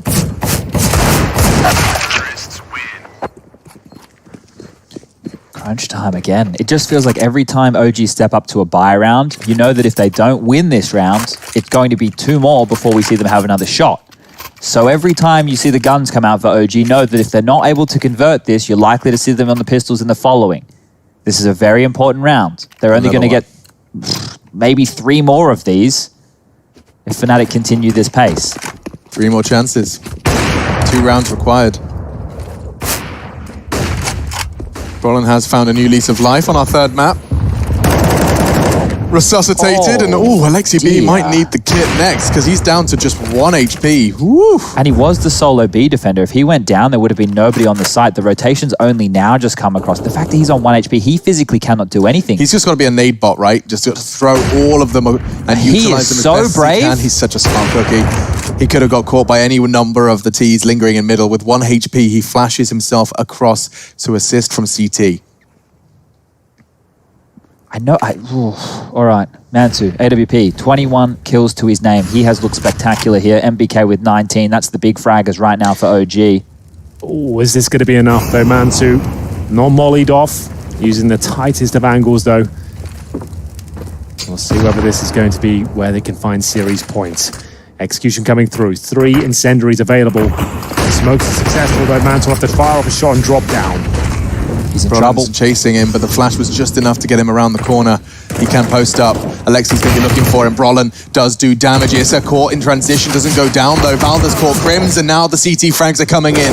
OG, it's not locked in, but not by any stretch, but Mantu's the one to turn the key. 15 for OG. They mixed up the sites there. Issa and MBK were over on A. They found impact on that site. Alexi on 1 HP, obviously struggling on back through. He was a non-factor, right? True. Basically in that whole round, but it was probably his call to do the 4-man lean. So the note is from the 2B defenders, out of plays holding that A site right here. There's no way Fnatic were ready for that. And they have the buy again. You see that stat as well. Yes, we listed some of the victories OG have had. It was, vitalities of the world, G2, but yet to find a win versus a top 5 team. That's an achievement that's not often put in the cabinet of a team that's only been together for 2 months. But that is certainly the case. And by the 2 months, I should highlight, I'm talking about games played equivalent. That's about 50 officials we've seen around from OG now. Of course, we saw them form the late stages of 2019. Look at this play. I cannot tell you how huge this play is. Well, Crims is always 1 step ahead, Chad. But Alexi's not pushing. He knows what they're doing. He's doing the Na'Vi. This is him taking a liberty as the in-game leader, knowing the call. He's just boxing them in. They've committed to a Na'Vi-esque approach, and he makes sure they can't do anything about this, as they've got 4 players towards long, and Crims comes out. He's actually got them bamboozled here. There is 1 player on the other side of the map, that's Brolan. But they are running out of time here. All they can really do is do the double smoke and crossover and over the best. Remember, they can't leave as Alexi B has locked them in. They're in so much trouble here, Fnatic, and they have no idea about it. Oh, Alexi's timing though. And Crims wins the waiting game. Now what happens? Now that Crims has got that frag, you can see OG, the seeds of doubt being sown, as are the smokes. There were no other presented objectives there on towards the Dust 2 landscape. I'm not sure why he pushed into the doors there. Or why Mantu's been caught just over the edge of the smoke gives them the 2-man advantage. Well, there's quite the gap. They can't cross. 30 seconds. They're going to have to do whatever they can. A nice Molotov, perhaps some nades, some spray. Issa needs more than 1. Golden into the site. Valda can't do anything. NBK does catch Flusher through the smoke. Crims is in a little bit of jeopardy as well. They run out of bullets. Golden runs out of health. A CT nade onto his face puts him down to 3, but MBK, he can't do too much. And he's trying to pluck Brolin from all the other edge of the map. Doesn't convert. That was a world there. MBK lands, gets that kill, gets a 1v1 where he's playing right now. It's going to be another tactical timeout. You heard what I said happens if they lose those gun rounds, Alex. Yep, pistolas. So don't expect to buy right now. Fnatic will get 13 on the board. There should be no doubt about that. Need a moment to breathe here because... I mean, we've seen OG here before. This is the closest, admittedly. Often it's the 13 and the 14s of the world where they meet that wall.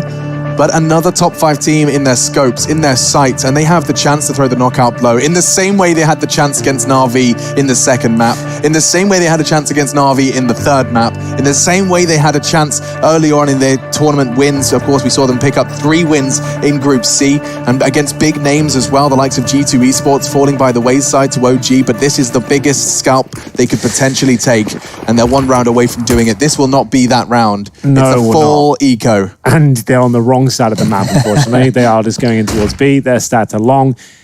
Call it done. Couldn't go more wrong, really, could it? Not really. I mean, unless perhaps they all TK each other and shoot each other. Yeah. Yeah. That would be worse. That would be actually much worse. JW is going to receive. Let's see if he can pad his stats here. We'll get the first with the AWP. He's getting chased down. There's not too many worries based on the distance, and he's actually going to make it to safety. Ooh, okay, maybe not so safe. This doesn't feel safe, actually. Fortunately, the backup has arrived. This from Tunnels, though, did manage to just dink out Golden.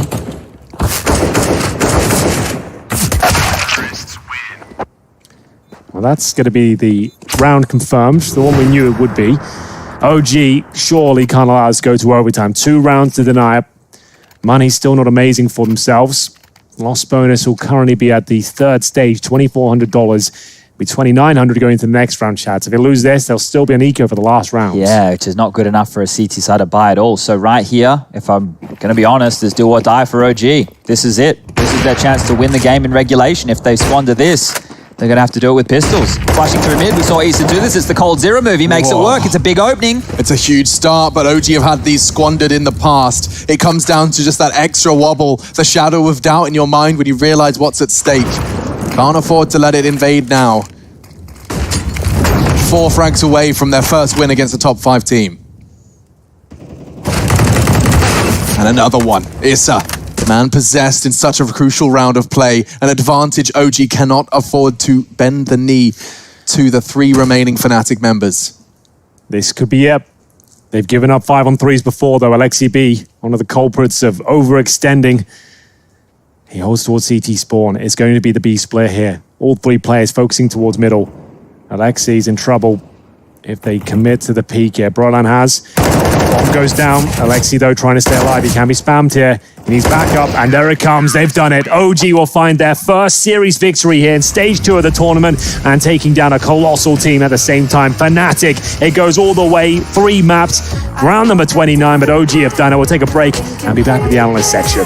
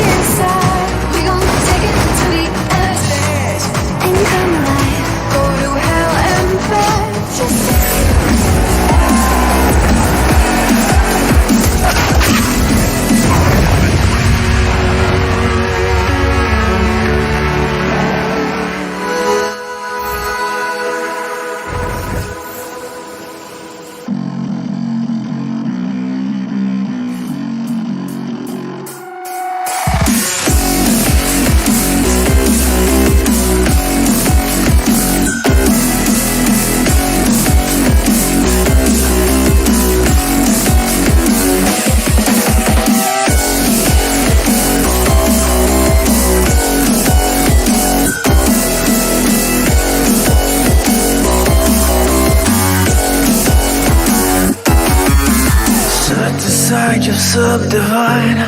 I'll show you how it's done. There's no sight we go inside.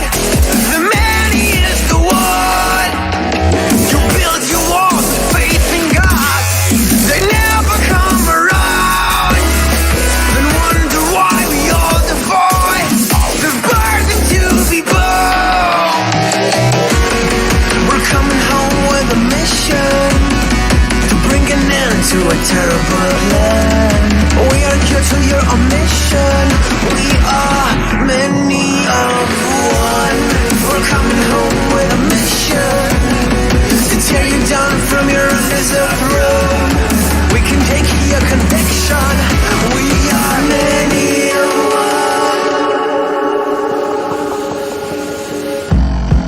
one. You may call it a virus, but we call it the antidote. It's an answer to silence. The future is here to revolt.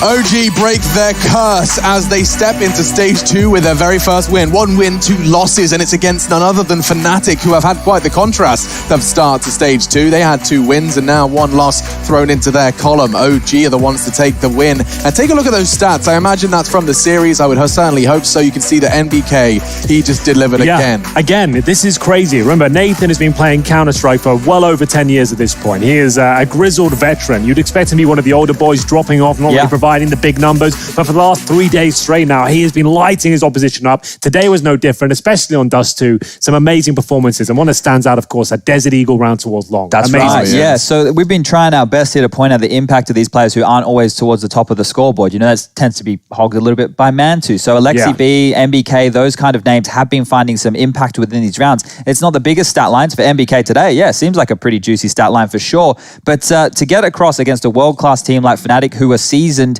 at least in the mid-rounds, OG took them at their own game today, and I love the fact that they forced them to be uncomfortable because normally that's the Fnatic MO. And a reverse sweep. I mean, they concede their map pick. They then beat Fnatic at their own game on Mirage. We end up in Dust 2, a map which is designed to almost be the perfect playground for players like Fnatic. It should be their home map, really. But there was some fantastic moves there. There was some creative boosts coming through, some backstabs coming in, some mistakes made on both sides. It really did have absolutely everything there towards the end. Yeah, and look, I think Fnatic are going to be gutted with that one, right? Because they had, I don't want to call OG a free win because they're not. They push teams, right? They definitely have. But it's one that they would have gone into this game in the back of their mind as a considered victory. You already set yourself up on a plate. You beat Astralis, a team that you've had trouble with recently, right? You've also picked up FaZe, a team who we've been looking at as a squad that's moving in the right direction. Then today you're coming on in, you could set yourself up 3-0. The other 2 teams that you have undefeated, Na'Vi and Mouse, one of them will be 2-1 today, right? So it's a bit of a missed shot there from Fnatic overall. It certainly is, and I mean, those 2 names you just listed, clashing, of course, up next. We're going to be taking a break because coming up, we're going to have 2 more games, 2 more best of 3s, and a brand new desk as well. Trace, Dennis, Arenthus, Harry, Hugo, myself, and Chad and Henry bid you adieu. Enjoy Mouse Sports Na'Vi next.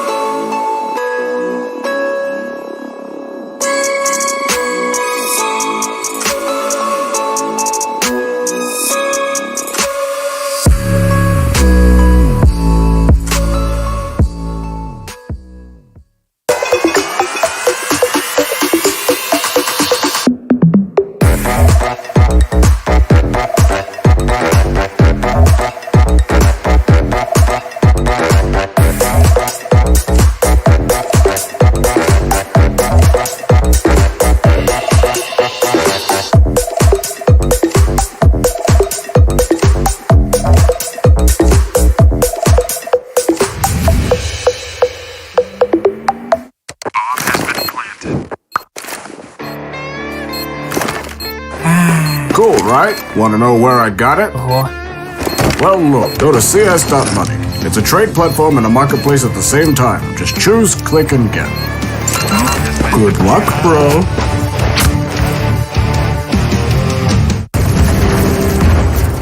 Everybody loves an underdog. Who needs to be liked? Mountain Dew Amp Game Fuel. Victory in a can.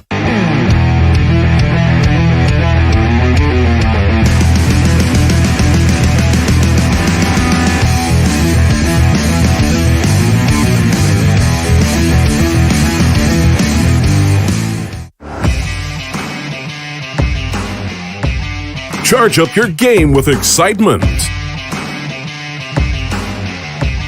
Highest odds on the market. Take what's rightfully yours with GG.bet. The future waits for no one, so we refuse to wait for it. Today, battles are waged in nanoseconds, and planes are piloted from the other side of the world. The future's not coming, it's already here. Join us and be the future. 2 boxes to get by Nico. Divers are gone! Go to Blades on the ramp though. He knows he's there.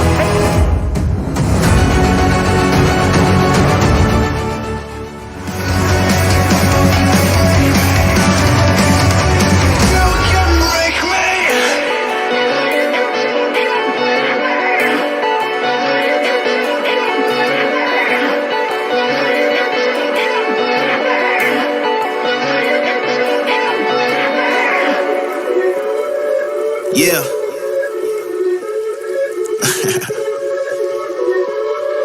Let's talk.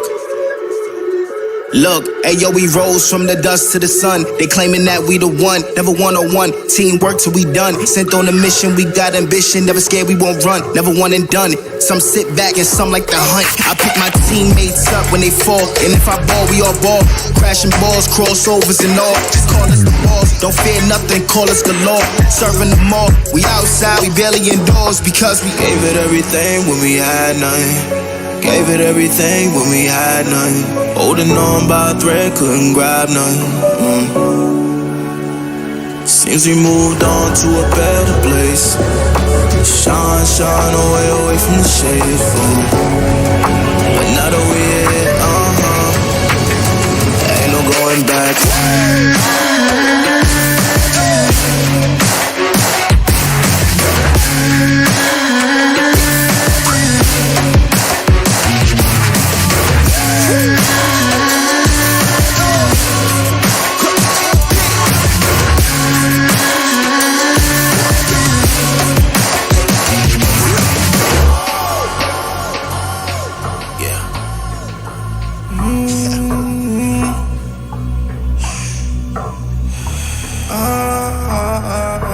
This is the moment to go. This is the moment to shine. This is the moment to show. Show me the rocks you could climb. This is the moment to feel the path like you legally blind.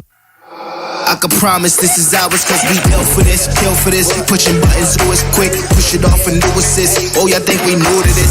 Pound for pound, break it down. Watch what we gon' do with this. Teamwork got us fluid with. Make y'all look like sewages. Gave it everything when we had nothing. Gave it everything when we had nothing. Holding on by a thread, couldn't grab nothing. Seems we moved on to a better place. Shine, shine away from the shade. But not away. ESL Pro League is brought to you in part by Intel, Gaming Malta, Mountain Dew Amp Game Fuel, CS Money, MSI, Air Force, GG.bet, and ESEA.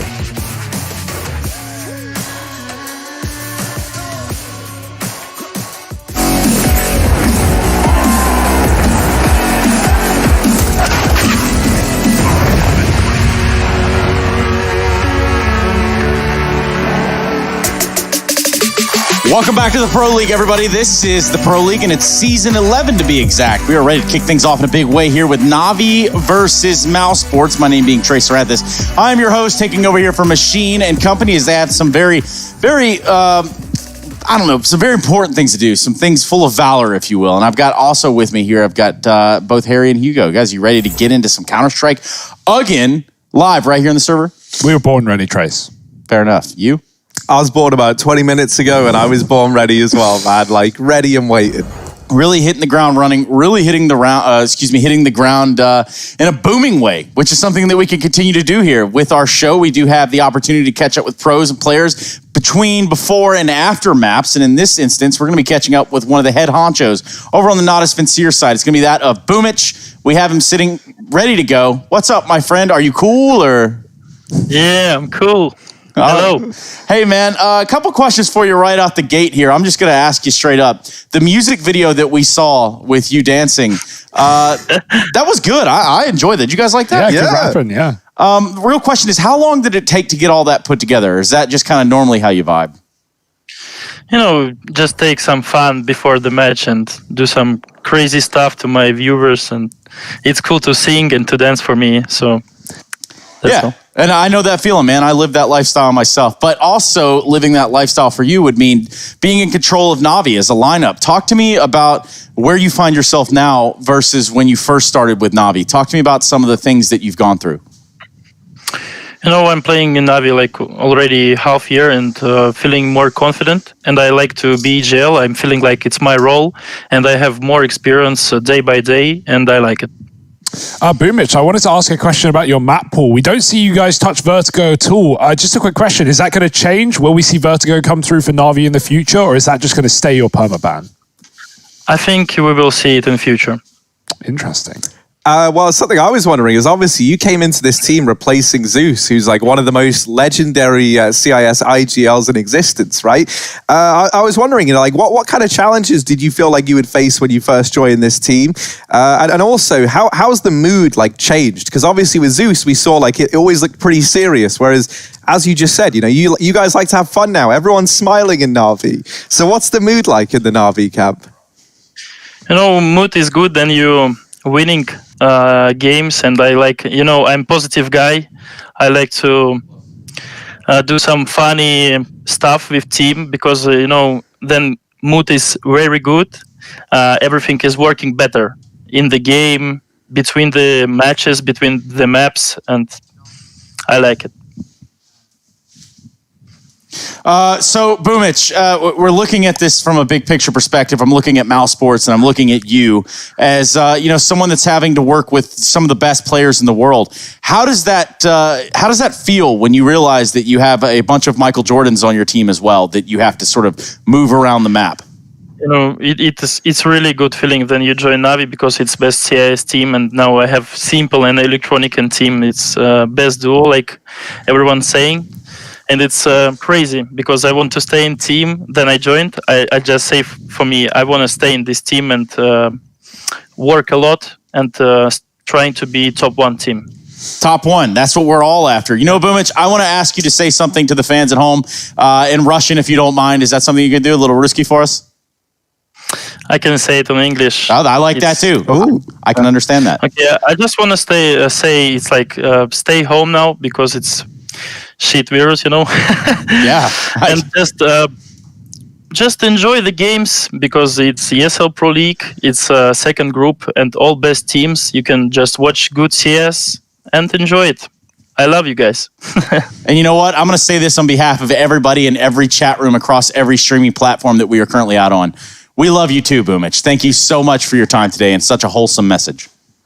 Thank you.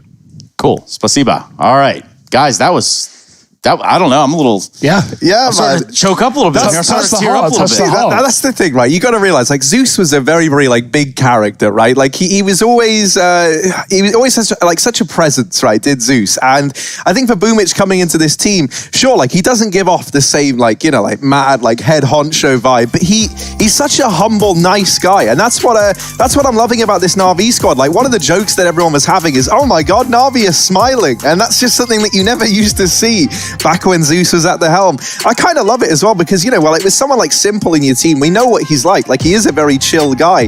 And so I think on that kind of level, you know, someone like Boomich is good to come into this squad because he's not necessarily approaching it with like this iron fist, right? You're like, you know, he is always looking like he's having a good time. And another thing is like Boomich, he's been a little bit, you know, like worried about doing some of these interviews, I think sometimes, because he's unsure about answering the questions in English. But mate, he's fantastic at it. Boomich, you got nothing to worry about, man. You nailed that. It's so great to hear him talk. You know, I like how for all the pros we've had on these pre-game interviews, they all say the same thing at the end. They all say, you know, stick around, watch the games, wash your hands, stay indoors, all the good things that we want to hear. And of course, here at the Pro League, like Boomich said, the top 6 teams left up in this group. It's going to be so exciting. We got way more Counter-Strike on your screens for the rest of the day, really. 2 more best of 3s and, you know, top 3 teams in the world as well as FaZe coming up later. So awesome stuff. Yeah, I mean, we could take a look at the standings and how these games have gone down in stage 2 thus far. We'll see Na'Vi up there top in the charts right now. We saw OG take Fnatic earlier on. Fnatic, of course, a team that were undefeated. So now we've only got 2 undefeated teams left in Na'Vi and Mouse Sports, and that's the series we're about to watch. So one of these teams going to solidify that top spot for the time being, and the other one going to drop on down to the side of Fnatic. So there's quite a lot riding on this one. Yeah, I'm pretty sure that the winner of this game is guaranteed that top spot no matter what happens, right? Going 3-0 up is certainly the start of the group that you would want. This is round robin in the stage 2, as it was in stage 1, but with, of course, you know, less teams. We cut the fat. Harry of the Pro League, we're down to 6. We're looking for 3 to head to that next stage, and boy, oh boy, it's all to play for. Na'Vi Mouse Sports. I think this could be the game of the day, maybe even the game of the stage as well, right? We had Na'Vi Astralis. We thought that one was going to be a banger. It was. It went 3 maps. 3rd map slowed down a little bit. Hopefully, we'll have competitiveness across the entire series. But we're going to throw things over to the International Trace Station to find out what's going up above orbit. You know, I kind of like the way that might actually stick for me. I don't know if it's going to work out for everyone at home, but let me ask you guys something right here. We're looking at this series, and we're going to start this off in a different light, and I do believe that this will be the best way to do it. We have the key map here that we're going to kind of look at as sort of our swing map. Now, what I want to ask is what maps you guys think we're going to get. Better yet, is there a veto on the cards that could happen sooner rather than later? I hope we have it soon. I think Dust 2 is going to be a mainstay, right? It's one that Mouse Sports have obviously leaned towards every single time. Na'Vi, the same story. We've seen wins, we've seen losses, we've seen Simple drop 54 kills in an overtime game, breaking records, but not getting victory. So yeah, Dust 2 is certainly what I'm waiting for in this series. Yeah, I think it's got a very, very good chance of coming up, right? And I'm curious as to who's going to be the one to pick into it, or if it's going to be left, I think more likely maybe for that 3rd place decider. Let's take a look at those maps. I want to talk about vetoes. I want to be able to jump into that right away without any sort of speculation as to what's going to happen. That way we don't really just kind of waste our time over here on the telestrator and we know where we're going. So with our first map, or at least the first 2 bans are going to be Overpass Vertigo. That does make sense. Nuke coming in as a first map, a pick from Mouse Sports. We saw some of the stuff they were able to do yesterday, some real heroic performances. That leaves Nuke, Dust 2, and what are we thinking? Maybe a train? I guess a train for a 3rd one. So what is our swing map here? Well, I mean, Dust 2, I feel like, is the one that decides a lot, right? Because Mouse have looked very, very good on Dust as of late. So have the Na'Vi side. And so I think, you know, it's ballsy for them to pick Dust 2 into this series as that 2nd map. But, you know, I think, if anything, that kind of shows some confidence from Na'Vi, right? They're looking to bring it in. They're really confident that even on a map that's looked good for the Mouse Sports squad, they're going to be able to find success. So I find that kind of admirable. Now, whether or not that's going to pan out, that's what we're going to have to wait and see, because with Train locked and loaded as that 3rd map decider, we know how good Mouse Sports have looked on it. Obviously, they copped their first L yesterday to the FaZe Clan squad, so that was a bit of a surprising one. Maybe Na'Vi have gone back and taken a look at that and decided that they feel like they can best the Mouse Sports guys on Train as well. Yeah, so Train is probably going to be that one that we're looking at with a heavy hand. Now, if we look at, say, things like your Opper, for example, that's going to be something where many people in the server can pick up the AWP. We saw some of the stuff that Woxic was able to do with an AWP yesterday, just covering for his teammate. But then there's this guy, and he's known as Simple, and he seems to know all of the answers to all of the problems ever thrown at him within the game. How does this one stack up toe for toe in terms of an AWP battle? I mean, you had 2 of the quickest reaction time AWP players as well in the Pro League, right? So how exciting is that? Simple versus Woxic. Of course, we're going to be seeing those orbs come through. You know, double orbs as well, always an opportunity in this matchup. We were discussing this yesterday with Mouse Sports and the tendencies with AWP play. They can throw it over to Chris. Carrigan's had it in the past. Anyone can really take it for Mouse Sports. So, yeah, you know, I expect to see a lot of orbing in this one. We got Dust 2 as well as a map in this series. You know, I can't wait. Simple versus Woxic, what a matchup. Yeah. And I mean, the maps are perfect, right, for these AWP battles. So we're definitely going to get to see it almost right away. So let's talk about this then. You guys want to talk about some heavy hitters in the server? Well, we've got our 3 Oppers, or, you know, there's actually a slew of people that could fit underneath this AWP category. We're going to take him right out of there because he might be a playmaker. He was yesterday, but who are our playmakers today, guys, when we look at the 10 players in the server? Yeah, I think for Mouse Sports, I'm going to put my money on Rops as the playmaker. Right? He's just been instrumental throughout every series that they've been able to pick up. In my eyes, he's such an incredibly consistent player. And I think, with this map pool, I think he's going to be the guy to keep an eye on. Yeah, I'll jump on that as well. If I want to flip things around, I'll go Electronic for the side of Na'Vi. We've already talked about Simple in that AWP. It's a mainstay. It's expectations that he shows up in this series. But Electronic, the world's best duo in Counter-Strike, unrivaled right now. What a couple of guys. What a playmaker, Trace. What a swell bunch of dudes. Now, how about the 10 guys in the server have to be divided between 2 teams? That's how this game works. And surely you know that if you're watching right now. Who do we have walking away with this one? We have our GG.bet odds. They're going to tell you that this one's really close. But for you guys, where are your predictions lying? I'm going in the way of Mouse Sports. I think it's a risky pick. I think Na'Vi are looking so good right now, but Mouse Sports, they came in with fire yesterday in their veins, Trace, and like I said in the post-game interview, we saw they were confident. They said they were going to beat Na'Vi today, and let's see if the proof is in the pudding. I'm hopping on that as well. Put me down for Mouse Sports, Trace. All right, well, you guys have lost your mind. I'm going to go ahead and circle Na'Vi in this one because I do believe that they have everything that it takes to stay in the server and get the job done right here. We're talking about the big guys in both Electronic and Simple, but they're not alone. Flamey shows up. Boomich shows up. It's going to be Perfecto that's putting on a marquee performance across all the maps that he's playing with Na'Vi thus far. But either way, we're ready to jump into a pistol round. Analysts, stop talk. Casters, start talk. Match, start now. And that's what we're going to do with Harry, Hugo, and myself. Let's kick it off in the right way, ladies and gentlemen. This is the ESL Pro League. Woo! Let's go right into the action. Mouse Sports on Nuke. We had a lot of fun with these guys yesterday. We saw some impeccable rounds from Mouse on this map, and now Na'Vi are going to need to put a stop to them. Jumping through the yard are these T's, and Electronic waiting by Mini. Nice shot. It is traded onto Simple, who will be the first to fall in this entire series. Luckily, still a 4-on-4 as Mouse Sports get their way down lower. Na'Vi have sent a rotation in the form of Boomich, and he does get the spot, the information, seeing the bomb and falling back safely into B. Yeah, Boomich trying to buy time, puts a doorway between himself and Mouse Sports. They actually will start to go into this vent position, trying to get up into the A bomb site, but Na'Vi, they've still got the majority of their players here. So Mouse Sports, they've sprung the trap, and they will get shut down. Electronic with 3, Perfecto and Flamey put a kill up on the board as well, and Na'Vi gonna find success there in that pistol round. They don't over-rotate as Mouse Sports had expected them to. Carrigan lurking late in through the hut, wasn't able to find anything, and ultimately it's just a good shutdown from the Na'Vi side. In with this 4-spy for Mouse Sports, going to be Deegs, a little bit of utility to go behind it. 3 smokes now. The fact that 3rd smoke gets purchased up, I think this could be an outside play, right? That's the perfect amount to do it, but I'd love for them to prove me wrong. Yeah, I mean, that's Mouse Sports really trying to see where Na'Vi's at coming into round 1, right? Trying to see where their rotations are at, get an idea if they can, throw these smokes outside, show the bomb down lower and get up on A, but Na'Vi not falling for it, and I like that. Oh, I like that. More of that, Trace. More of that. Of course, in this moment, we're going to see more of Boomich. It's already found 1 kill on a Woxic. Now things are going to start to turn around in the favor of Mouse Sports. Look at that. Robs, Kerrigan, and Frozen all getting kills in this round. That's not going to spell well for Na'Vi. Oh, the Deegs are doing the dirty, and only 2 players left up on the side of Na'Vi have to do the heavy lifting. Perfecto and Boomich, one of which spotted inside of the hut, hit 50 and having to fall out. It's Mouse Sports all over the map.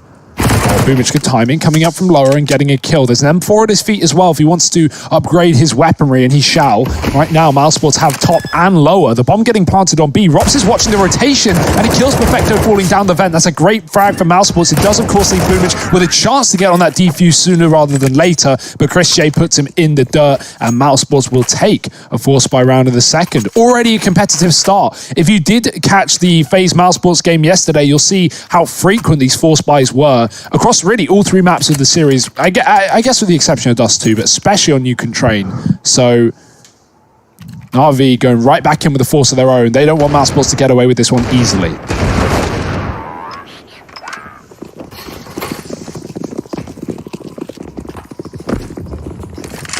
Yeah, so a repeat of that Mouse Sports FaZe game yesterday in these 4-spy wars early on.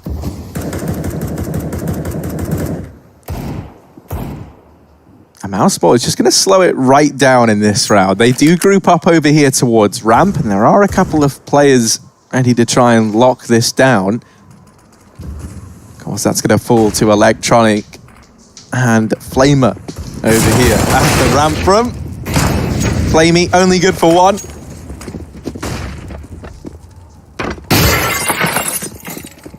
And ramp room secured now for Mouse. They start to pressure hell, but this is where Simple sits with this scout, albeit only briefly. Woxic able to win out the head-to-head there. No match for the AK on the other side, and now the man advantage maintained here for Mouse Sports. Carrigan just goes blistering into the A-bomb site. Now there is Perfecto in hot, and they didn't know he was here until he just let out a little... And now they do know, and so that's him removed. Just Boomich and Electronic left standing in a 2-on-4, and they should have a... Oh, Frozen's missed it. Oh, Frozen, he was on your screen. He was on your screen. Oh, no. Boomich is up in heaven. Only good 4-1, however. And Electronic now alone does spot Woxic over in the site. Gets a dink off, but Woxic with 4 kills puts that second round on the board for I Mouse. love that idea by Carrigan, right? Mousesports have a 4-on-4. They're sitting inside the lobby. They're waiting, and Carrigan just runs out A. And the idea there is, okay, either he clears out the A site, gets the kills, or it's empty, in which case Mouse can rotate in. That was, in fact, the case with Perfecto going down the hut. Or Carrigan, he goes in, he spots 3 players there, he dies, and he calls Mouse to go ramp to B, and they just take the lower site. It's a sacrificial play. He's going in as a martyr, but he's getting the information and even the kill onto Perfecto to set up Mousesports for the round.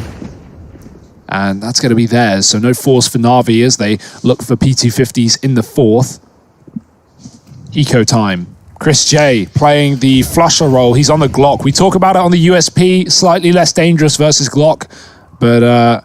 or Glock no Kev, but Glock with Kev versus P250s. There's always that danger for Chris, especially with the full belt of utility, but I like the money-saving aspect, being economically responsible. That fiscal responsibility really does catch up to you, but moreover, Kerrigan out here has a peep at some players that are lurking around in this sort of outside area for the CT side. And it was funny, you say, the Flusha.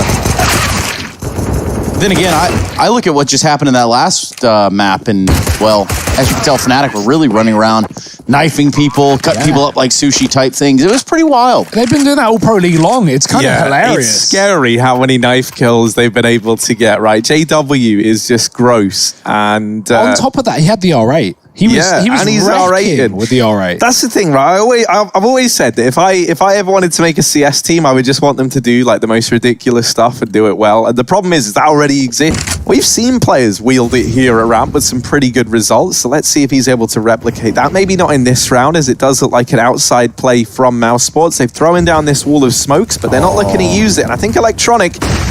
Oh, he's fully blind, ducks into the smoke, and he's dodged death for a moment. Electronic is playing this well. Frozen. There we go. Really takes his time to line that one up, but just to cement the kill.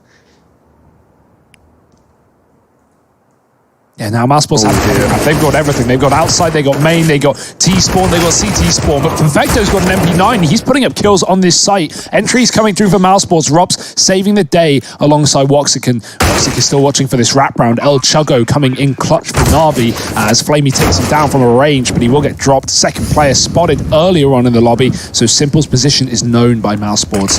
Flash is good. It's going to buy time. That's going to hold him back, and he doesn't have a kit nor utility to get on this bomb. He needs the kills, and he needs them now.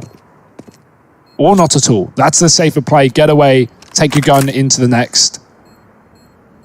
The time has already ticked so far low. Mousesports have got a 4th on the T side, whether Na'Vi like it or not. And Simple, a kill and a retreat. That's all you can really ask for in this round. 4-1 lead for Mousesports. Things are looking good, and the economy is booming. Not to be confused with Boomich, who was very kind in his pre-match interview. I do appreciate that. He had some very sentimental words, some very deep words to say to you all. And if you didn't catch that, perhaps you go ahead and check out the VOD. Made me feel a little warm inside. Yeah. We could all do with that, Trace, from time to time.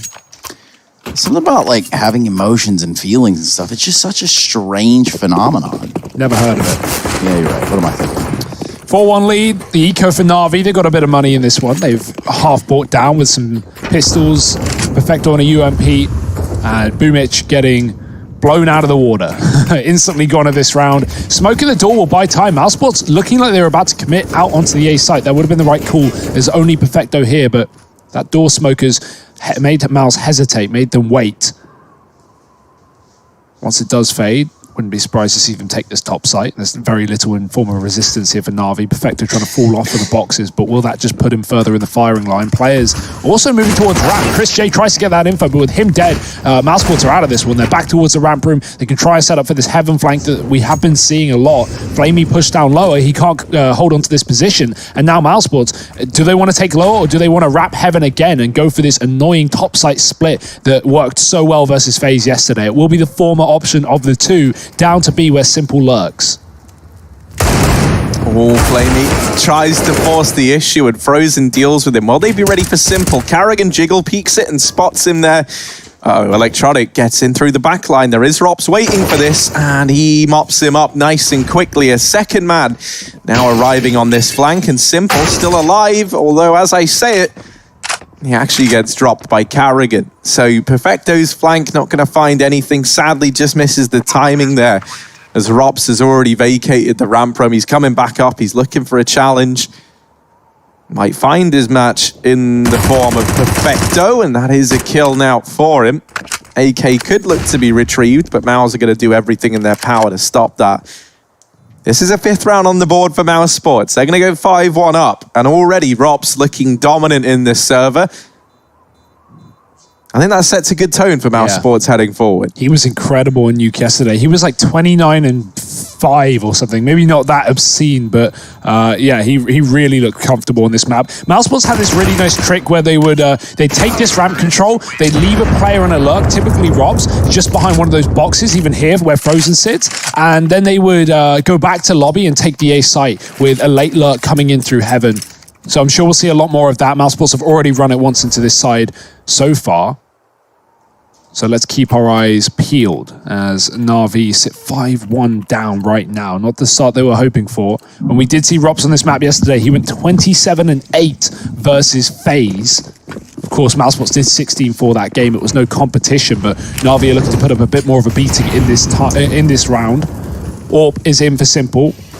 Money is good for Na'Vi, but they can't afford to let Mousesports continue to streak rounds together on this T side. They need to break it now. Karrigan, what's this little smoke? You setting something up there? Come on, Karrigan, show us the goods. What do you got for us? Give me the loot!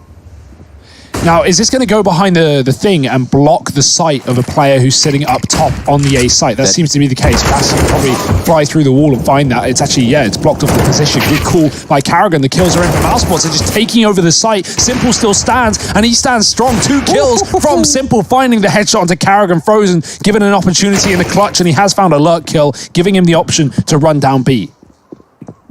Yeah, Simple's going to hear him on this rotation. Keep your eye out for Mousesports and these little smokes as well. It seems like they're really playing around with the clipping on these a hell of a lot, and I love to see that. Frozen plugging in these numbers. Simple starts to rush on in. Frozen tries to maneuver, but there's no outmaneuvering Simple. He mops that round up pretty much single-handedly, winning the 1v1 and dealing with both those A-site players. Simple even going to roast the body of Frozen. Just trying to warm him up a little bit, Harry. What on earth? Well, first of all, sick plays there from the side of Simple, but yes, if we could load up and see that smoke just to clarify and actually get a look at it for ourselves as to what it blocks off, that would be pretty awesome. We can kind of see it from right there. Yeah. But yeah, that really does. I probably, eliminate all vision for the person sitting there. Yeah, we've seen teams like Big come up with a Molotov that lands in that position. You can throw from the lobby. It also clips through the wall and forces a player off that position. So yeah, Mousesports uses smoke. It's even better. I like the idea. And Na'Vi now left with another rifle round, at least in their favor. Simple wins a clutch with the AWP. And I mean, the money isn't great for Na'Vi, but a round's a round. They get a kill to start things off. Perfecto dropping Rops in the A side of things. And Karrigan does get down lower, but Simple's been waiting here all round long. Yeah, and if you saw last round, you know he's not something to mess with. Karrigan just showing an elbow and loses his life. What? Insanity. What does that mean for Mousesports? They currently find themselves down by 2 players. A little bit of trouble reboosting in the rafters here. All right, let's come on, Perfecto. Boomich is like, he puts Boomich up there. Boomich is like, bro, you're garbage. And yeah, Chris J knows at this point. Something's going on, and they deal with both the players on top of the hut. This cannot be how the round falls apart for Na'Vi, and it just might. Flamey and Simple, the last two players left. Simple gets up. Oh, Woxic takes the Glock to him. Flamey with the big chug into the 1v1, and Woxic on the other side. Time working in his favor. Flamey trying to play around the hut, and Woxic repositions, reads it well, locks in the round for Mouse Sports. And he gets 3 there. We see another head-to-head between Woxic and Simple, and it's Woxic to win it out once again. Yeah, maybe not the AWP head-to-head we would have liked, but that's certainly exciting. And hey, you say Woxic read it well. Flamey read it well as well, man. He was backing off into the heart. He knew Woxic wanted to get aggressive in that post-plant. Woxic just pushing the perimeter with the AWP. And Flamey, he jiggles, he wiggles, but he does lose his life. Mousesports back on the board. That's unfortunate. That is coming down a lot to the top hut, jumping around by Na'Vi, really wasting too much time there and making audio cues that gave Mousesports an opportunity into the A site. Carrigan dropping Simple to start this one. It's only pistols for Na'Vi. And therefore, you would assume it should be a 7th for Mousesports, but we know how these rounds can sometimes elude. And, Robs, he's waiting for the reload. If he catches the timing, he can come through this smoke. He's been hit, but he's pushed anyway. Flamey actually throws a reload in 3 bullets deep, so no one capitalizing here for Mousesports. That's a great shot for Flamey. He's going to hang around as well. There was only one player. There's no one else out and about in this position, so Flamey's got a chance to get a gun, but Woxic is removing guns from Na'Vi in the yard. Ooh. Now, Woxic have been holding for this secret push for a long old while, and the moment he looks away, Electronic pushes secret and gets that kill onto Frozen. Chris J, a little bit messy with the Mac-10, but it's not really to matter. Electronic left in this 1v3. Close, but there's no kills for close, and in fact, Carrigan even spams back, seeing the tracers coming through that smoke. Mousesports 7-2.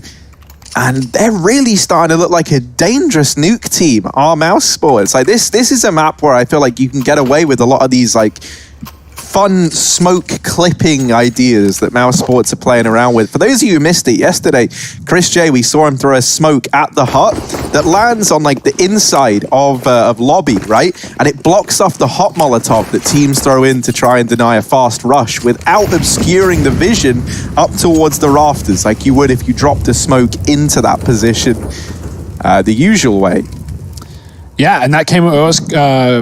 Made by Regin as well, the coach of Mousesports, as credited by, I think Chris talked to us in the post-game. Yeah. Innovative stuff. That's usually what keeps the ball moving with teams, but from my experience, when teams stop learning and trying to progress forward, it's really when they start to downfall. It's all a mentality thing, and just how much you want to nerd it up late at night in the server.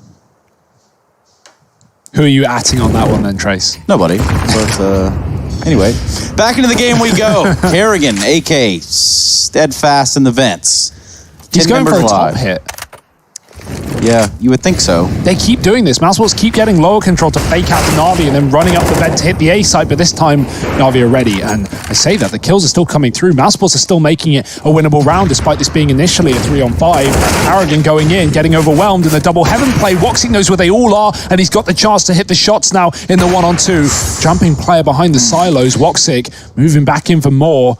Simple scoped up though. If Woxic peeks this angle, it should be done. And Simple finds the round for Na'Vi. They needed that. Mousesports were really giving it to them on the T side, but Na'Vi find a third somehow.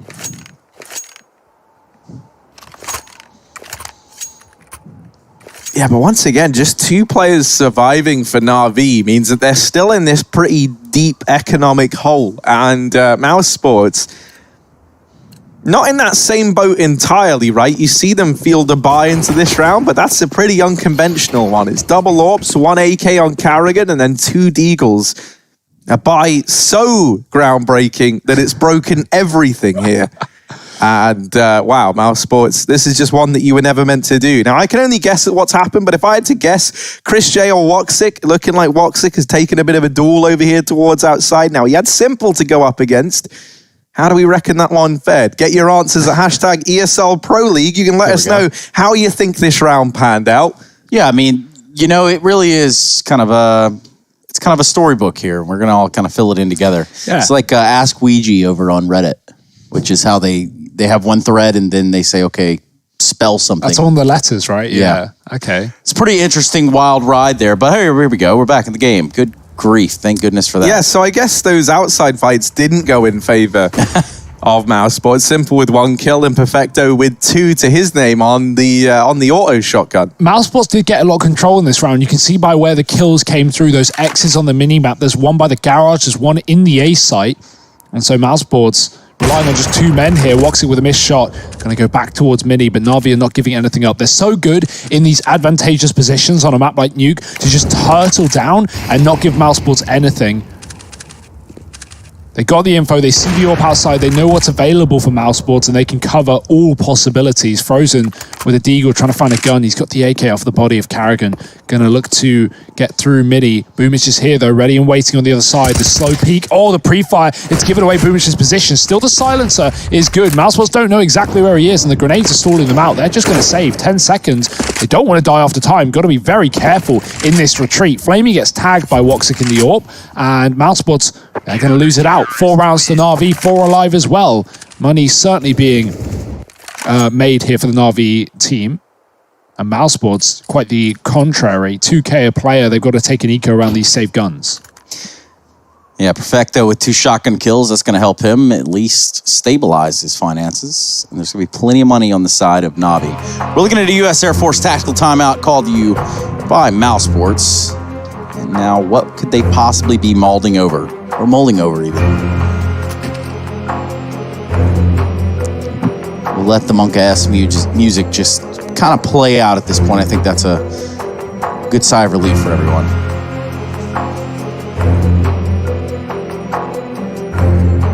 Ooh, Mousesports, they're going for it. They fully invested. I understand it, right? With 2 players saving with $0, you want to get your money on the same page, right? You want to all be on 0 so you can build that loss bonus back up together and you can buy together, right? You don't want it to be topsy-turvy. So Mousesports, full investment around these safe guns. But this is more of a desperation play than anything. They don't want to be here as, this isn't a healthy buy.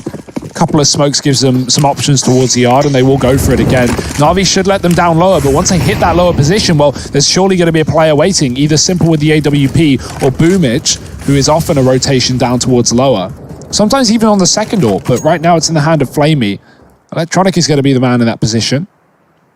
Simple watching the cross outside. He's going to get a fight. Oh, ducking below, though. Avoided by Woxic. Not the second time round. Simple hits a shot.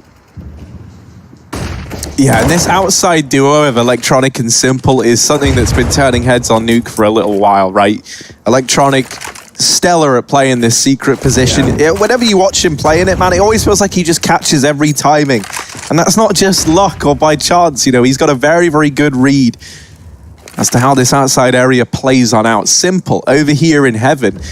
This does allow Karrigan to slip by towards outside. In response to all of this, Na'Vi starting to try and pressure into the hut. Boomich does walk to his demise. Perfecto going to try and take up his position for the trade. And Rops is able to snatch that gun away. Now an M4 retrieved, and there's still Karrigan, by the way, who was towards outside earlier on. Now he finds himself sneaking up into heaven, and Na'Vi don't know this. They don't have an idea that a player can be here. Perfecto, now alone inside of the A-bomb site, hidden in the hut, gets spammed to death by Rops and Chris J. And now Flamey thinks he's got a safe rotation, looking to hold on to this AWP, but uh-oh, what's this? Oh dear, it's not clean, and Flamey wins it with a USP. That's pretty devastating for Mouse. That AWP is now stuck up in heaven, and they've got no way to get it. They could hut boost. Yeah, that's the only way that they're going to be able to grab it. Chris is on a route round ramp to go back up top and get it, but he will have to fight Flamey on the way if Flamey goes wide. Actually, not the case. Karrigan had an AWP. He could have stuck with it, but committing with a Deagle, and we've seen some of the whiffs that Karrigan has unfortunately had with that weapon. Thinking back to Dust 2, the elevator position. Or even overpass. Electronic with the save does get away with his gun for now. The bomb won't take him down from this position, but he will have to turtle if he wants to hide. As Mousesports are right below him in the lobby. They also get out with guns. That's a great round for Mousesports. Remember, that was a force buy out of desperation, out of, trying to equal up the money. And with that heaven flank again coming through, Mousesports make the play. They got the read. The Perfecto's in the hut as well. Rops with the spam. They don't see anyone on the A site, and they know Perfecto's alive. It's very common to see him get aggressive towards lobby for Na'Vi on this map. Certainly tendency is going to be known by both sides here, and they're playing in the favor of Mousesports. 8-4 on the T side of Nuke. This is typically the hardest side in the game to field rounds, but Mousesports are making it look easy. Of course, Na'Vi can do the same. Simple's taking out a player early on. Electronic waiting outside in the smoke as well, playing a dangerous game. He's going to fall out. Good decision. Simple's already got the advantage. No need for Na'Vi to force fights in the yard. Wait for Mousesports to come to you. They can't plant outside. Yeah, he was really up close and personal, probably to the point of it being uncomfortable. But he has left that position. That's Electronic. He's fallen off, as you've said, Hugo. But what would the response be here from Mousesports? Kerrigan already out of the round. AWP in Woxic's hands. He's going to try to get a peek over the top of Red. Shutting down any idea that perhaps there's an op staring back down at him from heaven. Very wary of it. Yeah, Mousesports are wasting a lot of time. I use the word waste. Obviously they don't know they're wasting the time. Na'Vi have no one even looking towards his position. They have no interest. Flamey's playing hell to deny a player getting up into the heaven, climbing the ladder, or even flanking ramp, to be optimistic. But yeah, Mousesports have nothing given to them right now. And I don't know what they're waiting for. 35 seconds. Rops is in door. Everyone else is just hiding. And I imagine they're going to walk through mini and split that top site. But a man down with no info and Na'Vi ready with 3 on 8. This is going to be a bloodbath. Oh. But maybe not the expected turn of results. This is where the rest of the gang should be able to pick up the pieces. But my word, there's a lot of pieces everywhere, and they all belong to Na'Vi. Everyone gets dealt with inside of the A bomb site. This was not a round that Mousesports should have been able to pick up. They went into that 4-on-5, and they've still got 4 players left. For the 2 remaining over on the Na'Vi side of things, this just surely is to be a save. Yeah, that's ridiculous. I mean, that should never happen, right? Mousesports win every duel coming into A. Na'Vi don't get a single kill. They have the drop. They have the players, the numbers they need. And Mousesports hit some incredible shots. Woxic as well with the AWP. We've seen him even leaning against using the AWP on this map. And I always wonder why with Woxic. He's so good on that gun, and he's proving it right now, getting picks for Mouse to find rounds. And 9 on this T side. They are just building and building. These are similar scenes to what we saw yesterday in terms of just how powerful and strong this T side is for Mousesports on this map. Yeah. Like, these guys, they were in control yesterday on Nuke. I mean, 16-4. That speaks for itself, Trace. It does. Over the FaZe clan, which, of course, maybe that's who you're tuned in to see, but they're not going to be playing until the next best of 3. That's potentially a few maps away. At least this one and another one. Astralis FaZe is coming up after this. Ooh, Rops.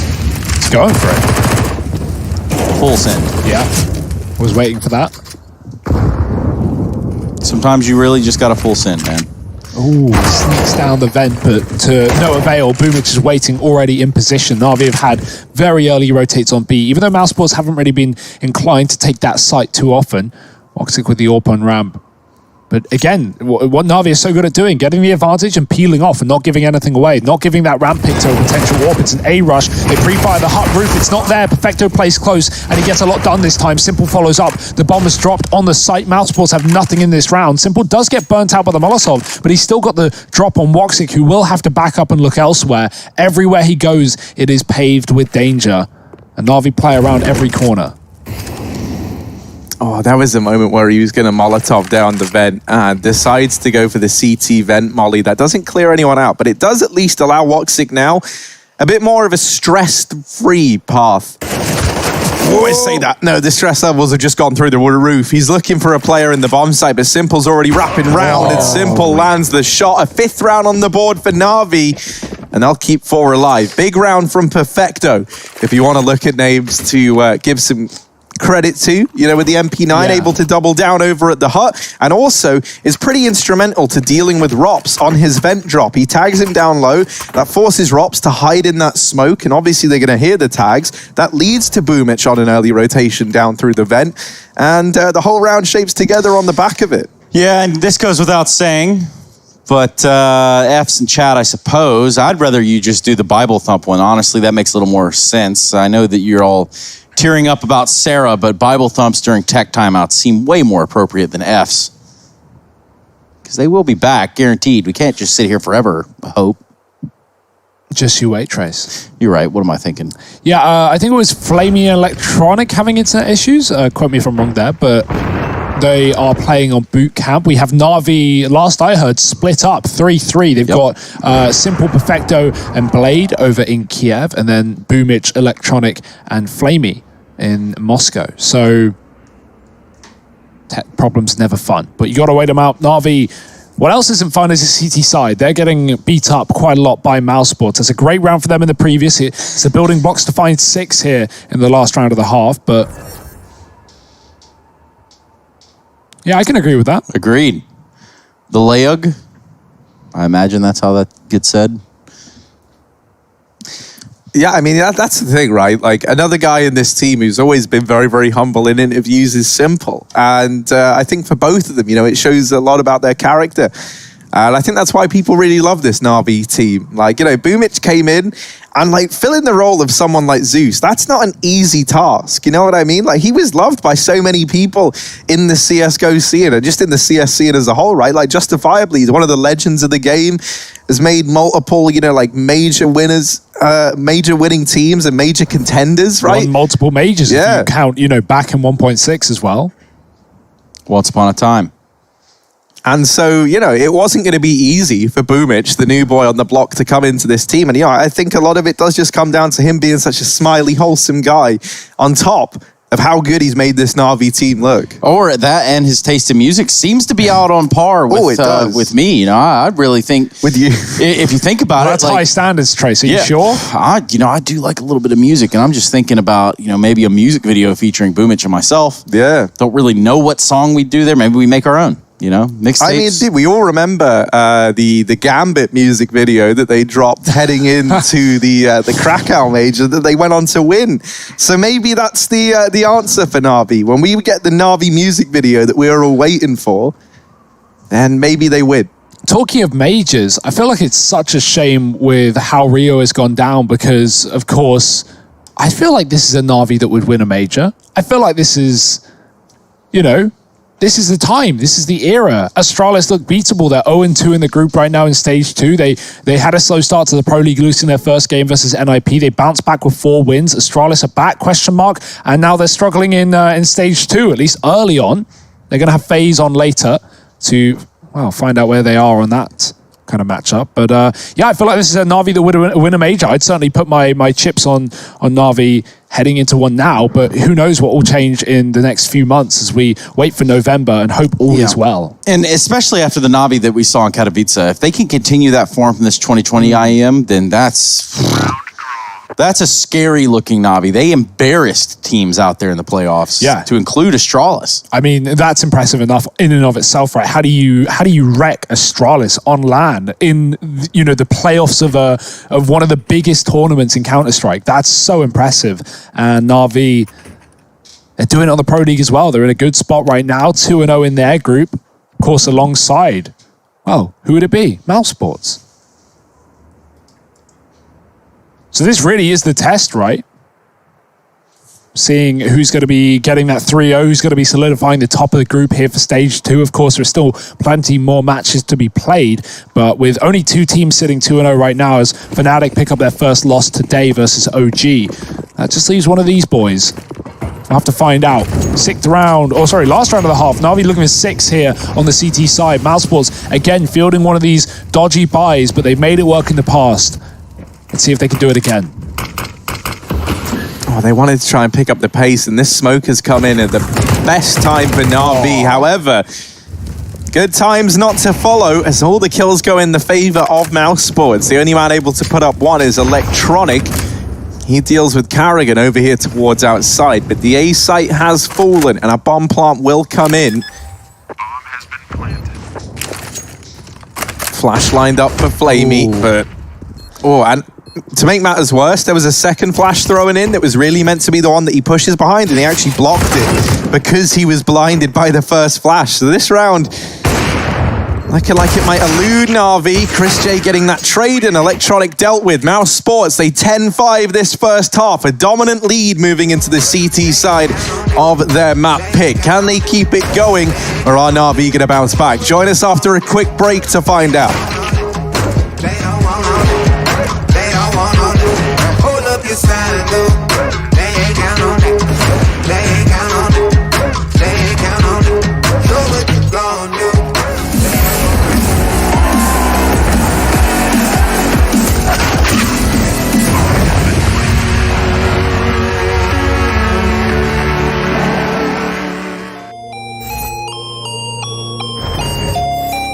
Niece, what you finna There's no defense, I'll buy it if I want it. I'm going supersonic, come on, beg for it. Alright, okay. Running out of luck, too much in my cup. Nishi, run it up. Why you always tripping like you top? Cause you not my team pop. Shorty, I know. Why you always tripping like you top? Cause you not my team pop. My team pop. Who really got the block, sipping to rock in a cop car, They say they wanna party with us, 12 asking how much be that boofy, it's a la, My feature price bigger than your bank account. You talk about it, but don't show us that about. These boys only flexing with that allowance. We swimming in the down. I'm only f***ing you if your toes cute. Brown skin, goddamn, that's my soul food. I'm winning for the record, check your memo, bro. Generation of destruction, you'll remember us. LSD used to do promethazine, only THC, Tennessee is minor lean. We no longer up next on top. Lay your girl, but she counting my checks. There's no defense, I'll buy it if I want it. I'm going supersonic, come on, beg for it. Alright, okay. Running out of luck, too much in my cup. Nishi, run it up. Why you always tripping like you top? Cause you not my team pop. Shorty, I know. Why you always tripping like you top? Cause you not my team pop. My team pop.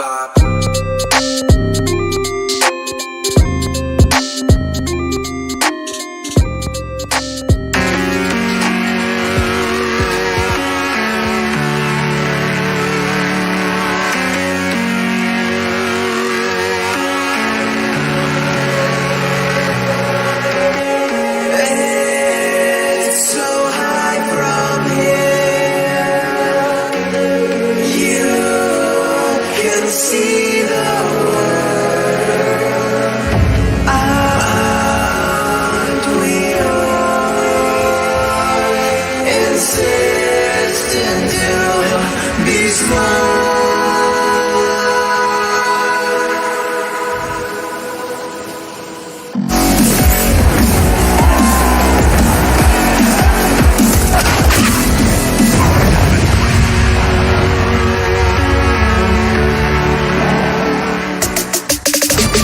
Head-to-head matchup here between Mouse Sports and Na'Vi. We're on the first map so far, and well, things are right where they should be, at least if you're playing on that CT side. We do have Na'Vi down in the lesser end. If you pick them to win this one, you are probably right. They're just starting slow. It's normal. Now they switch over to the T side. We look at Mouse Sports, and while they are up 10-5, we do see ourselves jumping in the second half of play. And when I say we, I mean you, the viewer at home, as well as Harry and Hugo. And on top of that, you can get even more involved. Just use hashtag ESL Pro League, hashtag EPL Mailbag. Take it away, Hugo.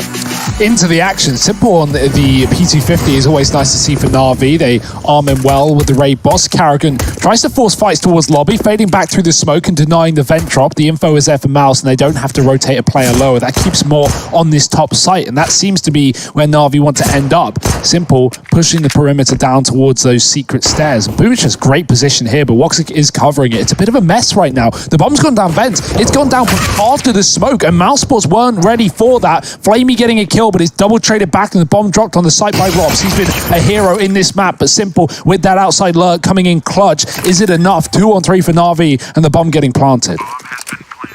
And Simple with a P2. That is a dangerous player to run into, wielding this weapon over here. Na'Vi, they might be a man down, but Simple, I don't know, he kind of feels like he occupies, 4 or 5 men worth of slots on his own. So they start to pressure him. They start to try and get out through the window, and they do make quick work of that man. Now Flamey left in the clutch position, back of the site, and doubles up, but Frozen is able to grab that trade.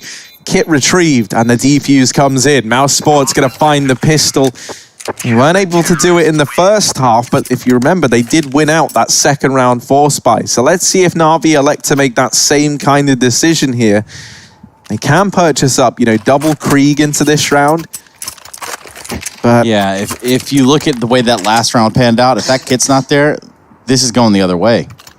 That's Na'Vi winning the pistol, and then before you know it, we end back up at a tie game. Either way, doesn't matter. All what ifs, could have beens, bygones, all that. Mouse Sports, 11-5. And in a rarity, we may just see them pick up their map pick here in the Pro League. Yeah, but, don't assume this is going to be a 2-0 by any means of the word. Wait, Hugo, did you just assume my map pick? I'm sorry, Trace. It's not over yet, though. Don't count Na'Vi out at 11-5. They haven't even had a rifle round yet, Trace. I thought you picked them to win the series. Have some faith. Okay, Boomer. Anyway. You're like double my age. Yeah. What year were you born? 2006. Nice. Yeah, I just went to my first CPL back then, so. That'd be the Cyber Athlete Professional League. Nonetheless, none of that has any bearing on esports anymore. Nice dink onto Chris J. He's on 4 HP. Wild scenes as he drops from heaven. Cojones on this man.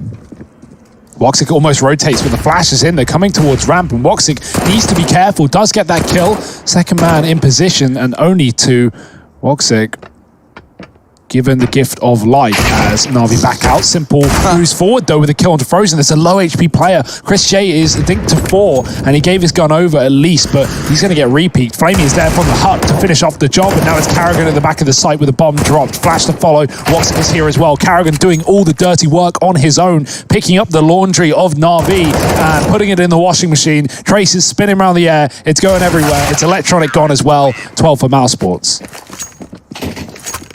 International Trace Station, huh? It's pretty good. Yeah. It's...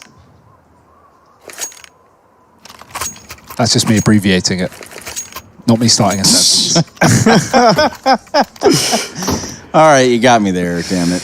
Either way, tactical timeout. You know it's brought by the U.S. Air Force. I could tell you again, and I have. Na'Vi, I'm calling this one, and rightfully so. They're down by a considerable amount of rounds. Upper defense, proving to be a little bit much to ask for here. Yeah, Karrigan stepping up massively, right? It's only eco kills, but Mouse Sports were in a very precarious position. Karrigan dies, and the round starts to slip out of their hands. So very important that he not only gets 2 kills, but even aggresses, man. Look at the confidence, taking fights and taking rounds. 12 for Mouse Sports, 4 away from a victory. They 16 forward phase yesterday on this map. Na'Vi have at least beaten that scoreline, but how much further will they go? Will they go any further? That's the question. No T-side rounds yet fielded for Na'Vi, but here's the buy that we've been waiting for. Simple on the orb, and we know what he can do. He's been doing it all game long.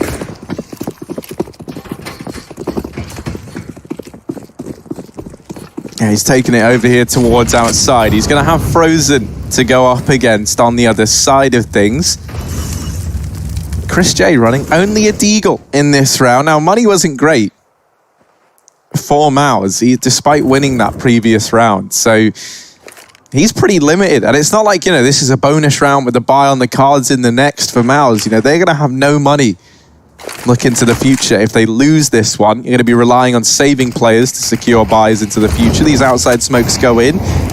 Molotov from Frozen was hoping to slow them down, but Electronic just barrels through that Molotov. Yeah, I love that. You see so many players get scared once they see the molly and back up. Even though that was a good molly from Frozen and didn't go too deep, it covered everything. Electronic just strafed through the smoke. And yeah, of course, the biggest worry is spam damage. You know, a bullet can slow you down and put you in the firing line, but Electronic, you hit the timing and you're going to take minimal damage getting down lower. On top of that, Mousesports might not be ready for the pace. So Electronic in B, but there are 2 rotates in the form of Karrigan and Rops already inside of the site, playing for the site, not playing for the secret, giving Na'Vi the room to maneuver. What will they do with it though? Do they do what Mousesports did best, which is these late A plays coming up through the vent? It seems that like that's what Na'Vi is setting up for right now. They haven't got position towards B, so you can imagine this will end on the top site unless the bomb comes on ramp.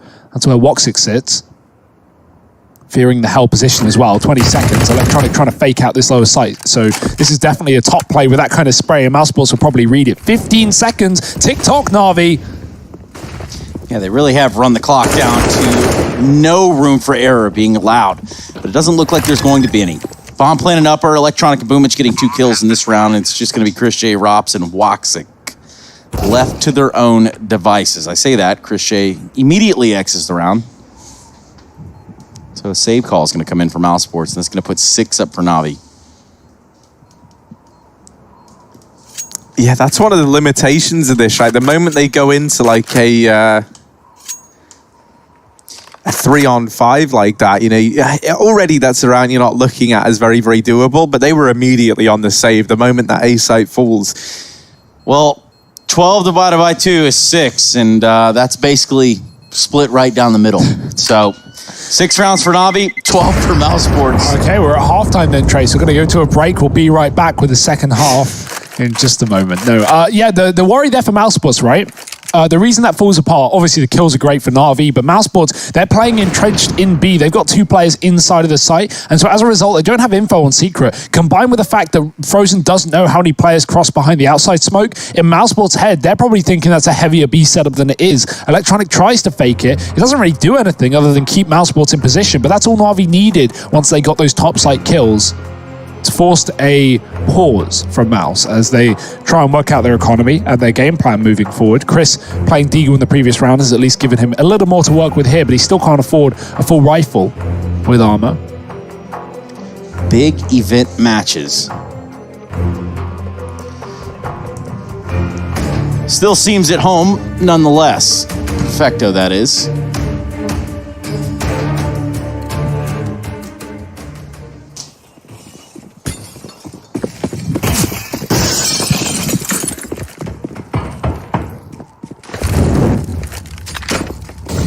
Perfecto might look at home, but is a house always a home? For Mousesports, maybe not. Molotov fades away, smoke goes in through the squeaky. It's a deep old smoke, and there's a big gap on that. Yeah, Chris was trying to throw it onto the molly, but the molly just expired right before he threw it. So timing wasn't great, but the shot is. Yeah, Chris J doubling up with this CZ, and oh my goodness, he gets a dink onto Boomich. Chris J, the CZ king.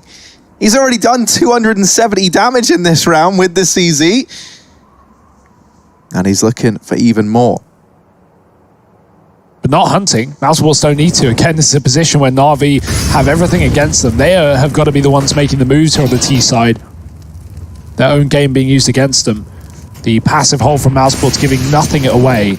Player in main could come through with a flashbang there.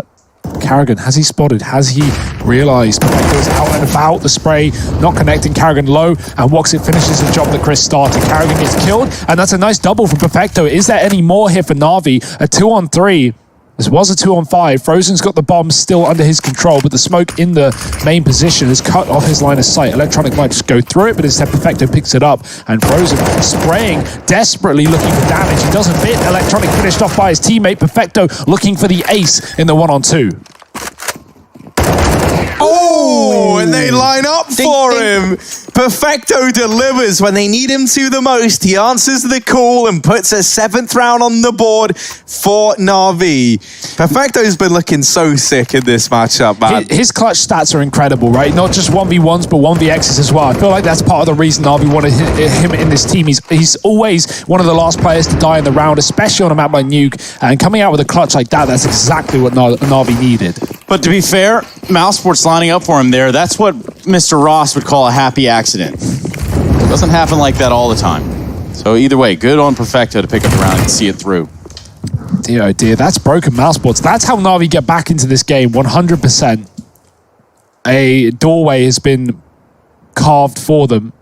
The doorway's been removed in this round. Carrigan walking through it to his death and becoming the murder hole in this one. Na'Vi and a 5-on-3, the pistols are getting made quick work of. In the case of Frozen, just a USP. So minimal expectations from Mousesports in this round.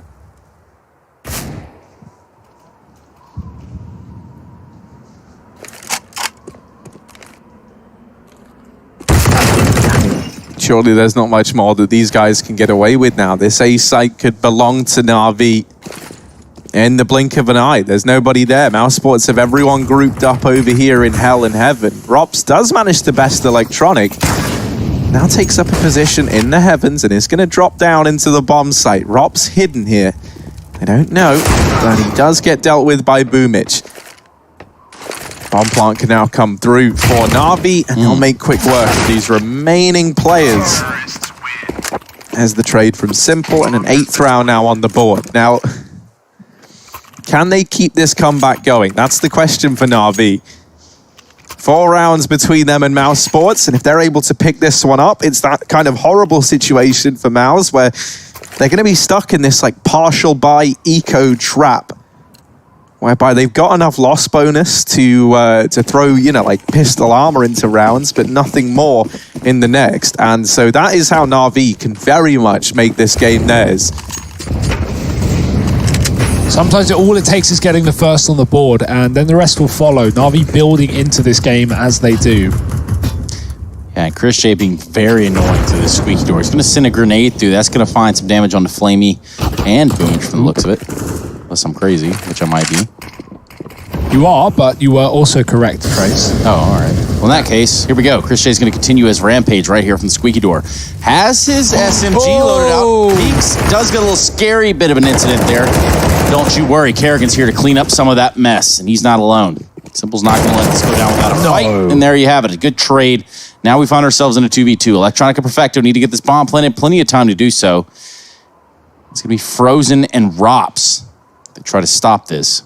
Carrigan's so good at getting these clutch kills, man. When all his teammates die and he has to get 2 or 3 kills if they want to even have a chance in the round, he always does it. Coming in with 3, dropping Simple in that messy spray after he fell off the rafters.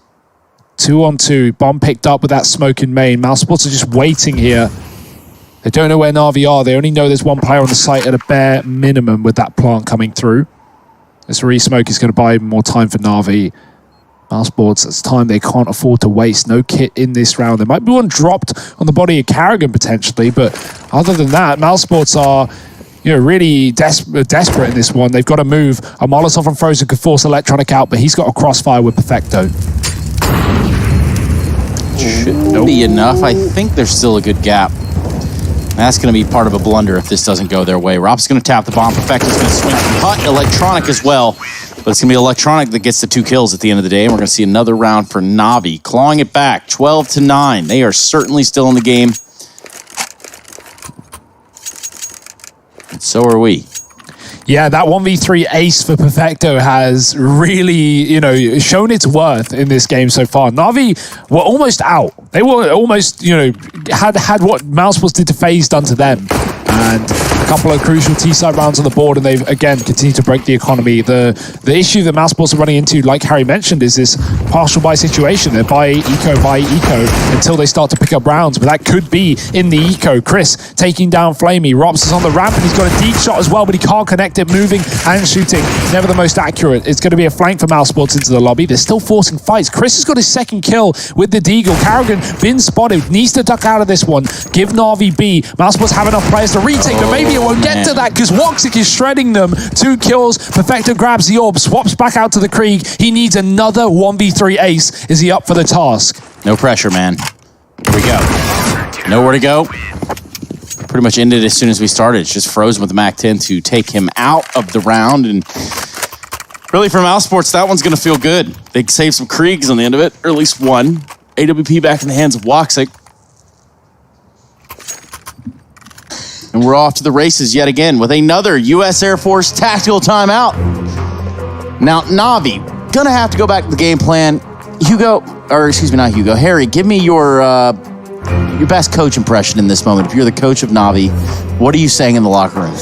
Well, I'm not going to be like Rush here where he even tries to, like mimic the accents. I mean, it's kind of cooler, though. It's way more realistic. Because he actually nails it. That's the problem. But if I do it, it just sounds terrible. If I'm Navi at this point, I'm reminding them of what they've done to get to this stage in time. And some of the incredible feats we've seen in these clutch scenarios, right? You know they've got the talent. You know they've got the ability. And I think, maybe we see a bit more of someone like Electronic over towards outside in this round. Mouse Sports haven't really shown their hand towards this side of the map yet. And Woxic, well, he does have that AWP out. That's something to bear in mind. He actually will take it over towards outside in this round. Very mobile, switching things up. It's simple. And Electronic over here outside in this round. And so that looks to be the decision for Na'Vi, and I think that's justifiable. This duo towards outside is I think one of the things that makes Na'Vi so successful on this map. Electronic is able to skirt by and gets down into secret. Simple looking to join him with the bomb in tow. Ooh. The legs, they give away information to Woxic. He won't hit the shot, but he knows at bare minimum someone has crossed down towards B. Don't know if he caught Electronic as well, considering that smoke had, not fully left a gap when Electronic crossed. He also jumped past as well. Frozen spotting down on B with that jump. I like the angle, stealing that. And Mousesports, again, with this double setup in the B bomb site, will this be a commitment for Na'Vi, or do they want to fake it out and go back to this top play? They do have a man above the T roof setting up utility into the A site. Is that all a ruse, though? Are they trying to keep Mousesports in the wrong position? That might be the case with them now walking towards ramp. Look how empty this spot is with a double B setup from Mousesports. They get free real estate. Being very loud about it, though. Mousesports are going to hear this push, but will it distract them from the real play that is Simple and Electronic in the secret? Pay attention to Rox. He's here in this side as well. Frozen's going to be down there to help the war effort. Takes down Flamey before he goes down to Perfecto. So look at this. Rop's still alive. They don't know he's here. Don't think they hard clear this. The bomb does get planted. And he still just now shows face and really does lose his face at the same time. Chris J. Woxic. 1-on-2. Can this AWP find the success on these last 2 players here for Na'Vi? I mean, he's committed. Dropping out of the vent. Woxic is hungry for this 1v2, but Perfecto is playing with his food, and with this crossfire set up between him and Simple, Woxic, it should be near impossible, and it is. 3 kills for Perfecto and a 10th round on the board for Na'Vi. The outside play gives them some immediate results there. Yeah, I really like that play. They certainly conditioned Mousesports into that A site. They scared them a lot. Mousesports gave up ramp with the rotate down towards B. Na'Vi throwing in flashes into the top site through the roof. And yeah, Mousesports, they have great positions on B. Frozen gets a first kill down lower, and Rops is there as well, but he gets checked. Didn't see what happened. I assume he peeked wide door and dies to the Krieg of Electronic. That's so unfortunate. Robs just couldn't find an angle, right? The bomb was getting planted behind Silo. Perfecto was in the window. Electronic was decon. There were just no opportunities for Robs unless he were to fight earlier, but not wanting to give his position away, gives the round away. It's Na'Vi on 10. They're making this one happen. They're making it work on the T side. Slow and steady wins the race. After Mousesports find just one single rifle round in the CT side, they get instantly reset.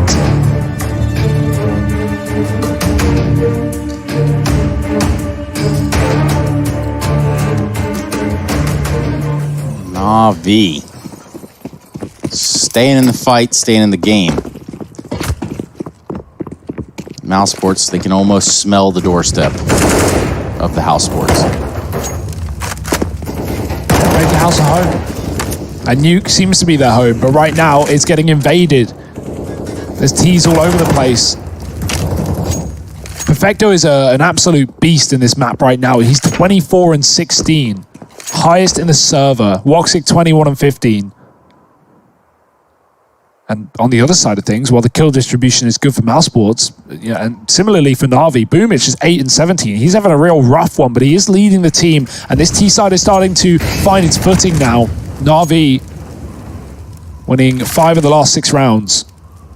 And they've got these smokes in the yard as well. Got to push behind them, maybe towards Secret. Electronic has to be careful. He's open to heaven with those wide smokes if he wants to cross down here. And that will be abused by Frozen, who actually pushes through the gap, finding 2 kills. Electronic trades onto the AWP down lower, but Mousesports still have the advantage. Na'Vi have spread the pace up. This has been a very slow T-side from them, but they want to get quick plant and beat Mousesports on these rotations. There's still a man in the lobby trying to sell a bit, or trying to catch these rotations rather, and Flamey will do so, getting a kill. Another man there though, he caught, he jumps, he hits his head and gets stuck on the roof. It's Carrigan here to save the day for Mousesports. Boomich at the back of the site. Rough game. This is his time to shine.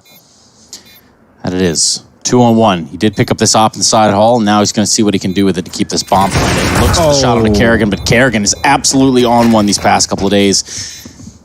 He's on fire. Yeah, not just in the train yard as well. Doesn't matter what map you put him in. It feels like Carrigan is so comfortable right now in Mousesports, and this team is looking deadly as anything anyway.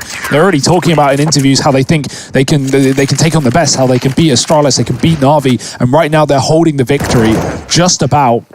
That kill is everything for Carrigan in the vent. Finding Electronic, leaving Boomich alone, stuck in the back of the site, nowhere to move, has to just play the reaction shot and misses it with the AWP. Yeah. You can't scope early because you don't know where Mousesports are. You're going to get hurt. There was a man in secret, so he just has to play the quick scope, and yeah, it doesn't connect. Sometimes it be like that. Na'Vi broken against 14. They're forcing the issue. They're trying to stay in this map, but Mousesports might have the answer. Oh, Rops is aggressing over here towards Ramperman with a defensive smoke thrown in. Na'Vi, are they going to be ready for a man to be this deep? This was a big gamble for Rops to even go through, right? Like, that in and of itself is terrifying. The fact that he's gotten so deep, now he looks to reap the reward.